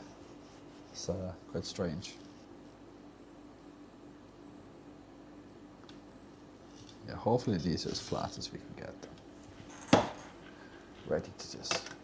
Oh no, I lost 50k and no dance. I know, I just put a dance in for you, Contact. I felt bad.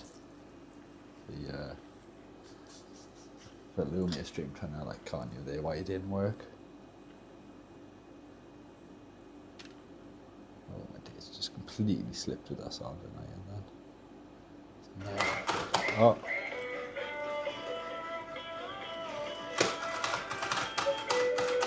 Seems to be working now.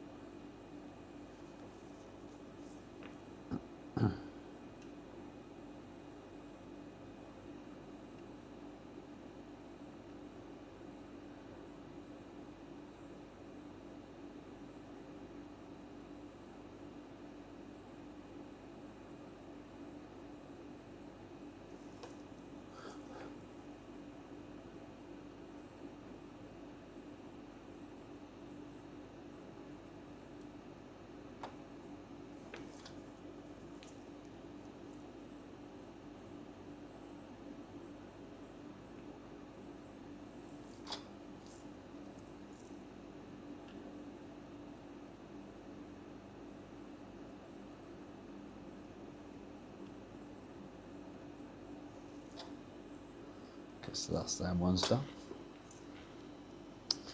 Now looking forward to running out of solder. This has been a really good solder. It's a mechanic solder.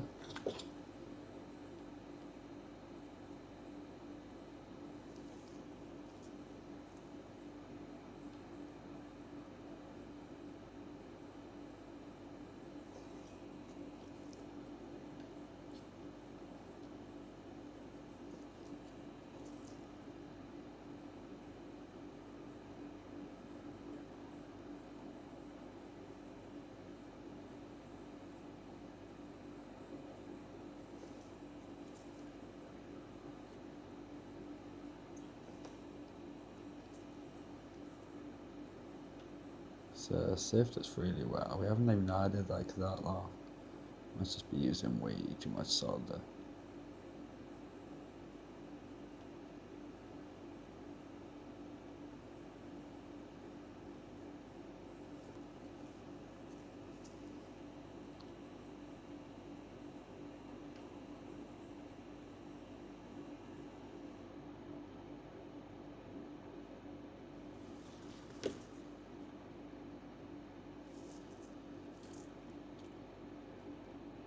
I guess being a thinner solder does disappear quite fast.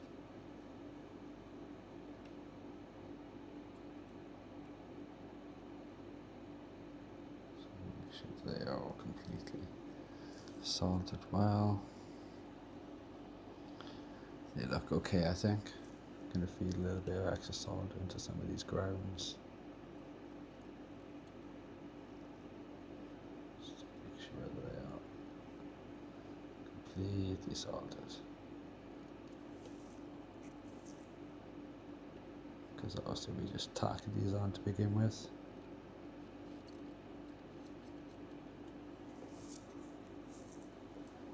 So give these a go and over just to make sure.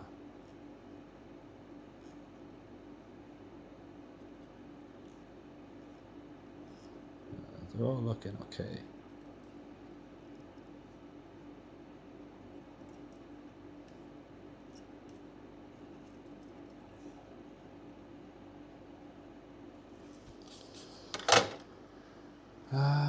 Okay. If made code work, now for that go on play MP3. So is that like the time? 56:51, 255 action pulse. Okay, that's well too confusing for me. I'm glad you understand that though, Fantech.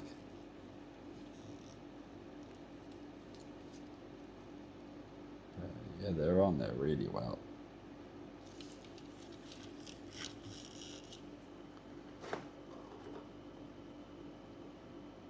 So what's the 0057 11273 etc. on it. But like, what's that about? Something to do with serial. I just said communication to the DF player. Right, that's it. 7 likes on the stream. Well, thank you very much. I like the stream. It's always much appreciated. It's a bit late for Deco to be screaming and shouting, but it's okay, Deco, we'll let you off.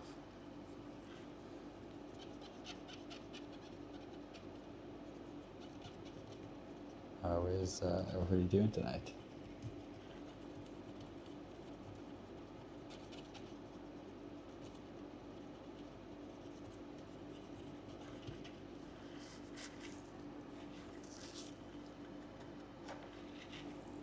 Just clean all of this up. I think it's probably the fastest I've actually managed to install sticks. I swear it only takes me like 4 streams to bloody swap a pair of sticks. I'm Frankenstein. Yeah, yes you are. Dr. Frankenstein. I don't know whether I'm going to touch 2 of these up quickly though. Just because I'm worried that time they might suffer from like solder fracture from stress. So I'm going to check the other side of the board first, just see.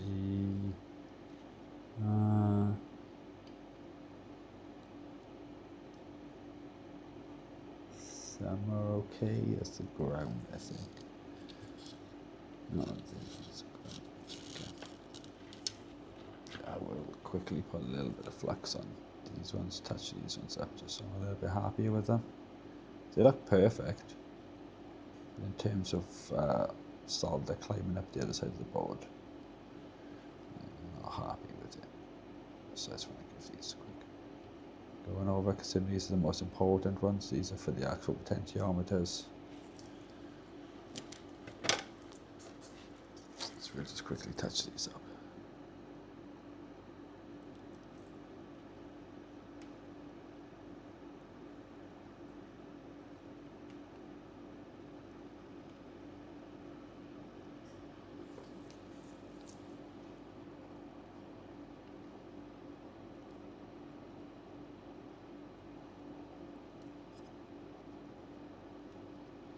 That should be okay to make sure everything's climbing up on the back side.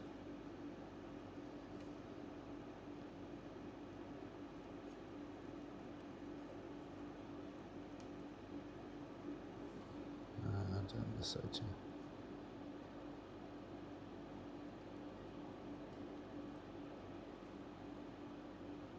So touch up that end one a bit, just got a bit too much solder on there.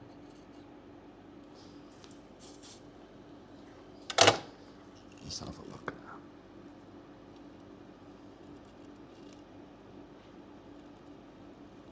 Yeah, I think that should be okay. I think they're soldered on well. G is for GPU, deck T is for, yeah, I know the T is for time, sector, dance and play track. Ah, okay. 1 and G and, okay, I'll have to figure that out. Yeah, I'm sure I'll understand it once we start patching with it. I've never used a DF player or anything like that before though. So it's going to be a learning experience there. Never even heard of the DF player, I don't think, before you and PC Board Repair mentioned it. I wonder if PC Board Repair is today. I haven't seen him either, but I think he did pop in for a bit earlier. I can't quite remember now.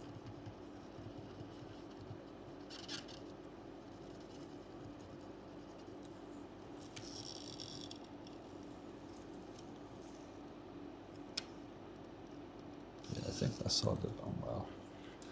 We'll have a quick look into the microscope. Track 1 GPIO. 4 and 10 seconds.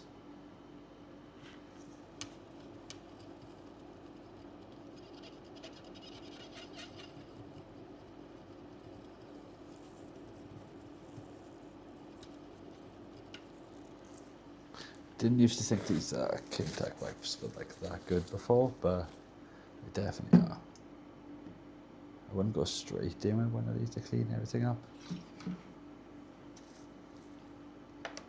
but they're definitely good. It's just like cleaning and like the last little bits of residue you want to get off. They're looking clean.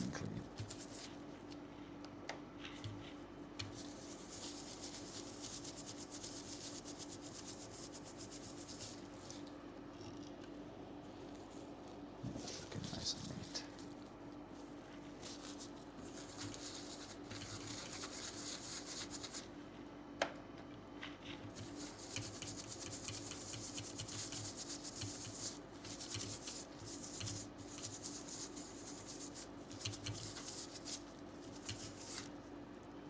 It should all be lovely and clean and perfect. Let's have a look into the microscope.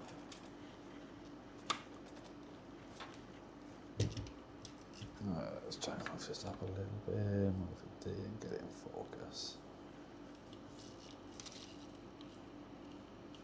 Obviously bear in mind these legs are shorter on these modules, so they're not poking through as much and getting a nice little like mounting. But it's not really a mount, it's more like a Hershey's kiss, I think people say. Do we add a little bit more to that middle one? Might touch that middle one up slightly quickly. Just looks like it needs a tiny bit more.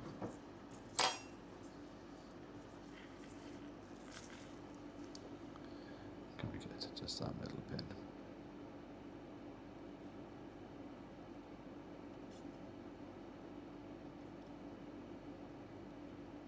It's not flowing now, that's the problem. We need a little bit of flex on there.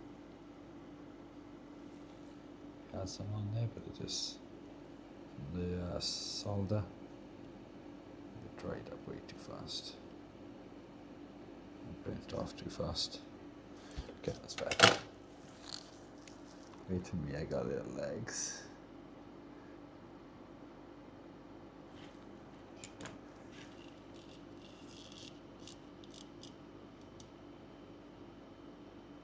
Okay, it's still doing a bit of a mountain shape, but I know it's definitely pulled through to the other side because it was already kind of that shape. Wait, have I completely missed one there? Because I just need more. This one here, solid, I think I want to put a little bit more on there. Don't like the look of that.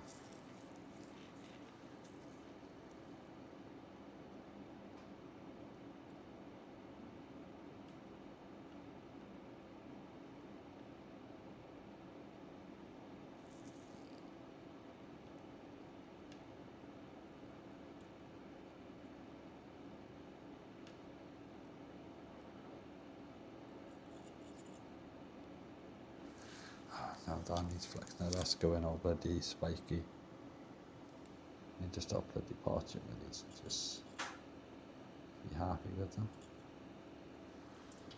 Just trying to be like too perfect and it's just stupid. It's not feasible sometimes.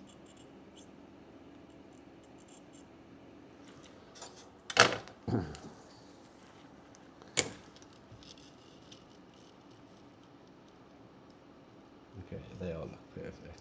Obviously the ones for the potentiometers look a little bit funny, but that's because the legs on them are slightly shorter for some stupid reason.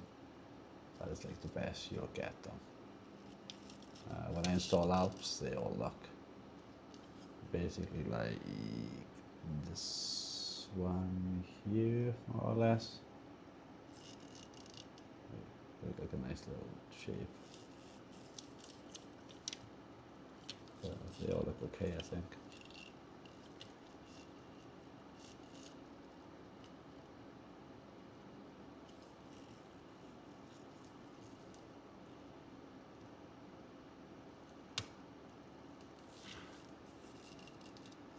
I'm glad I don't have to fix game utility. What game utility, sorry?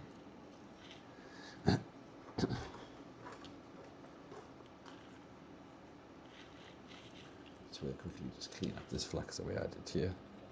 to retouch these couple of pins I wasn't happy with. And then that's the sticks installed. So what we need to do now is an extreme wheel. I'm going to have to take them out to the ultrasonic cleaner today. The plastics and other parts we've cleaned up. But we can look at whitening them with the UV thing tomorrow or the day after, potentially. But I'm really happy with the, what I haven't got set up on here though. Let me copy this across to this. Leaderboard score. Just copy. How do I just copy this thing? Copy, there you go. Let me just chuck that into here. There you go, that's in there as well. And we can get the ducky text as well. Now we'll chuck that into here as well. My temper is short, baby, too short. Controllers, yeah, they can be a bit of a pain. You don't need to be this thorough with them, and they'll work completely fine. Especially the Xbox ones and stuff, they're built to withstand quite a range of tolerances and stuff. They did really well. They're hard to kind of mess up, to be honest. But I just, because I want to try and sell them on and stuff. I want to get a reasonable price for them, hopefully. I just want everything to be as perfect as possible. Even though they won't see the inside, just want to make sure I know that nothing's going to go wrong and they're going to last hopefully a lifetime if somebody looks after it. It's bad today in programming mode. Yeah, that's fine, man. Your spelling, even on a bad day, is probably better than mine on a good day.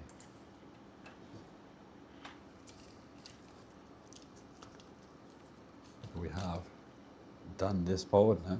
It's got the brand new modules and sticks and everything on it.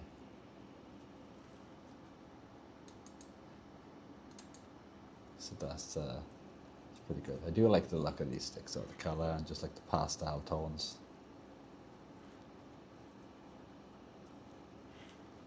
So we've got the two parts of the boards cleaned up now.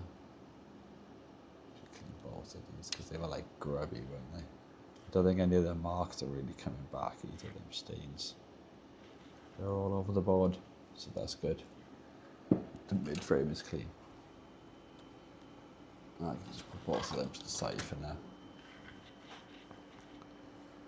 We're gonna have to get more of these songs. I'm really gutted about it. I'm really fed up of spending money all the time, constantly. I do really enjoy doing Xbox controllers though, mainly because it's something I'm comfortable with doing because I've done so many of that particular one. It's nice and soothing. I might carry on doing them if I can try and sell some of the ones I've got and actually maybe make a little bit of profit. Because at least then I'm kind of making a little bit of money to put back into the other projects or the building stuff that are costing money and I'm not going to make anything. But repair take a long time for fixing a controller. Yeah, it does. That's why most people do consoles. The higher the retail value of the item, the more worth it's going to do. Because most of the time, if you're selling something used, it's normally about 50% to 40% of the retail price. Refurbished, sometimes you can maybe get up to 80% if it's like a Class A refurbishment kind of thing. So that's why most people, I guess, do Switches and Xboxes and PlayStations, generally the current, newest stuff. Because at least then, if you can get your hands on them, for broken, faulty, should generally be about 20 to 30% of retail price, maybe. Leaving you with a margin of maybe 40% or something. But obviously on a controller, you'd be lucky to make 10 to 20 pounds profit. Especially, we tend to put a lot of new parts into the controllers too. Obviously, not just the joysticks, the brand new rubber thumb parts, Sometimes replacing like bumpers, obviously the deep cleaning, it goes through all the plastics, everything's completely cleaned, sterilized. New sticker for the back and everything. It all adds up, so I can see why people do, consoles and stuff. But I'm just comfortable with controllers at the moment. I would like to move on once we get the hot aim, maybe, and start with port repairs. I do have 1 or 2 controllers that need, I think maybe one that might need a new USB-C port. We've got ports here already, I just haven't got a hot aim yet because I keep spending a fortune. With what we spent on the last 2 DAC projects, I think, I could have almost bought a Hatton hot aim station. Alright, is it Arden or Hatton? I think it's Arden with an A, isn't it? But yeah, I could have bought one of them hot air stations, like the good ones that I want. I'm still like having an hour and over buying like a cheap one for like 40 or something. But yeah, DACO has been fun, but it's been a very expensive project. You're buying all the modules and you buy more ESPs. Every time we buy new gloves, alcohol, now new solder, we need more wick as well, and more flex. We definitely could have bought a hot air station. I take around 60 GB per hour, so I can't make us pay that much for a pay. Damn, that's a good rate that you charge there. I definitely should be charging that, but you definitely couldn't get somebody to pay that for a controller, no.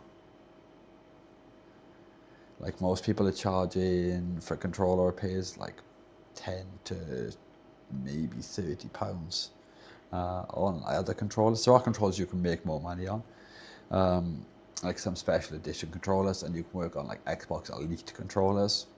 They do take different parts and they work slightly differently, I think, in the board layout and setup and stuff, and taking them apart is different. But they are like £200 controllers or something like that, I think, now.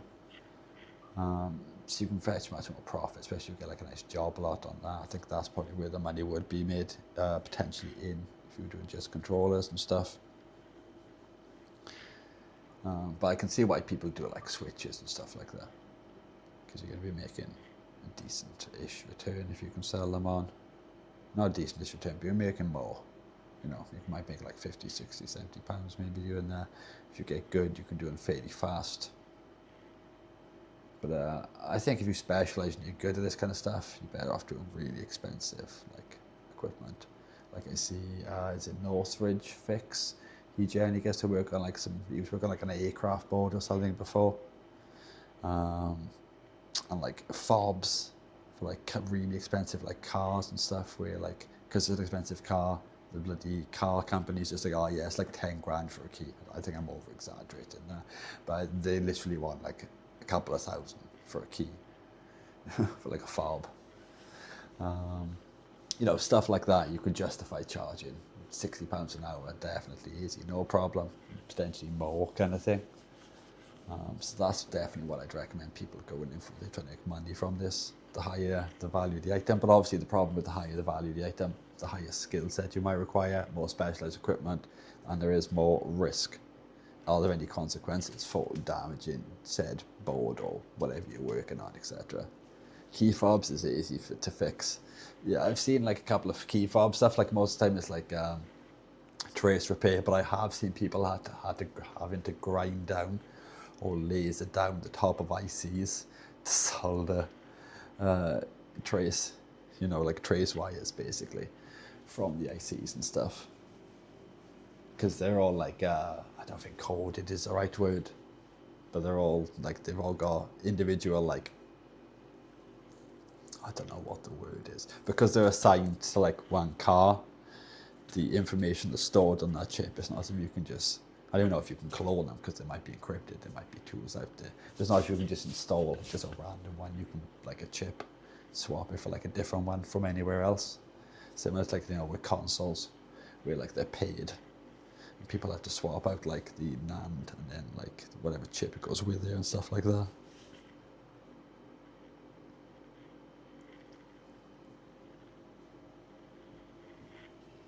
So we can knock these soldering iron off now, because we're done with the soldering iron for now. We need to just fish all of them things out to the ultrasonic cleaner. I don't know if I have a box to store everything in though, so I might just have to check them on this lid for now, because the box still has like control of everything he's doing. So I'm going to quickly grab that, control that, wipe that off, and then after that I'm probably going to end the stream, because it's, yet again, I'm up like way later than I should be. I still have to like eat and stuff. Okay, these have definitely come out cleaner. Most of the grime, I think, has come off these things.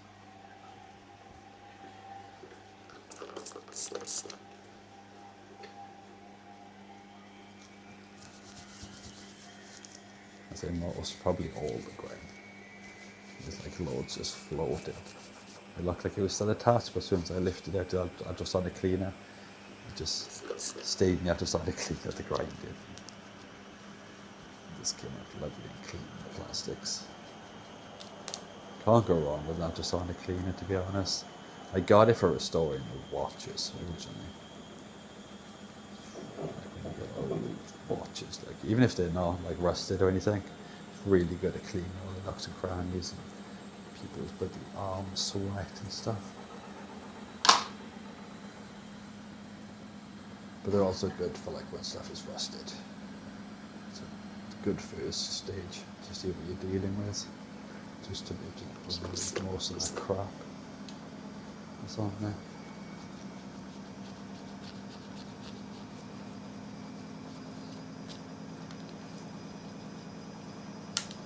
I apologise if you can hear the washing machine running in the background. It's going crazy right now. It's on a spin cycle. I always run my clothes on a spin cycle before taking them out. Just means that they're a little bit drier. And, hang on, it'll dry faster. No, they'll probably be drying all the time. I'm just going to put on the clothes hose doors. Because we're ready to dehumidify, definitely running for like hours in here. It's on like 40%, really low in here.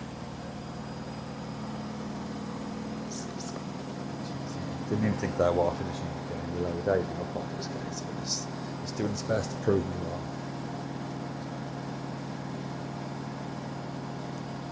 It's been like 1200 RPM right now.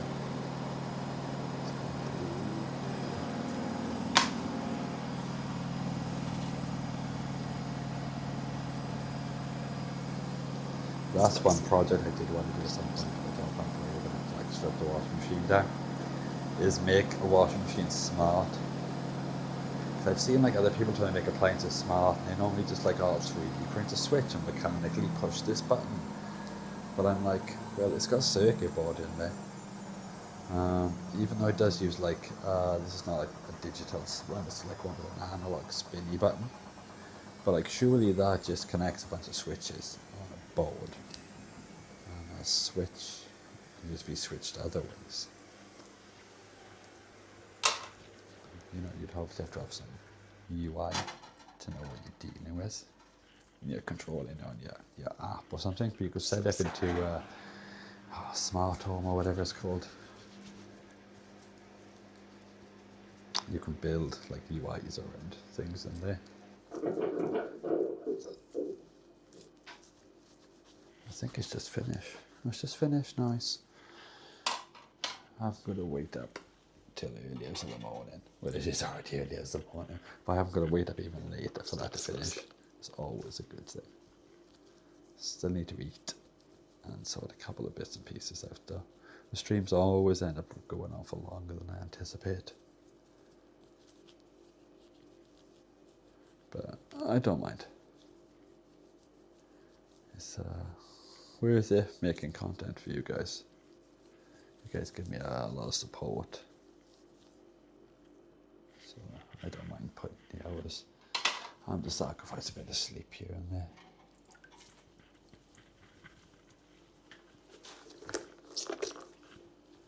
We're almost done cleaning and wiping all these parts out. I don't know if this stage I do now is like necessary, but I don't know. I just know that it's good practice. I could probably just take them out and let them dry, or just wipe them with a normal microfiber cloth. But I like to take them out, put them in the microfiber cloth, spray them with the isopropyl alcohol, and then wipe them down. My thinking is that the spray get into like all the nooks and crannies the microfiber cloth might not reach, and the isopropyl alcohol allows it breaks the surface tension on the water, allowing it to like, you know, flow and move and be removed easy. And also mixing it with the isopropyl alcohol will make it evaporate anywhere it can't get to, and obviously wiping it with a microfiber cloth. Any contaminants or anything it might have picked up in this ultrasonic cleaner might be left on it, like remaining residue.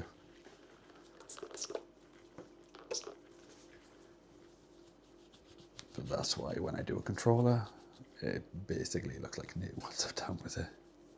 Oh, we've still got the heat on this. I didn't realise we don't need that heating element on anymore. This hasn't been used much, this controller, I don't think. The bumper cushions and everything are in good condition still. We get into the part that I don't like though, on fishing and drying these parts out. I always start with like the biggest parts, and then I should probably start with the smallest, most tedious parts, but they're harder to get to, I guess, when the big parts are in the cleaner. But I always leave the small ones to last, and they're like tedious and annoying. Trying to fish out little buttons.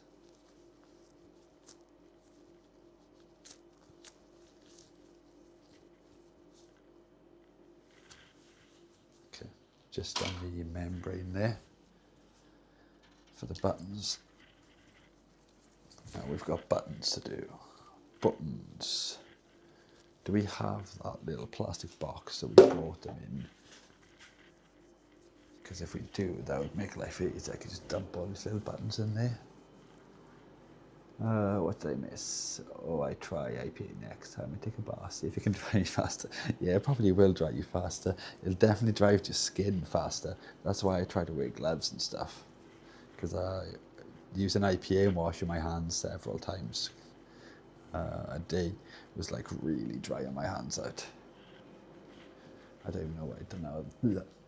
Can't even speak. Don't know what I'd done with that little box. I poured it in here, dumped all the parts out of it, and now it's vanished. I just put them on this lid. I just don't trust myself not to lose one of these buttons. So I tried to put them in a box, the lid, the clips in place, so they can't wander off.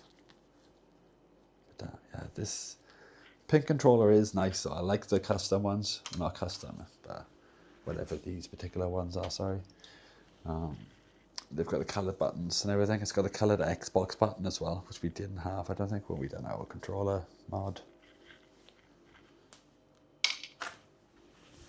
I think people seem to enjoy that as well. The mods more, the making stuff and the mods. I know people were quite into it when I was doing the custom controller cases and buttons and everything. The blue one we went to a lot of effort for. We changed like basically every part on that controller, apart from like the internals.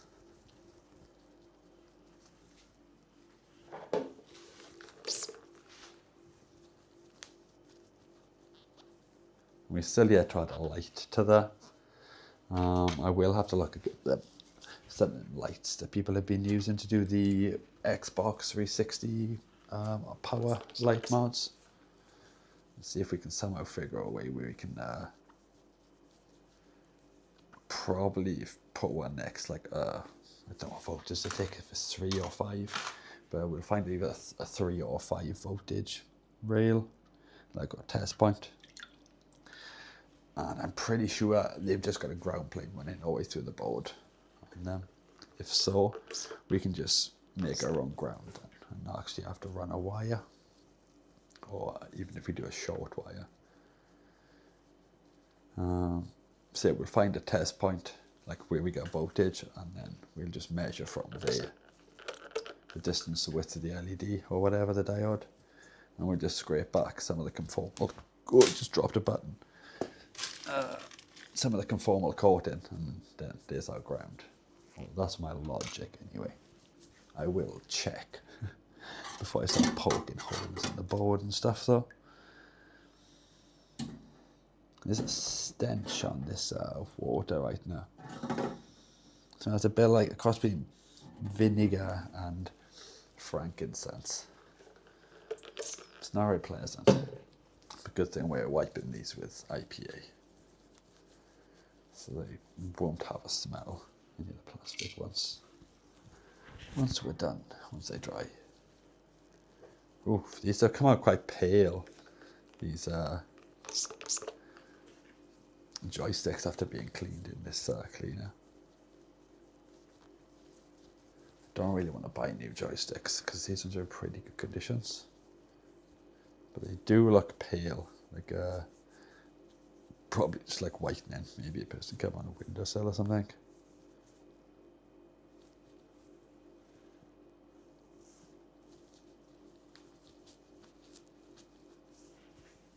We don't have any of them. We have blue ones here. New ones in the packet. We don't have pink ones though. So I never bought pink ones. Plus I'm not too sure what I'm going to do with this controller yet. I was considering giving it to my little sister so she can use it to play on like tablet and stuff, on using touchscreen maybe. Or when she plays Xbox with my little brother. But I'm not too sure.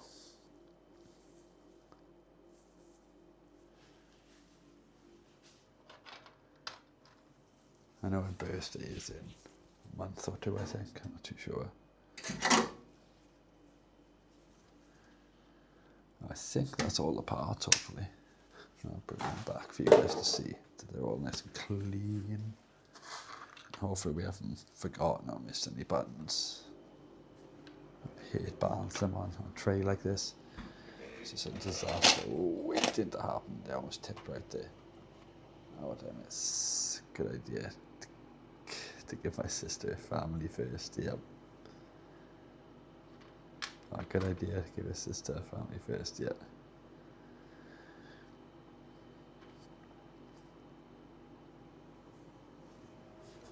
It's just do a massive game. Man, the game I can't remember how old she is. She's only like 5 or 6 or something like that.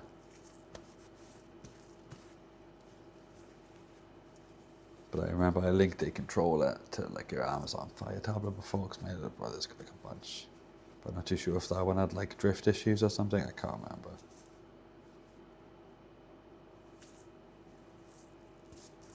But I think she does play Fortnite now and again, I think, with my brother.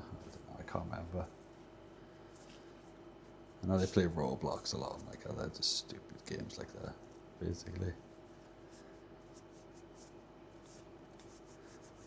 Giving these tweezers a quick rub.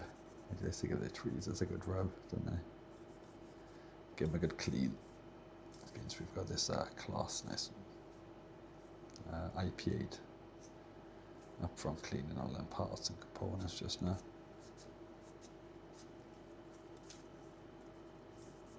Probably the cleanest these tweezers have been since I got them. Jeez, they almost look like new now, guys. Not covered in crap. Alright.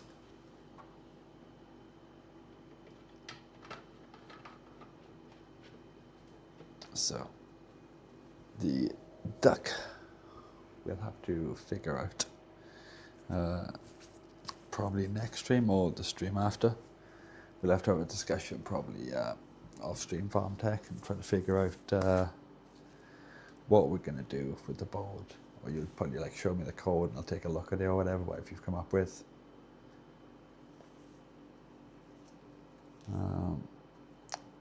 I'll have to finish wiring up. I'll probably do it off stream because it's not the best camera angle and stuff for when I'm trying to like solder that box. Solder the rest of the lights on there, do the power injection. And then we will try to whiten these. These do look pretty white already. But I do have 1 or 2 other cases that don't look as good as I'd like them to. So we'll give them a test too. These are just going to be like test examples ready for a more old looking plastic item we're going to try. So we'll go from there then, basically, if it works. We're going to have to do this first run without heat though, because the heating armor's not coming for like another week or so. I seen them up in decos, but is deco hiding them? Wouldn't surprise me. But yeah, stream by stream is slowly improving. If we could get our internet sorted and better internet, which we can't, we're on the best we can currently get where I am, we can improve the stream quality, because like when I look in OBS it looks nice and sharp, but it's not on YouTube because of the, what's it called, like the bit rate. Can't even think, I'm so tired.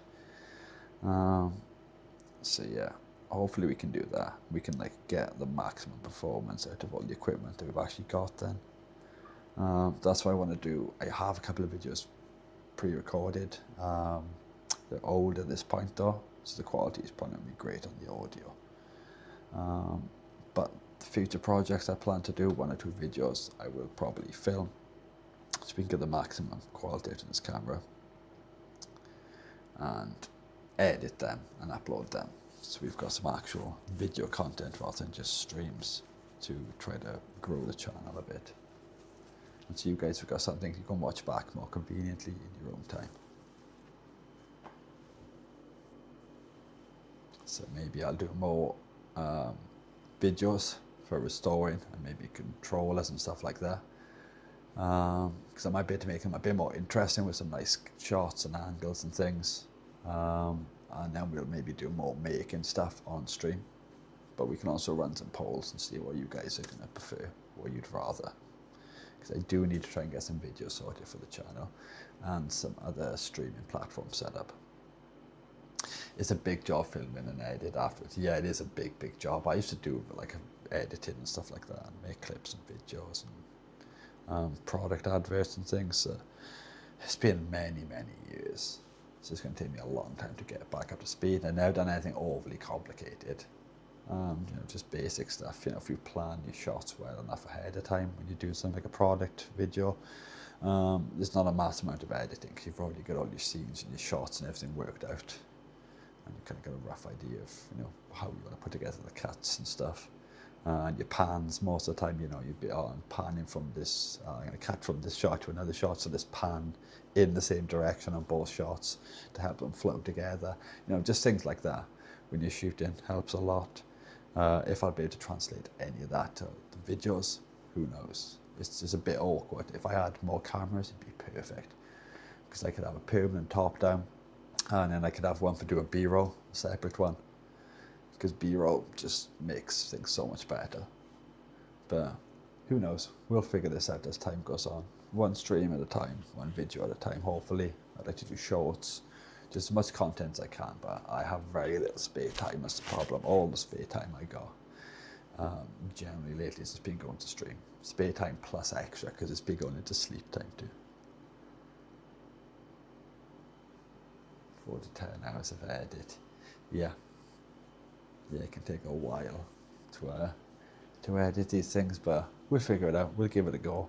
I don't plan to be pumping out videos like regularly. If I'm doing videos, they're probably once a month, once every 2 months. Because I'd like to do them to a very, you know, decent-ish quality maybe, and obviously cost of buying stuff. The first one I do would probably be restoration of some kind of console. I don't think it'll be a talking video. I think it's going to be more of a silent ASMR style video. People seem to prefer that kind of thing on restoration videos, I've noticed. Just hearing the cleaning sounds and stuff, and you haven't got me just yabbering away, ruining it then. Do it like me, sleep when you get old. Yeah, that's basically what I've been trying to do, basically. I'm just like, oh, I sleep when I'm dead. But if I don't sleep, that'll be sooner rather than later. So I do need to start trying to look after my health a bit better, getting better sleep and everything. Alright, so we'll finish this controller tomorrow. It literally just needs, I don't need to whiten any of this, it's completely fine. But we will give this a go.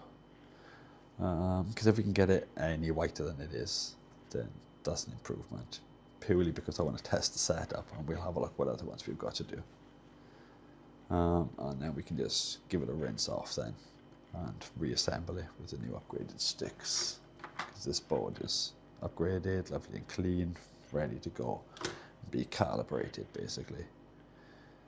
This one's even good on all the terminals. Terminals are not really showing much wear, no corrosion or anything. So this is it's a really good board, and I had it for a good price as well. Fingers crossed. I was going to say fingers crossed I can sell it for like 40, but I'm probably going to end up giving it away to my little sister. So we'll see. Live video, see you fall asleep on the bench. Yeah, probably will be. I will end up falling asleep on the bench one day. You just hear me like snoring away. Alright, I'm going to have to wrap it up here though, because I'm going to be up all night otherwise. I probably won't be going to bed for another hour or two anyway. Got to get stuff done. And I'm up early in the morning, and then it's going to be an absolutely dreadful week of getting up early then, basically, which I absolutely hate. Roll on next weekend. Alright, take it easy guys. I'll catch you next time. Thank you very, very much to everybody who's popped into the stream, everybody who's lurking in the background as well. You're all amazing, and you're all much appreciated. I will see you guys all on the next stream. Hopefully Squish makes an appearance next stream. I'm assuming he's been busy ghost hunting tonight. If he doesn't make an appearance, he's going to end up disappearing from our top 5, I think. He's 3rd currently right now. He's slacking quite a bit. So yeah, take it easy guys, and I will catch you next time. And thank you for all popping in. Bye bye.